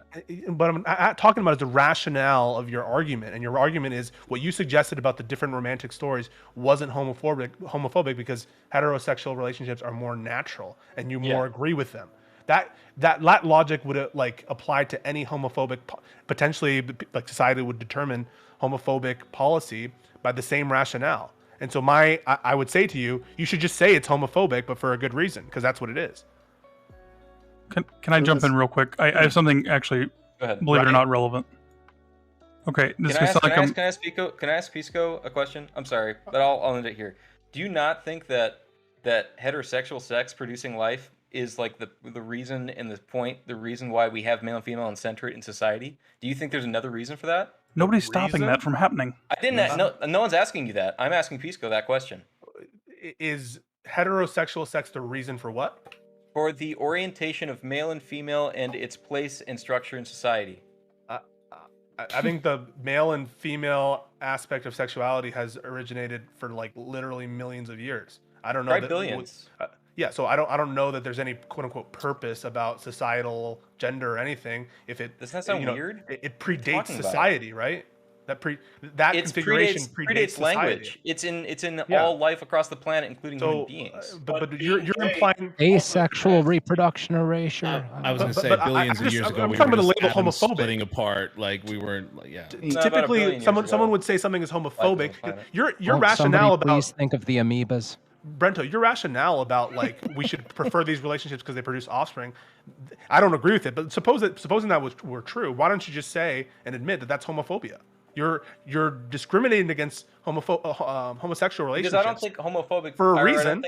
I don't think homosexual people are less as people, but I think homosexual sex doesn't produce life, and therefore it is not it's not doing the function of sex. Sex has Aren't a you function. discriminating against homosexual relationships and teaching them? You're discriminating. You're treating them worse. You're treating fictional gay relationships No, worse. you're giving preference to the one that produces You're life. discriminating That's against the function sterile of women. sex. Giving preference. Let's say I give preference to white people. Would you call it discrimination against other races, or would you call it giving preference to white people? If you were actively discriminating against other people, then yes, that would be Well, discrimination. no, I'm just giving white people all the money and the jobs. I'm not discriminating against anyone else. I'm just giving White them people all are not the only thing that makes life. No, I'm not. I'm asking you about That's the the function. Are you Okay, drunk? no, no. Let me ask you this. Pisco. Have you been drinking? Pisco. Why do we not? Pisco. Why do we not feed people things like paper? I'm gonna drink because they're Because not. you They can't don't live give eating them. paper, right? So if Yeah. you don't feed, someone wants to eat paper, and you don't give them paper, are you discriminating? Against No, you're not. Yes. Wait. So if you make a rule like let's say this. If I make a rule that says only people who can see can drive, I am discriminated against the people who You're right. have no You're right. vision. That is. Yep. Yes or that's no, true. right? So if I'm Yes, if that's I'm true. Yeah. okay, so if I'm why don't you just embrace it and say, yeah, I'm discriminating against gay relationships in fictional stories as being taught to children in 3rd grade? I guess That is- because I don't feel like. I guess it's a good question. I'm trying to answer it. more but of I'm a trying to say value what to I think. The answer is you It feels are like- being homophobic and you are being discriminatory, and like you could have a good reason I for it, guess but I that's feel what like you're doing. I feel like preferencing the sexual relationship that makes life is not a bigotry. So hold on, Not we all gotta heterosexual relationships do that. move on. Compound. I'll let the- Compound. Oh, joy. Yeah, so this is, I've been on this list for quite a while. So again, we'll try to bring it back around. But like it seems like this entire time since I put up my hand, what we've been talking about fundamentally is what is true and who gets to decide it, right? Yes, Like that's when we really dive down, that's what it is. And we have mechanisms that we use in our society to decide it. Like there's a lot of organized people who all agree with each other, who all have their sources that say that climate change is fake, right? And hopefully we know that those people are wrong. There are people who say evolution is fake because God created the earth 6,000 years ago. Hopefully we know as a society, not as individuals. It's cool that they're wrong. They're allowed to be wrong. This is America. Well, it's Canada, but it's still, they're allowed to be wrong. But when we're talking about public education, it's very important that we have a shared mechanism to decide upon the shared truth that is going to be reflected through our public education system. That is super, super, super important. There's a lot of organized people who will tell you that slavery was okay or didn't happen. We cannot teach that in schools. We cannot teach that in schools for hopefully what is incredibly obvious reasons. Obvious reasons. But for some reason, when it comes to gender identity, that's not obvious. And I think I know the reason why. As recently as something like 15 years ago, transphobia was the absolute default in our society, the absolute unquestioned default. A trans person, especially a trans woman, could not find a job, like a regular minimum wage job, unless some really cool person decided to give them a chance. And that cool person, that manager who gave them a chance, would face constant criticism. Don't you know how unprofessional that is? Don't you know that they need to be excluded from our society? This was 15 years ago. So yeah, there's more people who are saying that, gender ideology or whatever you want to call it, which is basically the way our society understands gender to work, is what that is. It's what people are talking about when they say ideology. They mean our understanding as a society. There's more That's not what people. that means.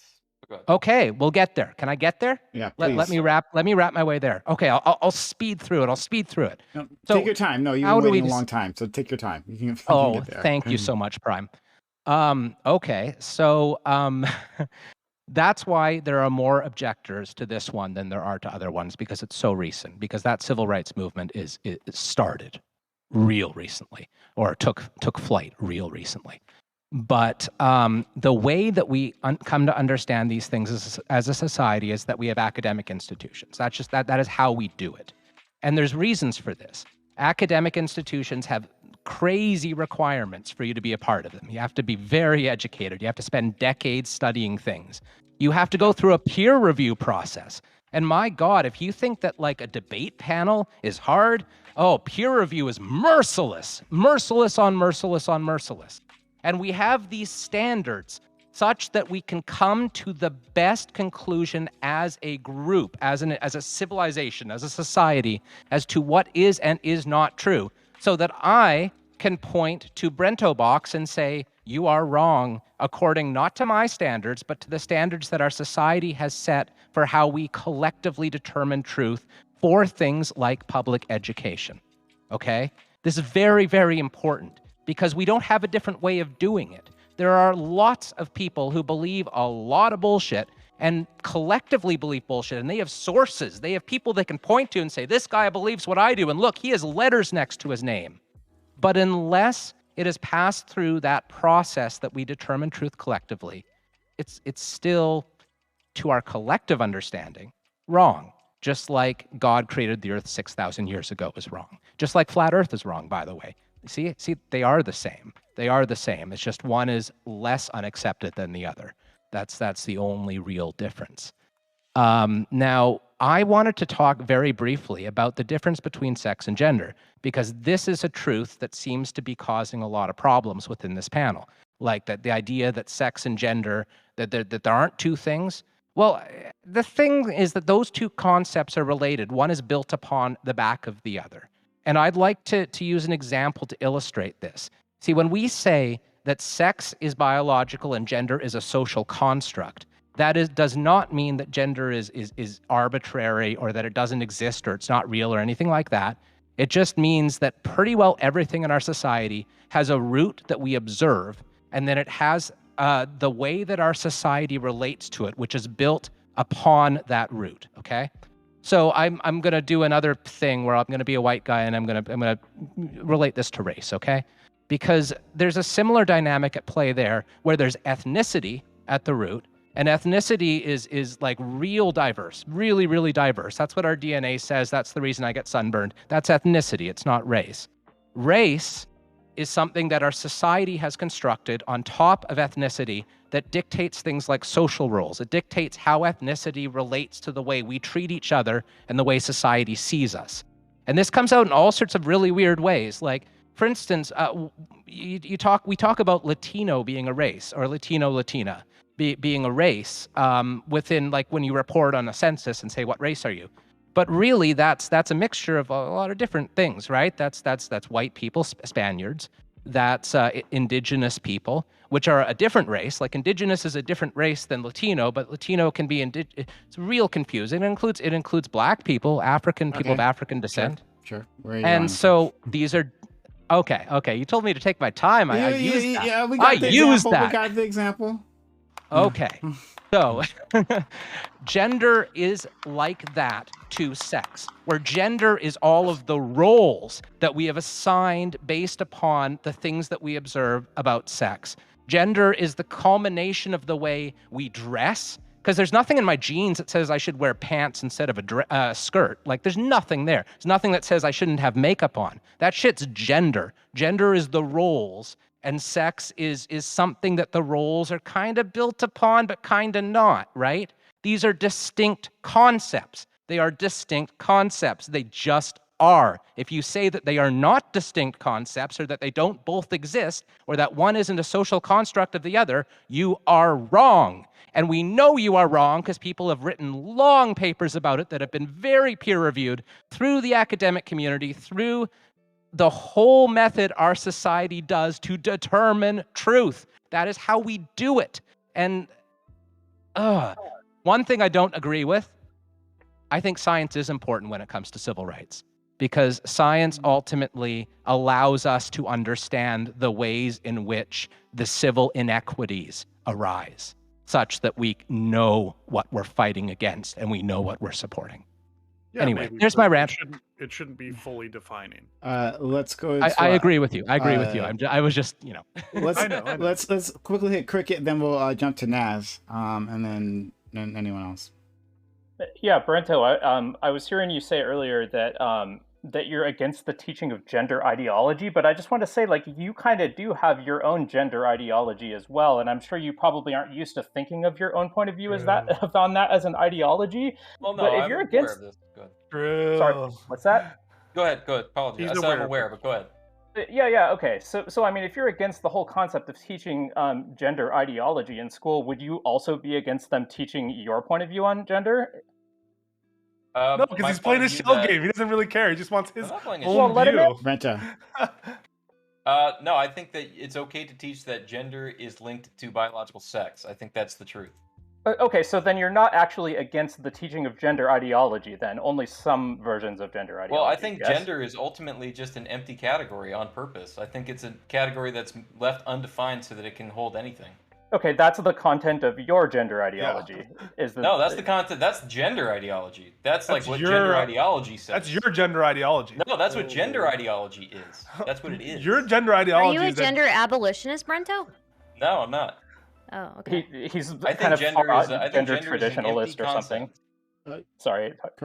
It's an empty concept. Sorry, Yes. Cricket. It's meaningless. No, that's okay. I got what I wanted out of that exchange. Okay. Go ahead. Let's go to Naz then. All right, Fracture, you were talking about the academia, right? You were talking about how these institutions are Yes. flawless and that. No, not that your- they're your flawless. view- No. Okay, so that's actually going to my point. So all of this time where the scientific consensus was that man and woman is binary, right?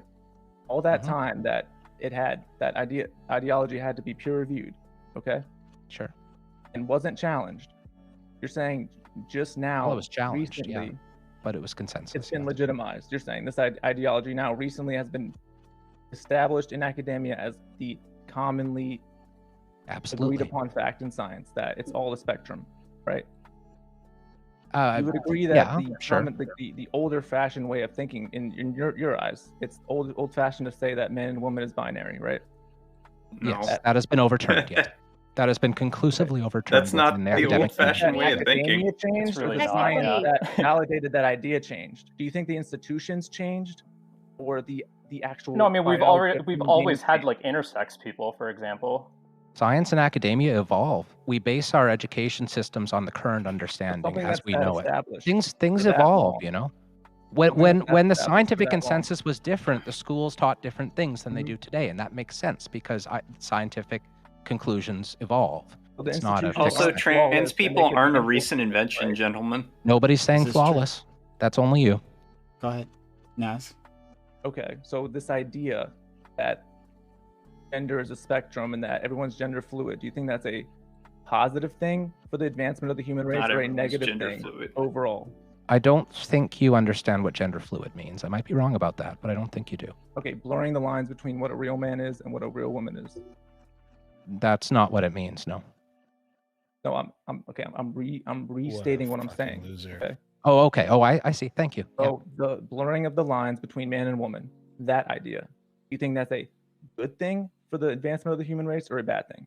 I'm saying it's good that we recognize people as they are, and some people are non-binary. Yes. We've been Not everybody. doing it I'm since not 200 non-binary. BC. I don't think you are either, but yeah. Okay. So why is it that kids in school need to be taught this by their teachers, not by their parents? The same thing I said earlier. It's about allowing children to accept themselves and to accept their peers. That's Also, what it you're is. understating the law So once if again. someone's going through an identity hold on. crisis or something The when they're a law is child, not. Let him go. Nas, please. it's up to the teacher to explain to them what's actually going on in their mind. Is that it? Is that what we're gonna do? We're gonna just No, push it's the up. It's up. responsibility completely away from their parents, their conservative, evil parents, right? And just give it all to the teachers. The teacher is Turn that one ability of in. many influences a child has on their life, and the way the teacher influences the child is supposed to be based on our common understanding of facts. And so the teacher has that role in our society. They are one of many influences in a child's life, and they serve a very important influence to counter what can happen when a parent has shitty, bigoted ideas, regardless of what they are. I have to have this be said, Prime, because every time you understate or make too narrow the scope of this law by implication through your questioning, you're doing a disservice to your own arguments and to what Governor DeSantis and the Republicans are trying to do, which is it's not just limited to teaching explicit gender theory class. It's not limited to teaching that gender is a spectrum as a kind of actual thing that people should accept. It's any conversation, discussions about those subjects, which could include things as, even like love stories between two gay characters, not just also trans characters or things related to gender. It's also sexual orientation. And it applies, as we've already stated numerous times, further than just third grade. No, And we so haven't said that. You've just insinuated that. By That's not you the case. limiting the scope of the the law says that. The No, law the is law's not saying applying. that. The law is applying. It does, you fucking idiot. No, does it does apply to not. sexual orientation? Does it apply to gay people or not? Or to Does it apply to gay people? Sorry, gay conversations about sexuality. It applies to all conversations about sexuality. Okay, so it applies not only to trans-related issues, correct? True. Okay, and as we discussed, Kindergarten through third grade. as we discussed numerous times, and it's like for the last No, hour, it fucking applies idiot. further than third grade, right? You are assuming that it will. Well, no, it Brento, does by its own you terms. fucking don't know how to read By its laws. own You terms, fucking arrested idiot. for this, No, it then says we can have the when it gets conversation. to no, when Someone it gets gets held to accountable. Nas, when what it you gets to saying? older ages. There's a different standard when it gets to older ages, but Yes, there is a correct. standard. And the standard is vague. There is a standard, correct? So there is. What is the standard? Tell me what the standard is then. What is the standard that you have a problem with? The standard is Where age if a appropriate. parent isn't it? finds it objectionable. Isn't the standard age appropriate or something to that Yes. effect? Okay. That's right, something like and that. so isn't Something that age content appropriate? that law is doing something, right? It's not doing nothing, right? True. Okay, so by virtue of the law doing something, it is limiting and not expanding the amount of conversations that can be had about sexual orientation and gender issues, correct? It's limiting them. Okay. Yes. So then shut up about Why? this only applying to Do third you want graders. unlimited conversations? Do you want do you want no do you want No, but you're like, lying no real, when do you want says no you're content? Do lying want when you no say it only anything? applies to third graders and below. You're lying. It It's applies in the further. VC chat. No, it applies it's in- specifically to that. It's yeah, in the but that's text fine. chat. I copied it straight out of the law text and put it in the VC chat with the highlighted portions. The or operator is important. Operators in law, punctuation in law, things like that are very important to define what something is saying. That's All of us important to pay know what attention you're trying to do here. You're using children ID as has in a guise to try to say that, well, we're just trying to protect the children. But what you really want are some of these more substantive positions that Brento and also that Nasty are presenting, which is this theory about binary sex. You can see it by the questions. Don't you think it's positive that the binary wasn't that the more positive interpretation? It is What do more you think? positive. Well, okay, so that's what you guys really care about. And when you present the children as, oh, we have to protect them, that's just a lie, because the law applies much broader than that. And in fact, it that's gives not true. a private right of action, That's not true. apparently.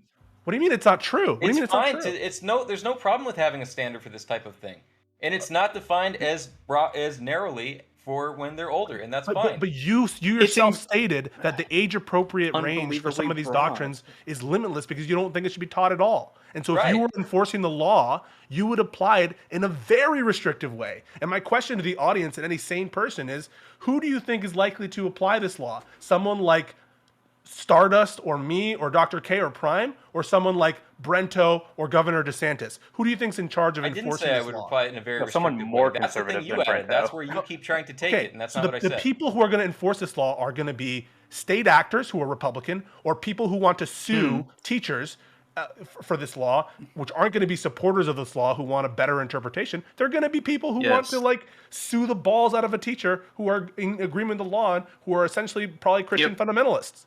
So that's what you say is going to happen. Oh, that's no, what that's you're assuming is going to happen, right?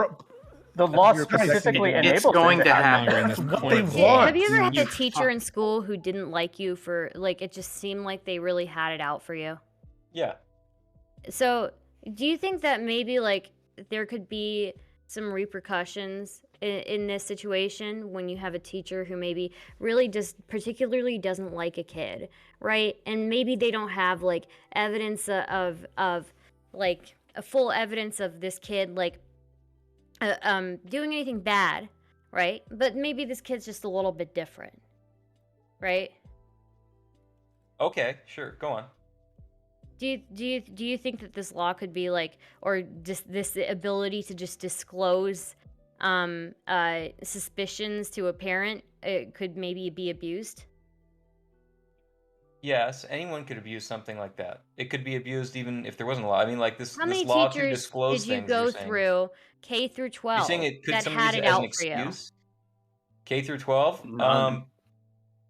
Only one, but we got to know each other later and it was fine. But I mean, you're just saying like no could teacher's could gonna could an risk abusive prison time teacher for this abuse Hold on. a law and this one specifically? And But the the law answer is applies yes. against teachers, not in Hold on.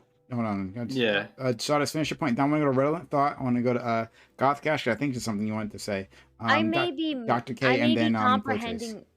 I may be comprehending this law weird, and also it's very late for me. But from what I can tell is that this law you have to disclose to parents if there's something that for example, that is different about sexuality or gender identity, right? And I just feel like if a teacher really doesn't like somebody, that there could be a possibility, like I don't know if you've ever had a teacher who's tried to get you into trouble before, but there could be a possibility of somebody abusing that. Let's go to Redolent Thought. Yeah, okay. I didn't do the channels, write it down mantra. Sorry, I had to like leave and come back. But something, Brentobox, earlier, you said something. You did the thing, man. You literally said like, I'm not this, but I give more value to this. I think you used. I'm gonna Great paraphrase it. You were. No, It was like, I'm not homophobic, but I'm not give homophobic, but I give treatment more to value to people who are heterosexual actually like producing more children. Yes. Like, yeah. Like, do you not see how those two things contradict each other? You're giving That's the. what sex is for. That's what sex does. Okay, all right. Is that? Do you what not it's know for? that? Okay. Like, is that weird Cool. to you? I'm Is that a strange thing to hear? Jeez, every time I've used a condom, I'm doing it wrong? Holy crap. Kind of, yeah, that's what the condom's for. The condom Do you think makes it a not homosexual happen. relationship is more valuable than a homosexual relationship? in different realities. So you think a heterosexual relationship is more valuable than a homosexual relationship? Is that right? Yeah, well, you guys are not. You guys have to understand. You guys are completely different. Guys, I literally just wanted to point out with a very simple, like this and this, like the hypocrisy of Brentobox's shitty position of I'm not homophobic, but I give way more value to not To a relationship that makes life. Yeah, because it's more important. blah blah blah blah blah. So that's true. So like I don't know, test tube kids and all that kind of stuff, science fiction, cyberpunk shit. Like doesn't What about that? doesn't the appealing future to science dissolve fiction? your? No, I'm trying to dude. like get away from your like mythic past How about bullshit surrogate takes. parents? That's The what I'm trying to do. absurdity of I'm your trying to get away position from is your this. mythic This is the absurdity of past your position, Brento. garbage Ready? takes. Ready? Do you value a heterosexual relationship that is fertile more than a heterosexual relationship that is not fertile? Yeah. So basically, you value always the relationship that is most able to produce children. The being able to produce children is a good. Real quick, can I just jump back in real quick on this? So can we talk about the homosexual relationship that does not produce children, with all that disposable income, providing more money for the economy? How do you feel about that there, Brento? What's up? That's fine. That's great. No, the only thing you value in a relationship is how much kids you can produce. I didn't say that. You were just trying to say that because you don't want to understand my argument. How about the amount of kids you can care for? I understand Is your that argument. Your equal argument's to the, trash. Well, the you valuable might. So relationship? Pisco just You trying to guys are getting strawman me. caught up Pisco's on only things interested in one thing. that aren't the law. So Yeah. let's go to Goth Gash. Thank you for listening to my TED Talk. I think we've derailed again into like one-on-ones with Brento, so I'll dodge a lot of that.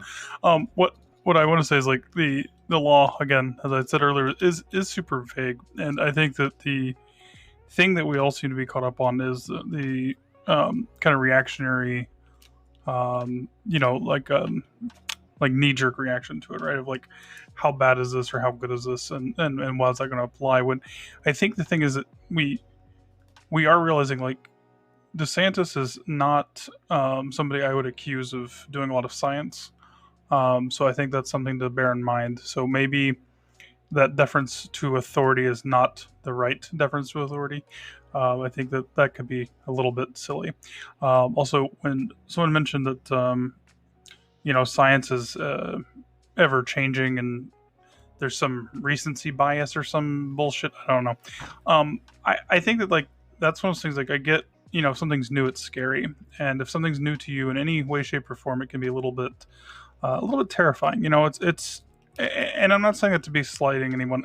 I get it. If you're exposed to people of different walks of life, it can be intimidating. It can be just foreign to you.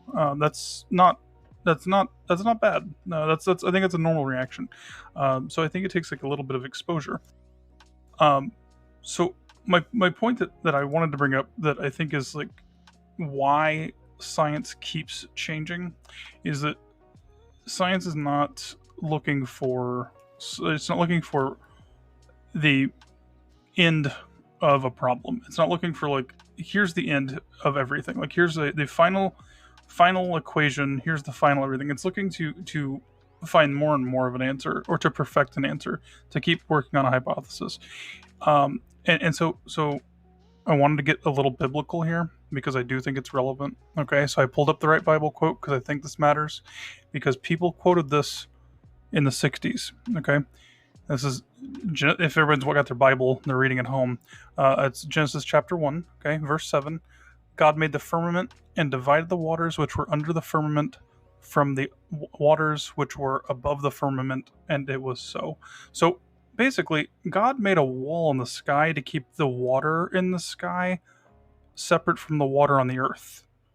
Now that is obscenely stupid, okay? That's dumb. People said this in the 60s about the rocket launches and sending people to the moon, and they said there's no way they will get through the firmament. People believed that. They will get up there and they will hit the wall and explode, or they will hit the water and drown in the sky. And we listen to that and think that is an absurd thing to think. That was 80 years ago. There's people still alive that may have actually thought that type of shit. So I don't want to hear, well, the science back in the 60s said XYZ. It's obscene. It's such a stupid argument. It doesn't mean anything. If I can point out some like really ridiculous Bible quote like that and tell you there were people alive that were espousing it, there were preachers. There were preachers that were out pushing this. There was a prominent Mormon preacher, I can't remember the name off the top of my head because it's late and I don't give a shit enough to look into it. And it went around saying that like they were on a mission to hell because of it. They were trying to escape Earth, and that man was earthbound.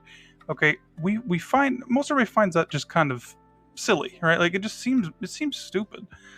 So I don't want to hear like, oh well, this is new science, we can't change our view on anything. And again, I never hear any of these people say like, well, here is the counter evidence. Here are the counter academic reviews. It just never comes up. So whenever you have that evidence, I would love to see it, and I'd love to see it that's not from some conservative like religious think tank. But it just never happens. I never see it from any universities. Dr. K, flow trace cricket. One thing Oh, sorry. I Did I skip you really... and ask? Did I skip? Oh, I don't remember. Did I skip you?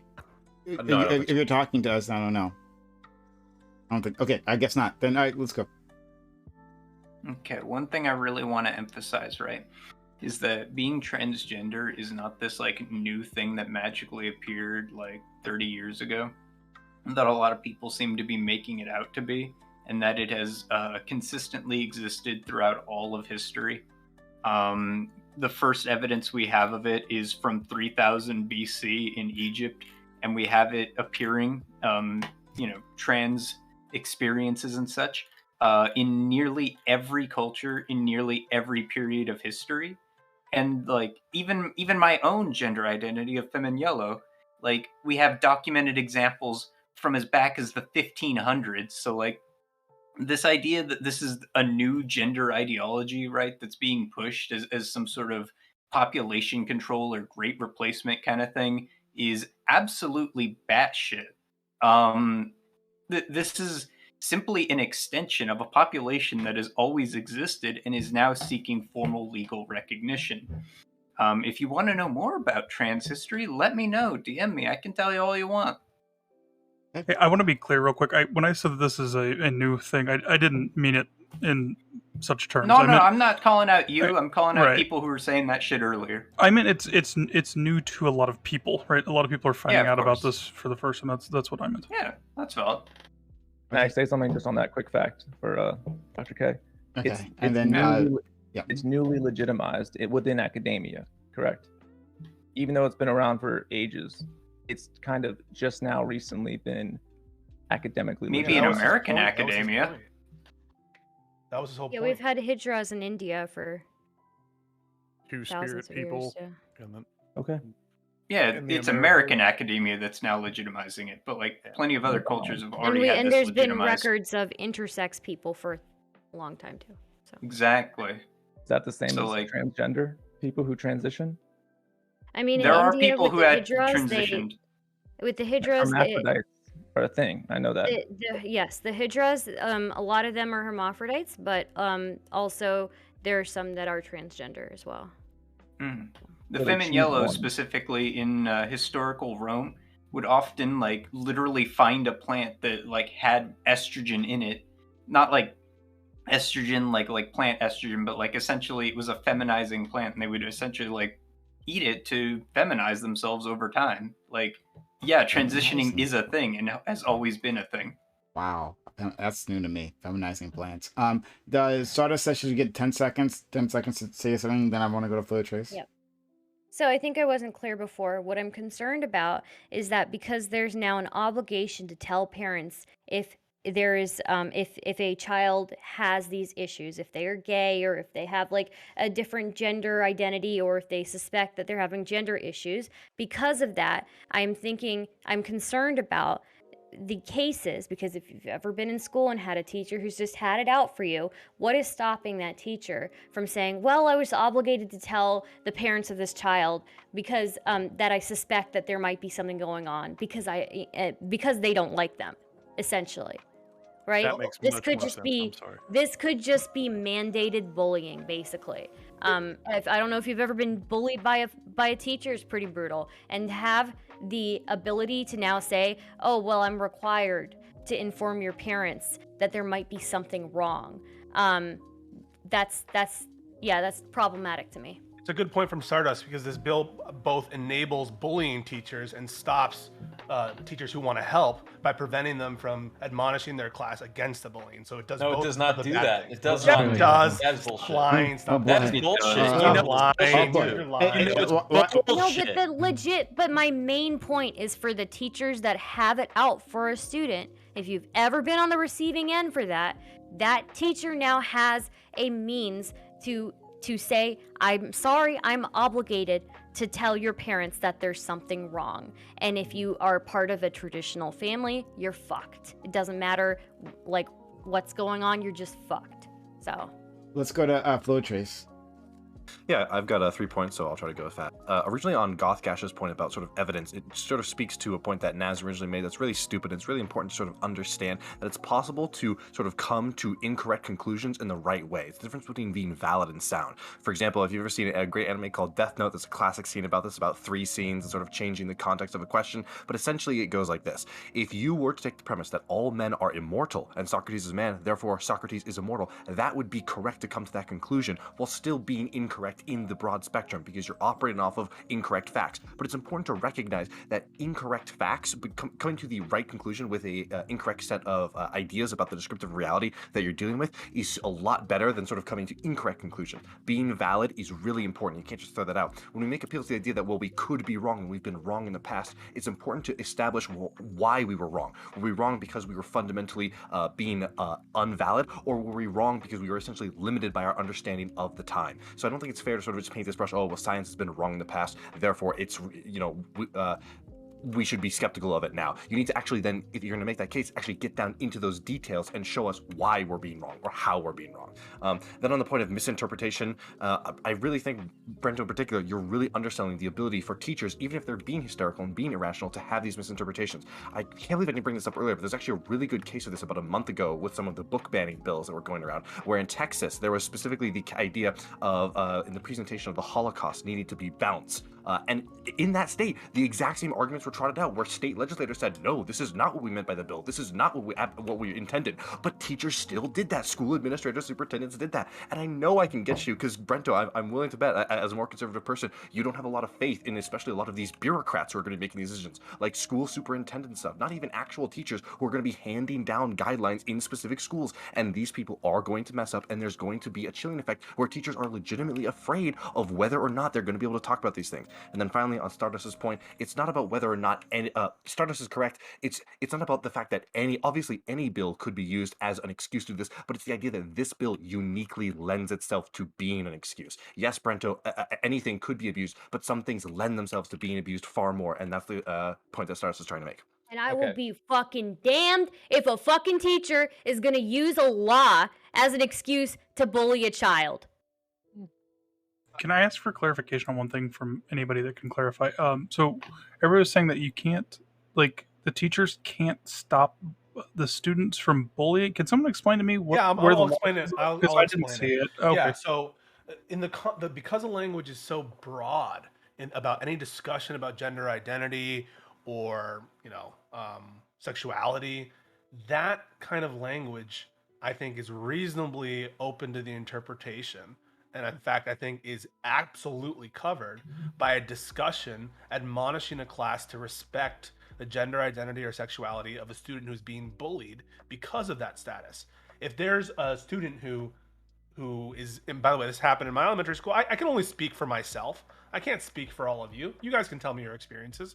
Who was like essentially bullied out of the elementary school because he was called gay by grade school kids.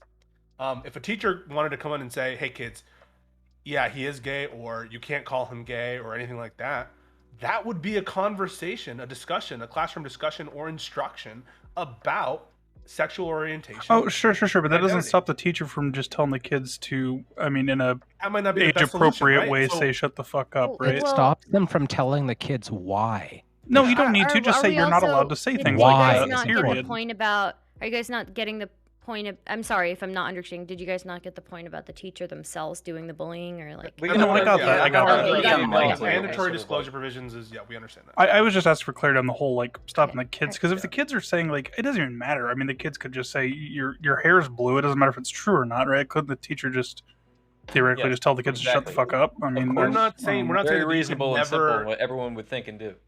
You're not. Well, if a parent objects the reason to why that, this makes a difference is because as a teacher, as an authoritative figure, you want to be making that corrective action with as much provable information as possible, so you nip it in the bud. It's not enough to just say, hey, why should I not do this? Oh, because I understand. said so. Yeah. Yeah. right? So Yeah, I think it's- let me give you another example. You would never say this about racial abuse, for instance. If there was a kid who was being discriminated because he was black, and by a lot of students, let's say, and it was a widespread problem, you would want a teacher to be like, guys, this is not okay. Well, I don't think you'd have to explain the color of the kid to the other kids. You That's, have to I don't think that's kind of the explain same race, thing, but right? You have to talk about race. Race is the reason why this person is being discriminated against. Okay. And you would bring up teaching to and be like, look, this is what happened in the civil rights movement when people were discriminated. This is how they used to live. You really want to invoke these feelings back?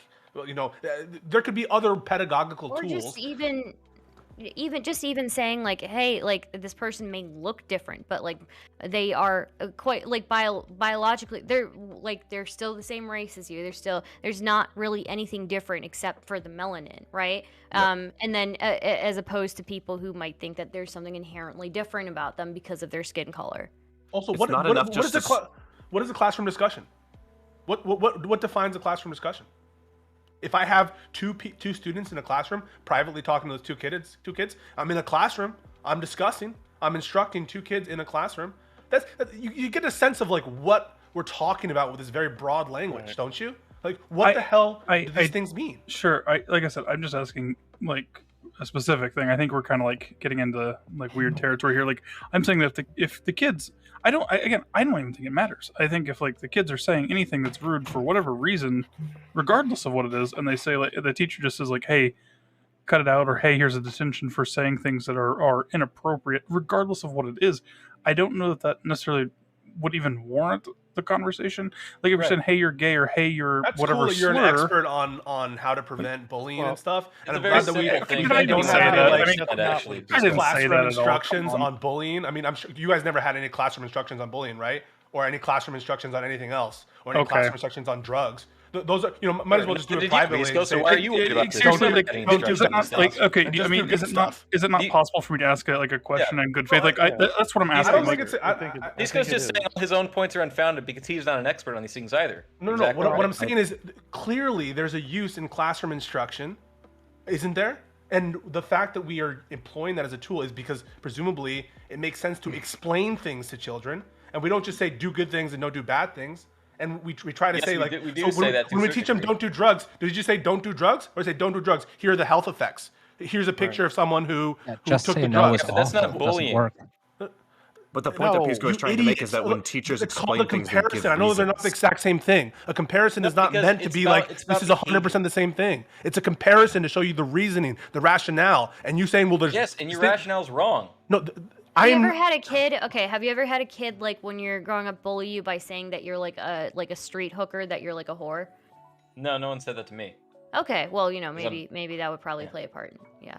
So. but even if that's like, even if someone said that to you, right? Like, would that really warrant the whole conversation on like?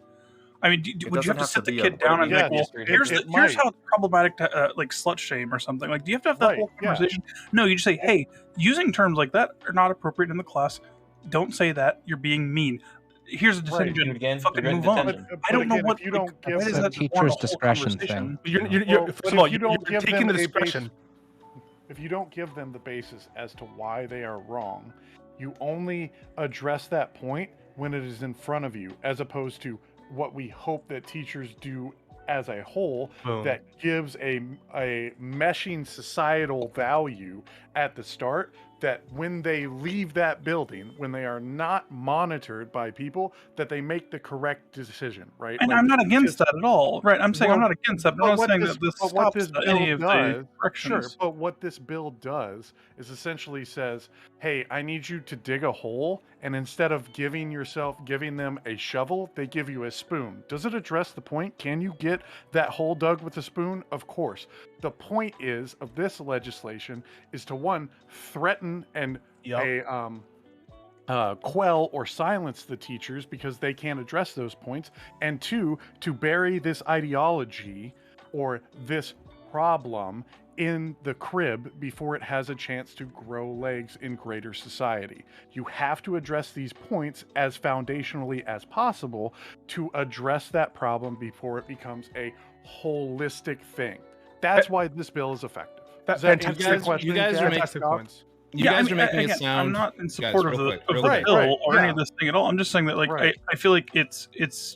I feel like we're kind of like reaching into the weeds a little bit to say that it's Well, not a stopping reach. teachers from. It's not a And reach. the These things. reason- I was It's going to not a finish reach. this sentence. I was saying Go ahead. it's stopping. I feel like saying it's stopping teachers from like putting any stop to any bullying is a bit of a reach. I It's feel like a you reach. can't- No, and you can't say to the kids like, no, you can't use that type of language. I feel like that alone is corrective. Like you can't say that like that. that becomes How many times did I explain this? So you just got a brilliant explanation from redheaded man. He showed you that you're potentially taking. I agreed with him. The most useful you tool. don't have to condescend to me. I agreed with him. So I said just because there's some worse tools available potentially doesn't mean that it's still not a problem to get rid of potentially one of the better tools. And also, it's not preventative in the way that Red just talked about. That having instruction before these problems arise might be a good idea, as opposed to being reactive constantly and in small groups. If we're having debates about what classroom discussion means, because it's so fucking broad that we don't actually know what the law applies to, teachers might be stopped, even if it were lawful to instruct privately, from even doing that.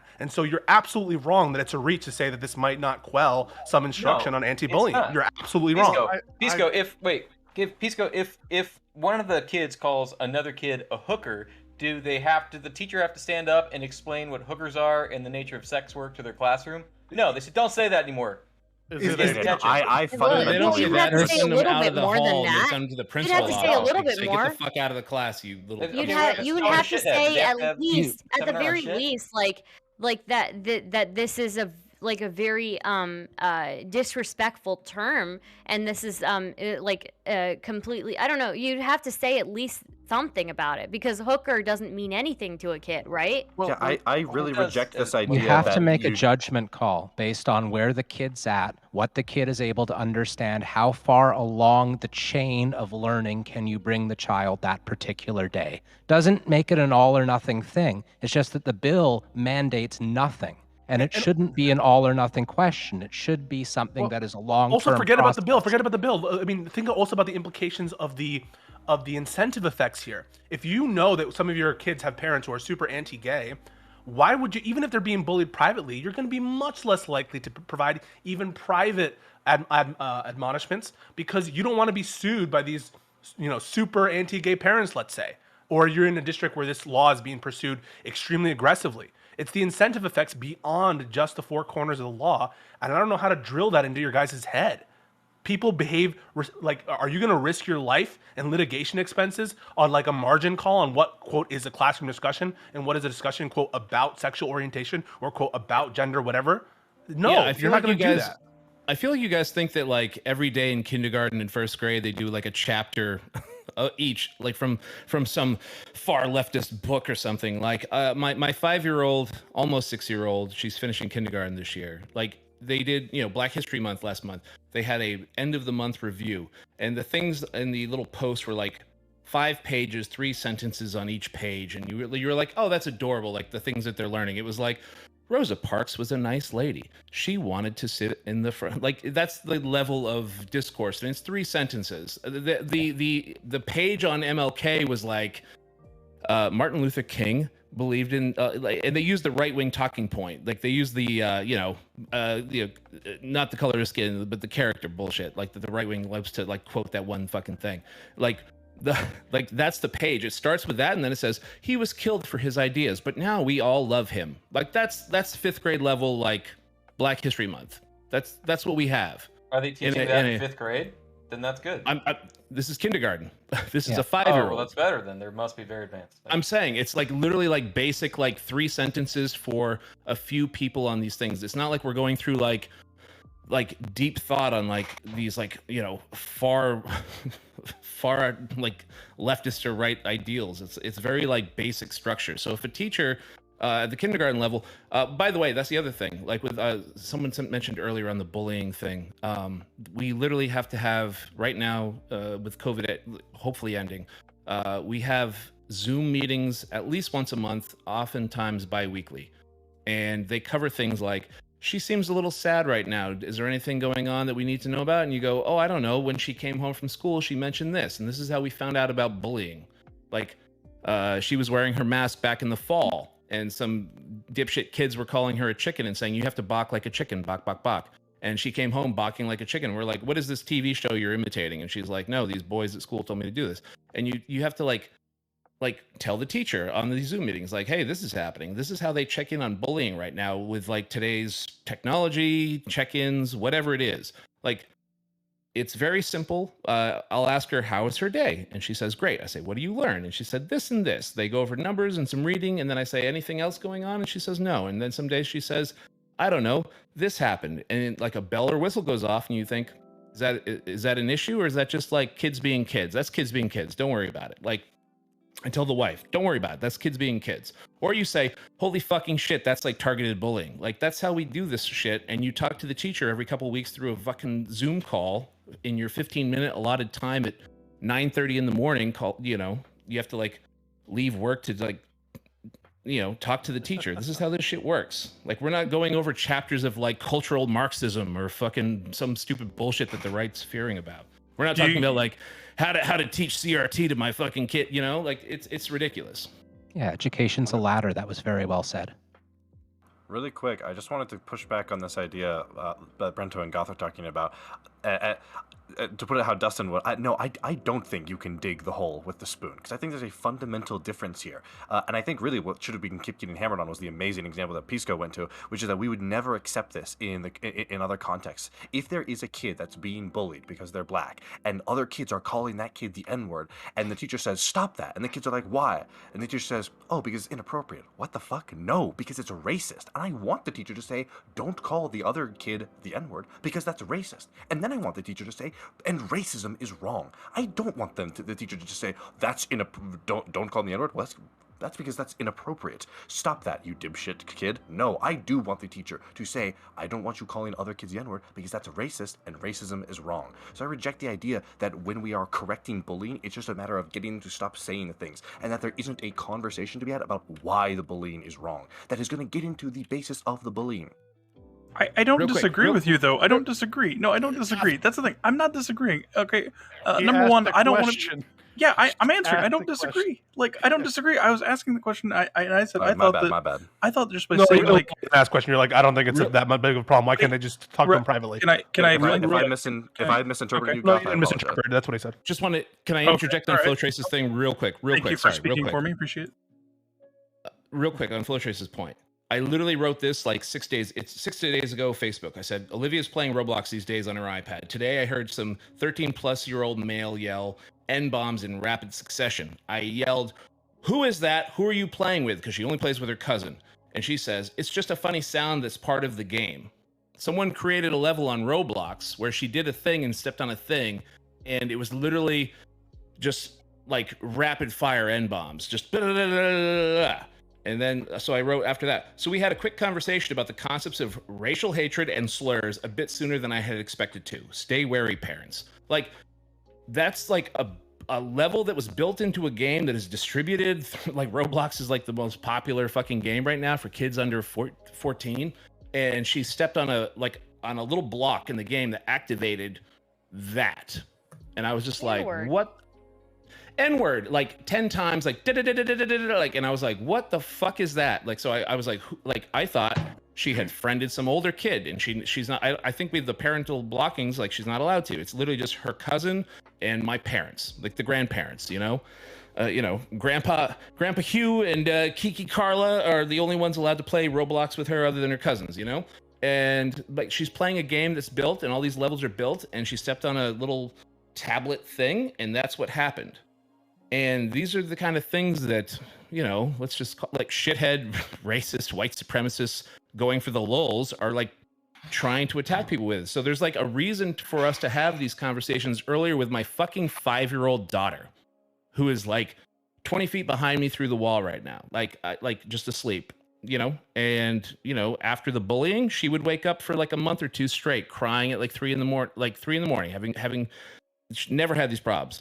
Go to school, you start getting bullied, you wake up crying because you're a little kid and you don't know what's going on. Like, this is the kind of shit you have to deal with as a parent. So like, I don't have a problem right now, like, talking about, she's Netflix and she sees like, oh, these two guys are kissing, and she goes, oh, those are two guys. What are they doing? And I go, they kiss each other because they love each other. And that's it. And she goes, oh, okay. And that's it. And that's where you go. You just give them like a basic floor model of what's going on. And that's, That's it. You let them figure out the rest for themselves. You don't give them your own fucking piece of shit ideology either way, or like like whatever it is. Like, It's not like you have to this tell is them the in thing, and this is graphic what they're doing. detail either, right? Like, Yeah, I'm not like, he's a top and he's a bottom. This is how they fuck. Like, yeah, bro, this is what's up. Like, that's not how it goes, you know? So it's But, just like you wouldn't tell, like, I mean, would you not tell your child like your own beliefs? Okay, that's a little bit like of a Well, longer I'm answer not, because I'm not trying to straw man you or be a sure. dick. That's what I thought you said. That's what I thought you said. for example, you could, if it were your Not child about and the you're sex telling, thing. no, but if you're gonna tell them your beliefs, right? Like, let's say that you believe in, like, more traditional relationships, and you see something like that, and you're just like, well, those are two guys who love each other, but like the way that I believe, I believe that it's probably better to do this, but that but we don't harass people for doing this thing, right? That could be a way to approach it in a very like anti-harassment way. If I'm just trying to bridge the gap, guys. That could be a way to approach it in a very anti-harassment way, I'm while not laughing still at what you're saying. communicating If you're looking at my face. still communicating your beliefs, right? No, I'm laughing at something else. I'm laughing at like when like you as a newer parent, when you have like a kid, you're like, you decide with your you're like, how old do you think we can like get away with fucking with them in the same room if we're like having them in the same room? So you're like, okay, she's 2.5 or she's 3 years old, but she's asleep and she's like 8 feet away. Honey, don't make a noise. Like, put the pillow over it. Like, so like, like whether like these are the kind of conversations you have when you have a kid. So like when you're suddenly like, oh, honey, you can't talk about those things. Like, it's just a little bit silly. Like, we were stealing Playboys from my father in like the late 80s when I was like 7 years old. Like, he was an idiot. I knew exactly where he kept them. They were in the closet to the right behind the guns. I grew up in Vermont. That's where the that's where the Playboys were. That's what you did. And I was had like, a similar childhood. I do not apologize for having all of the good issues from like 1989 to 1993 hiding up in the like upper tier of our barn in Vermont. Like, that's how we do things. Pisco, private. Oh, okay. Well, yeah, let's do that. Private debate with debate board at some point.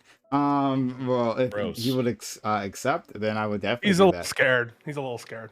It's an open fucking panel. I believe he's a debate board. He's a little scared. Don't worry. I want to debate with them too. If debate board, if you're interested in a one-on-one debate with Pisco, right? We will do that here, mano y mano.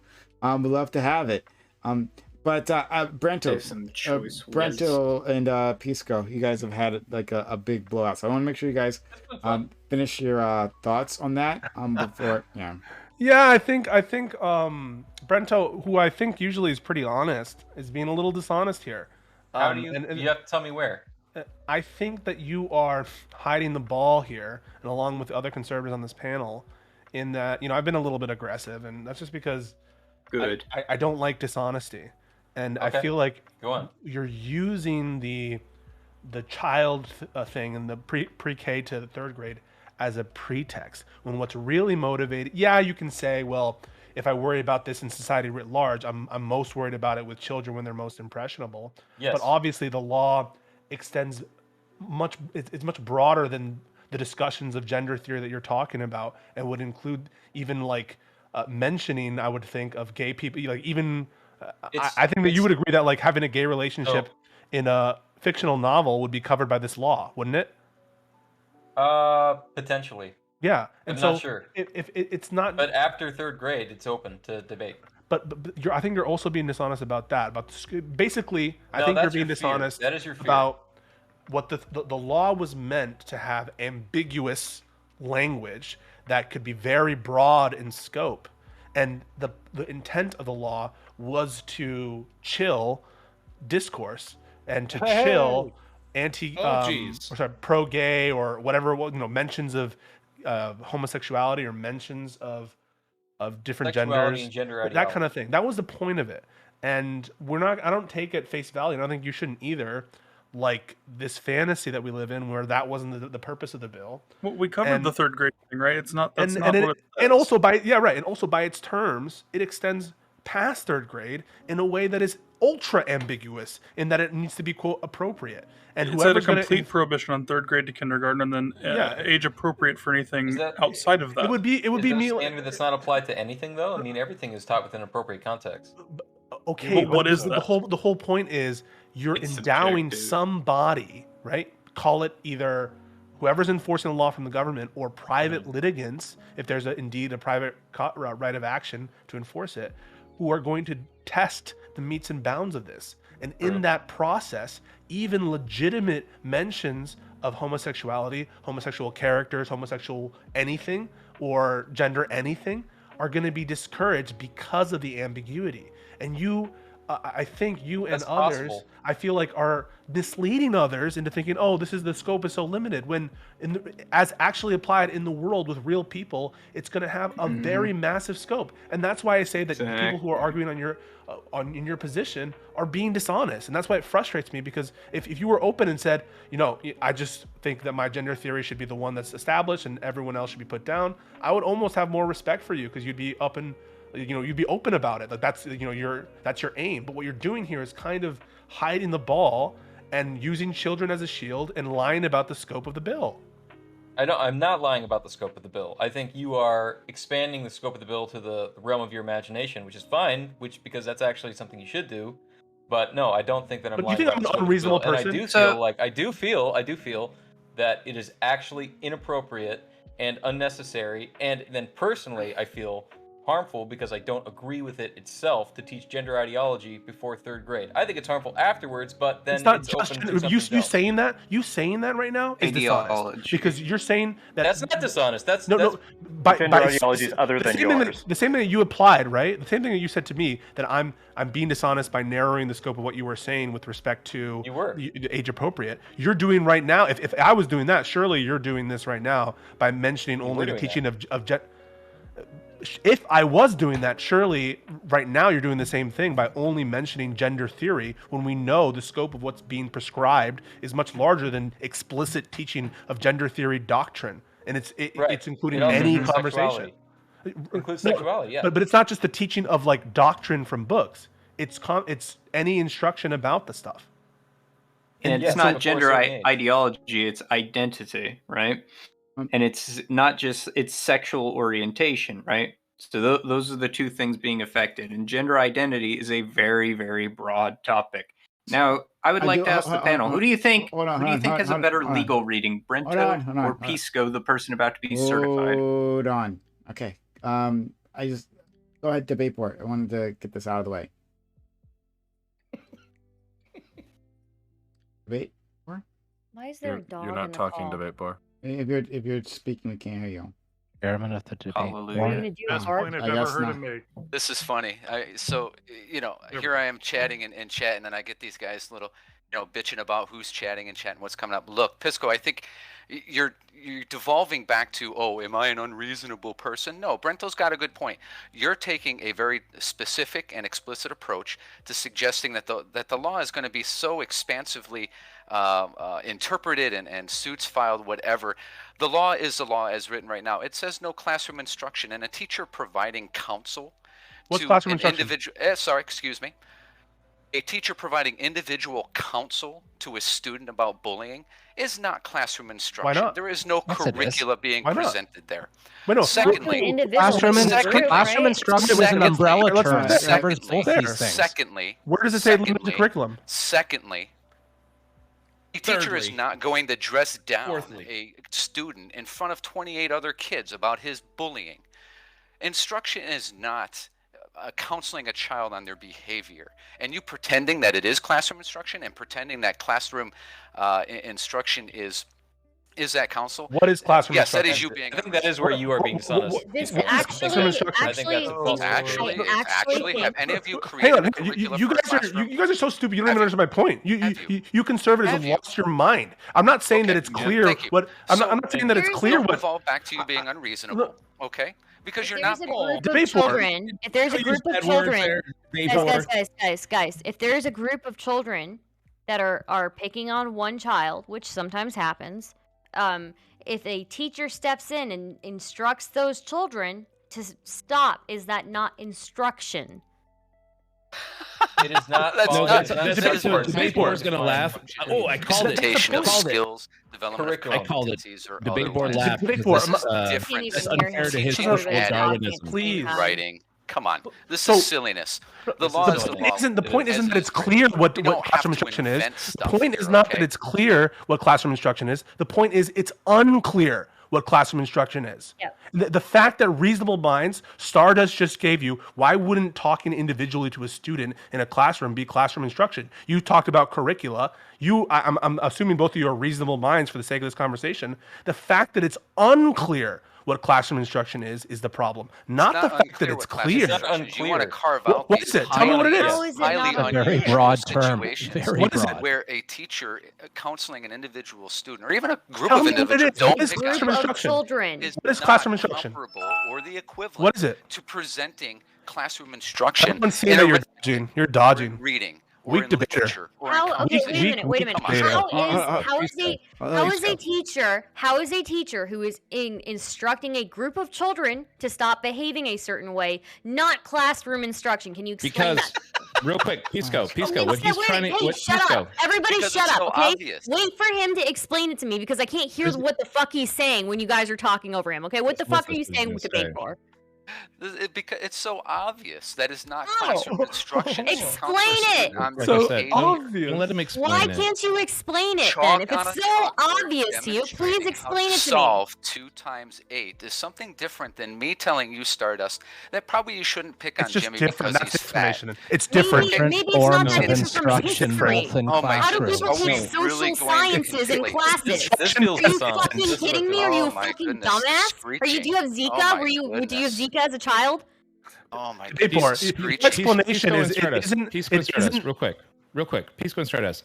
He's going to argue against anything with like top-down, state or federal that gets in the way No. of his shitty Nope. ideologies, Nope. fucking You don't have social to invent it. Darwinism. Nope. You fucking right-wing libertarian-esque There fuck. you go, Red dumb Nope. motherfucker. I don't give a Okay, shit. so now that Why that's do you landed social flat, science it? It's literally ahead. their social Darwinism, and if a teacher steps in the Oh, way, so that now is the social state getting in the Darwinism. way of their shitty ideas. Social That's what Darwinism it is. is even He deeper. can dance around it all he wants, but that's what he's doing. That's what he's doing. So wait, can we That's what he's doing, and he's Okay. gonna laugh. Debate He board, laughs can I every ask- time he doesn't know okay. how to respond to actual words. He's a Okay, we fucking got it.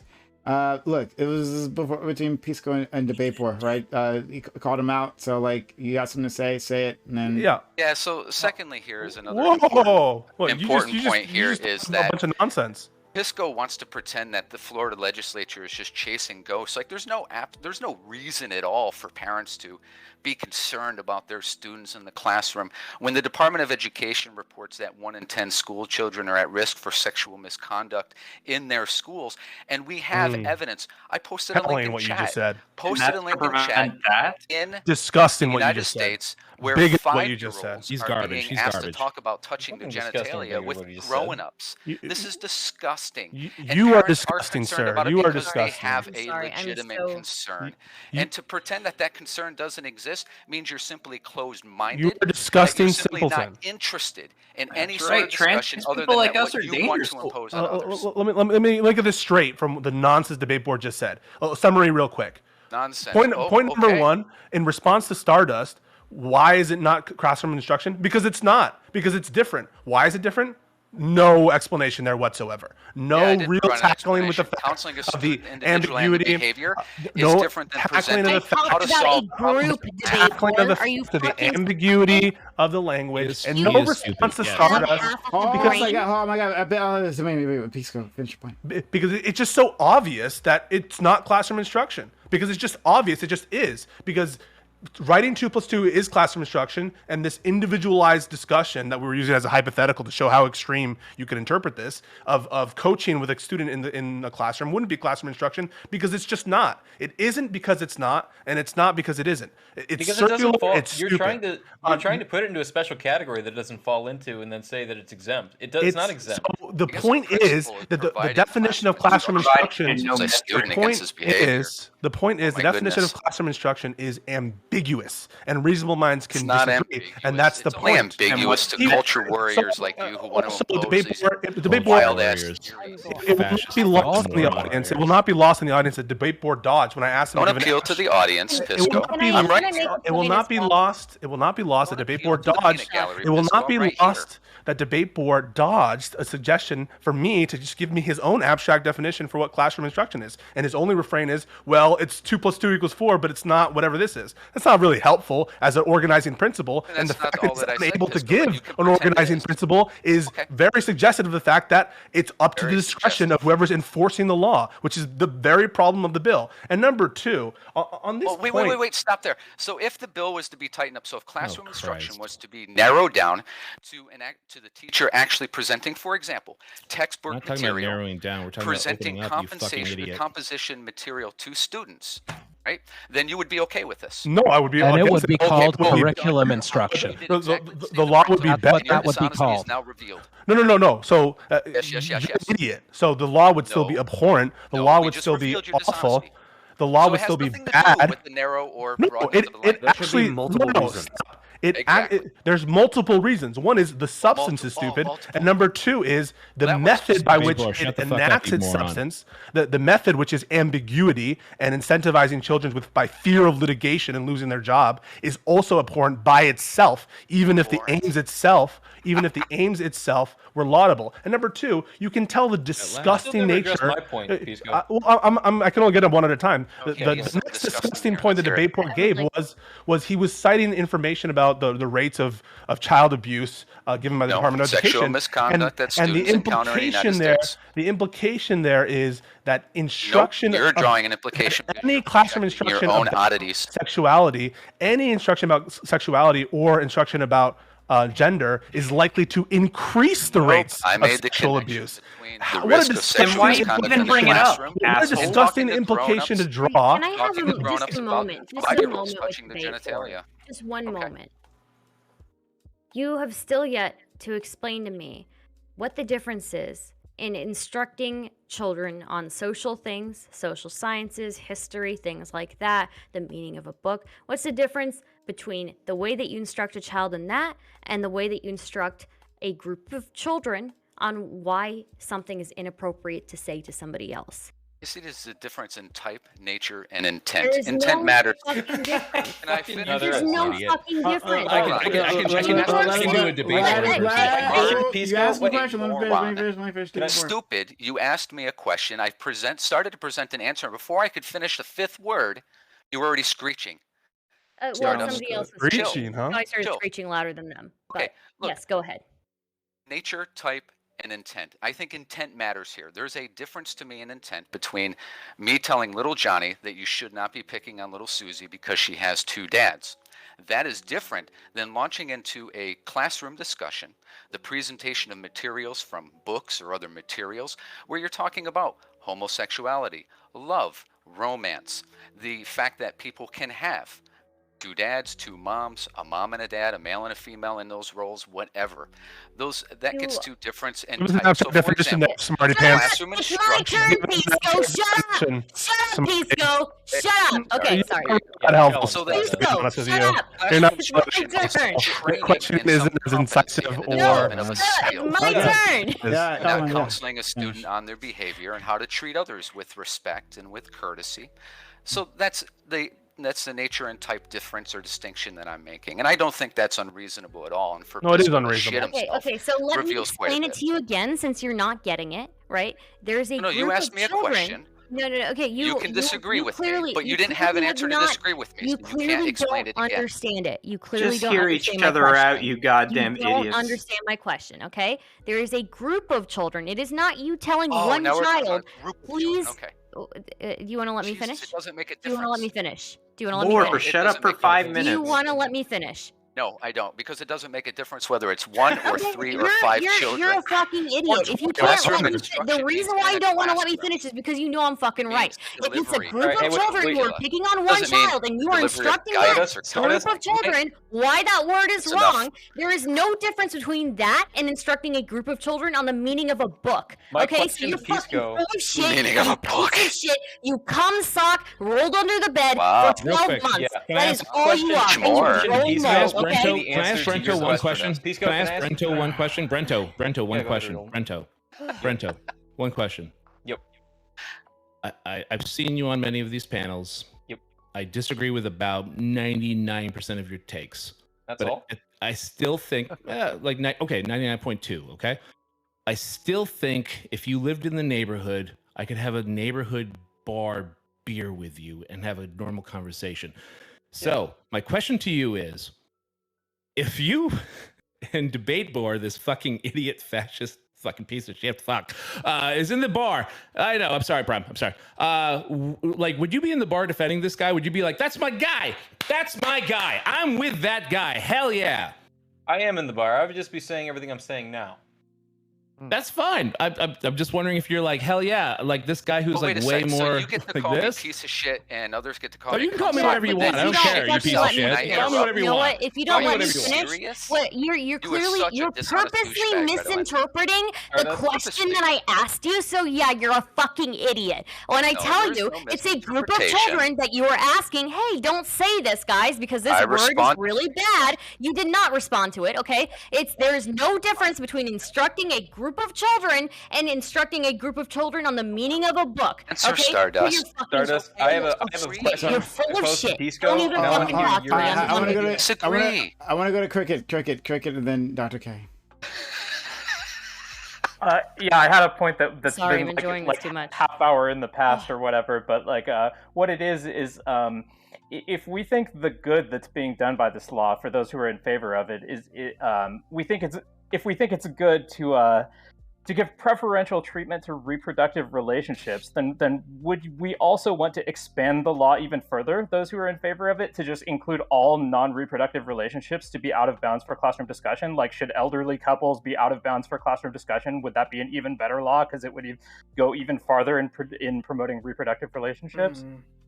What is it you think that what they teach about elderly couples? Is that something that people It teach doesn't about? matter. I mean, the law forbids all discussion of Yeah, why of wouldn't gay that be couples, a and better you've law? said that your reason that's good is because because gay couples don't reproduce, right? So, but there are lots of other couples that don't reproduce as well. So should they be subject to the same standard? Should they be subject to the same standard of what not being talked about? Of, Any kind of of like being any verboten sexual in relationship? classroom conversation. You can talk about it sorry, in classroom conversations. It's fine. Yeah, it's just about its instruction in regards to just I guess sexual reproduction. Okay, so you Basics might isn't actually prefer sexual like reproduction. a narrower version of this law then, where they can talk about same-sex couples but not reproduction or sex specifically. Is that what you would prefer? I'm not sure. No, I don't really. I think the law is fine. Why shouldn't it be broader? Why shouldn't it be no? Can I ask? no- Can I ask you my question, Pisco All right, and all right, yeah. Stardust? I think it might be this. Maybe the answer to this question might be the answer to Yeah. your question. I'm not sure. And it was what I asked earlier. And it's like maybe there's.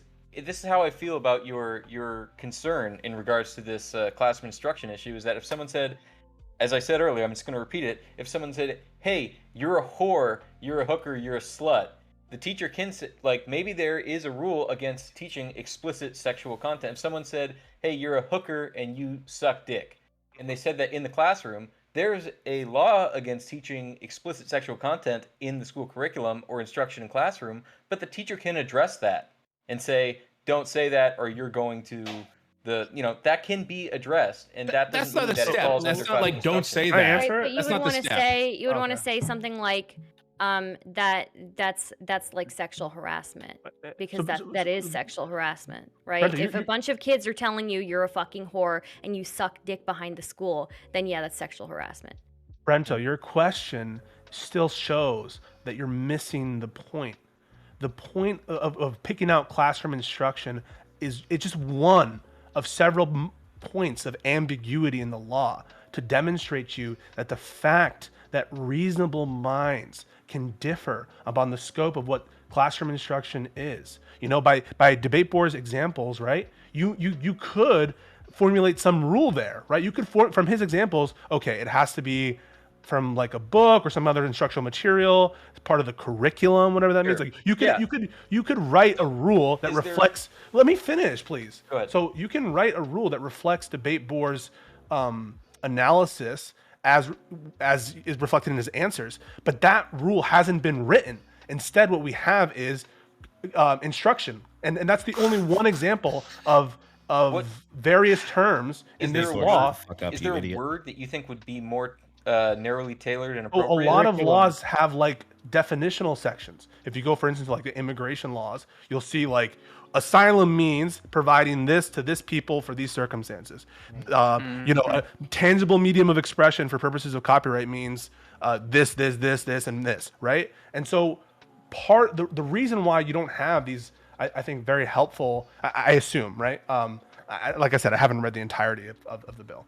But the reason why I presume that a lot of these terms are left ambiguous and there's probably not a robust definitional section is because the intent is for it to be ambiguous, because the purpose of the law is to affect people in their incentive structures, to not take chances on ambiguous language. And it's the same reason why the abortion law works in Texas. Well, that abortion law in Texas has effectively stopped abortion in Texas. Why? Because no one wants to risk litigation fighting whether or not it's illegal. You know, abortion right now is currently protected by the Constitution. You might think it should be overturned, right? That could be your idea, but it's currently a protected fundamental right. So says the Supreme Court of the United States, reaffirmed numerous times. But people, notwithstanding the fact that it's legal under the Constitution to have these procedures, are not having them. Why? Because the incentive structure of that law makes it so people don't want to risk litigation fighting over whether or not their abortion is legal. The abortion that they're providing for is legal in the case of the Texas law. And so that's... Or the Uber driver driving them to the that's fucking the place, mechanism et of this cetera. law. And your failure to appreciate what ambiguous language means, and I'm telling you the language No, is I ambiguous, understand what it means. is like, it's very aggravating for me to like, to try to demonstrate that to you without examples and people just not getting it. And Stardust not being able to, even though, you know, she got frustrated at me, she's essentially asking the same thing, is like, how do you know what classroom instruction is? Why does it stop there? Right? So like, that is the point of these questions, and you guys are just like not tackling with the conclusion. I still feel like Pisco, what we're not tackling. Pisco, I don't know what it is. Something happens, and then I see red, and then I start yelling. At I want Dr. K to jump in, and then I will let Brento and debate board respond, because I know you guys want to. Dr. K. Yeah, there's a reason that like laws are generally 50 pages, right? Good, well-written laws have a lot of exceptions and a lot of fringe cases that they take into their writing when they're being created. The fact that this is 7 pages is generally, legally speaking, already a red flag, and Pisco can attest to this. Short laws are generally, you know, something being crammed through, right? And I want to really reinforce the actions we take and the behavior we're seeing doesn't exist in a bubble, right? And we can analyze it in a broader context. And there is an enormous wave of anti-LGBT legislation like pouring across the Midwest and southern states right now, right? And this is clearly written in the spirit of that, right? It's meant to be having a chilling effect on any discussion of LGBT relationships in schools. That is its purpose. It is purposefully meant to be a quashing law. Like, those are generally pretty common to see in states that have like a conservative body that doesn't want something discussed. You see the same thing with abortion. You saw the same thing years earlier with evolution, right? Is you saw quashing laws. And moreover is like, as an LGBT person myself, right? Imagine I was working in a school and a kid asked me, what's my deal, right? You know, why do you have a wife? Or why do you, you know, look the way you do, right? And I wouldn't be able to answer them legally speaking. I would be in serious fucking trouble. Like, this not only has a chilling effect on instruction, this fucks with LGBT staff and makes it hard for them to retain employment and is meant to silence them and get them removed from public spaces. This is a continuation of lavender laws we saw in the fucking 70s. Like, this is a proud tradition of laws meant to remove trans and gay people from public spaces, and anyone who defends this shit fucking disgusts me. I'm sorry, gentlemen, but I have no patience with this. If only the law did that, we'd probably be right on board with you. You haven't even fucking read it. You didn't even listen. Yeah, I'm to looking what at it right now, and I've read it 3 times. It's You only didn't 5 listen to what pages Dr. long. K just said. I mean, It's how can you 7. say you're approaching the debate in good faith when you're not even like taking the time to like actually substantially listen to people's arguments and deal with them? And I am a trans person telling you this will fuck with LGBT people because I've seen stuff like this before. And what Dr. K said I was am straight absolutely telling right, you it by the is. way. 100% K's agreed. It was contention very was that important this would contribution this to would- this. Very this would work important. to remove people from something. It would. It doesn't do that at all. No. Think about this like very clearly and logically, right? So if you are, so let's say that you're a trans staff member working at one of these schools, and the kids are making fun of you. It's the same situation that we just talked about. Not even making fun, asking questions. Asking questions. And these are questions which cannot be answered, and it may induce some misunderstanding. And it's absolutely the purpose of this law was to ostracize these people, totally in keeping with a slate and raft of legislation that's being passed in the South and in other states for the purpose of fighting this culture war and pretending that it's... Now, you can say, well, I agree with that culture war, and I agree with these premises, and I agree that gender is this binary and this is bad, and we should just, but acknowledge what you're doing. Acknowledge that you're engaged in the culture war, and don't give us this bullshit of it's not that bad because it only applies to third graders or whatever. It's not that ambiguous because everyone knows what classroom instruction is. Like, that stuff is not going to pass the smell test. Okay, can I All say it something? takes is one parent to take homage with you. Debate boy, say it.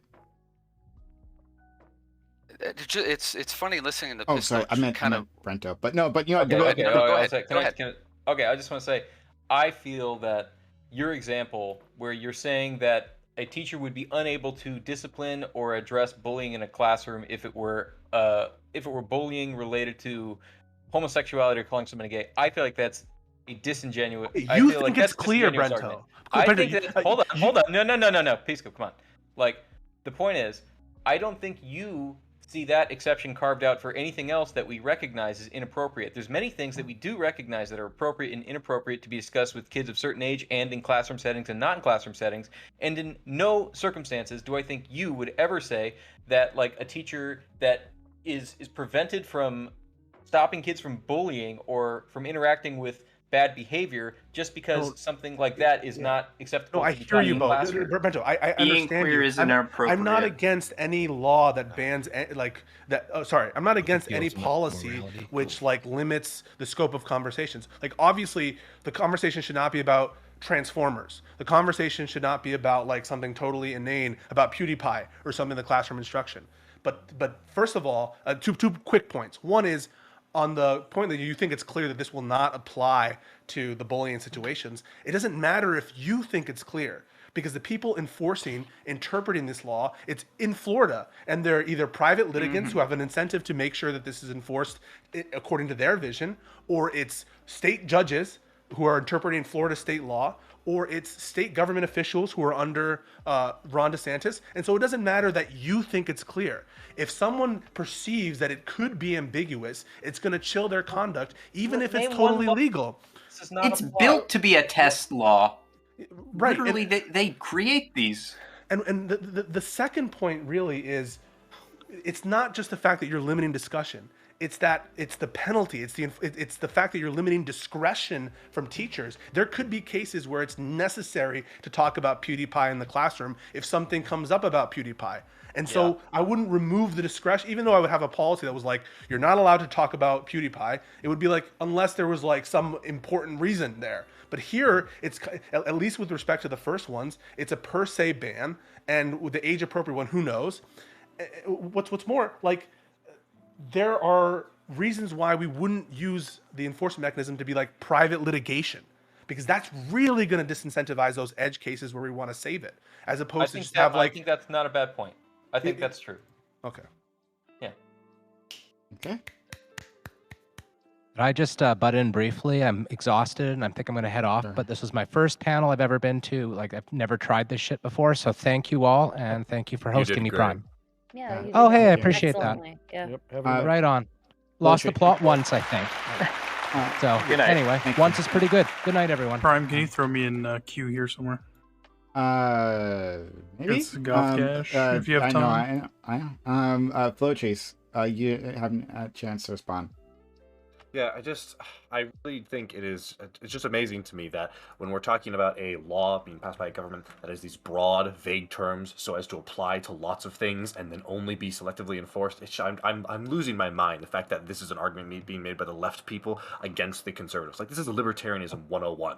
Like, I'm so glad I went through my libertarian arc when I was like 13, because like now I know the arguments. Like, this is literally like the like archetypical like conservative nightmare bill that comes down into schools and sets some broad guidelines that are vague, don't have interpretation, and aren't defined in the bill. If this bill had debate board's definition, then we could have a discussion. If it had Brento's definition of what these words mean, we could have a discussion. But it doesn't. It quite literally does not define any of these terms. And as a result, there's going to be huge interpretation, potentially even misinterpretation. And we've seen this before, these kinds of bills. I spoke about it the last time I spoke up, but the book banning bills in Texas that require like balanced conversations over like historical subjects have already had a bunch of different cases where like things like the Holocaust are being like, oh, well, we have to have a balanced perspective. And then when the legislators come out and say, well, this is obviously a misinterpretation of our law, it's kind of like, well, dude, my brother in Christ, you wrote the bill without any definitions. What did you expect to happen?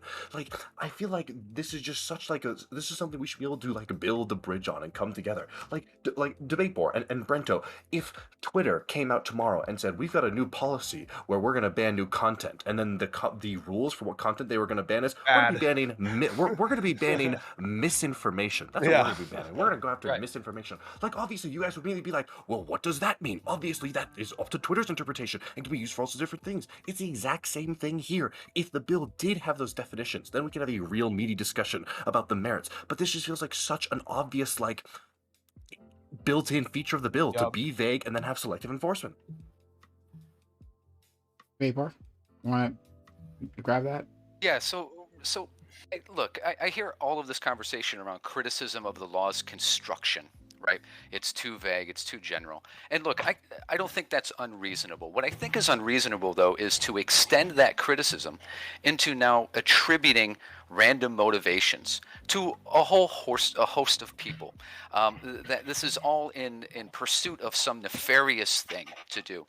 And then the examples that are used to supposedly illustrate this, right, where you have I don't know, counseling again Johnny for picking on Susie, and that in counseling Johnny on his behavior, we have to go into this long-winded exercise, if you will, that now counts as classroom instruction about what homosexuality is, or about That's to illustrate ambiguity. That's to illustrate ambiguity, not motive. That was to illustrate ambiguity, not to illustrate intent. The intent is demonstrated, as Dr. K talked about, this pattern of legislative to silence LGBT discussion and people. That also like the reasonable interpretation of why this bill was even Nisco, a priority. Is it not reasonable right here to say, look, when a teacher is interacting with a student on their behavior, right, and that behavior is bullying, pulling someone's hair, is it necessary to engage in a conversation about transgenderism or homosexuality, as opposed to engaging the student on their behavior and the concepts of either empathy or respect or otherwise? It's a great question. So a couple answers, a couple sort of things to put there. One is you'll notice, and this is, I promise, an answer to your question. The Constitution has what's known the necessary and proper clause. And it basically says, the government can do things that are necessary to and proper in accordance with its other powers. Bastardization. But the Supreme Court had to deal with a long time ago, what does necessary mean? And necessary, under that sort of definition, doesn't mean absolutely necessary. So I wouldn't say it's absolutely necessary, and the only way and the only remedy to stop bullying is to have a wide classroom discussion. But in certain contexts, that might be the best tool. And that's kind of how the Supreme Court has interpreted, like, well, where does it say you can have a national bank? Well, it doesn't say that, but it says you can tax. Sure. And the taxing power is, it's not necessary to the taxing power that you have a national bank, but it's really, really helpful. And so that's how I would say it. I don't say it's absolutely necessary. Sure. But it's and a this is great where tool. I could then start aligning with Stardust here, and probably you as well, in terms of saying, look, if the interaction between the teacher and the student, right, on some incident, was then going to cross over into, again, trying to teach a student about transgenderism as a basis for addressing their behavior towards a trans person in class, right, then I would probably say, yeah, you're moving over into educational content and material. And I think, again, that's different than talking to a student about pulling somebody's hair or about mistreating somebody because they're wearing different clothes. Yeah, Right? but it's different, but So it's not. But the I difference could get isn't there with you. elaborated in the law. You're saying it's a difference, but the law doesn't seem to make a distinction based on that difference, and that's why this is the ambiguity problem we're trying to explain. And what Stardust's example is meant to illustrate. And I'm not trying isn't to disagree with you that it is ambiguous. I think though that taking the ambiguity in the construction of the law and now trying to extrapolate that out into some nefarious motivation, I don't think is reasonable. Well, and I don't think it it's is. No. unreasonable That was not the to purpose. accept your suppositions around it. If you divorce it from wider social trends, sure. Yeah, so like you could just say, Well, they're you're just, building a great story. I mean, this is a great But story. let's be for real, your debate audience board. here, I mean, but that's all it is. Let's be real, debate board. I mean, honestly, No. let's be You real. saying let's be real is going to be you insisting that I accept your supposition that is simply a story I built wanna on fist fight this built guy. on Hey, Dr. K. knock it off. Knock it. Can't. Literally, you are such a scam artist. Oh boy. Oh boy. Okay, boy. Just Real to be quick. real It has clear. got to be, Pisco. Like, finish your thought, like in 15 seconds. So it is by far the most plausible explanation that the ambiguity of the law was purposeful, because we have tons of examples of Republicans doing this on purpose where they claim it's on purpose, and Florida is It may clearly be on following this trend. They're clearly following the trend. Motive to it, and that's the part that I call unreasonable. Okay. Okay. All right. I don't think too highly of them. And Republican it'll have to leave it there. We're already like way over time. Way over time. Anyway, everyone, we will be back. We'll be back in the future, right? Hit that follow button. If you're new here, hit that follow button. Make sure notifications are on so you know I'm going live. We do this a lot of nights a week. Well, we'll be here tomorrow on YouTube though. Again, so like if you missed that announcement, check us out there. That's where you'll find us, right? So !social for social medias. We got Twitter, we got Discord where we do everything, and YouTube. We'll be on YouTube. So if you're not there, if you're not part of that, not subscribed, then you're gonna miss out. Also, like keep track of Twitter because you'll see dates and stuff. Also have a calendar. You can see whenever I'm doing stuff. So yeah, we're doing a new thing, and be there with us or not. It doesn't matter.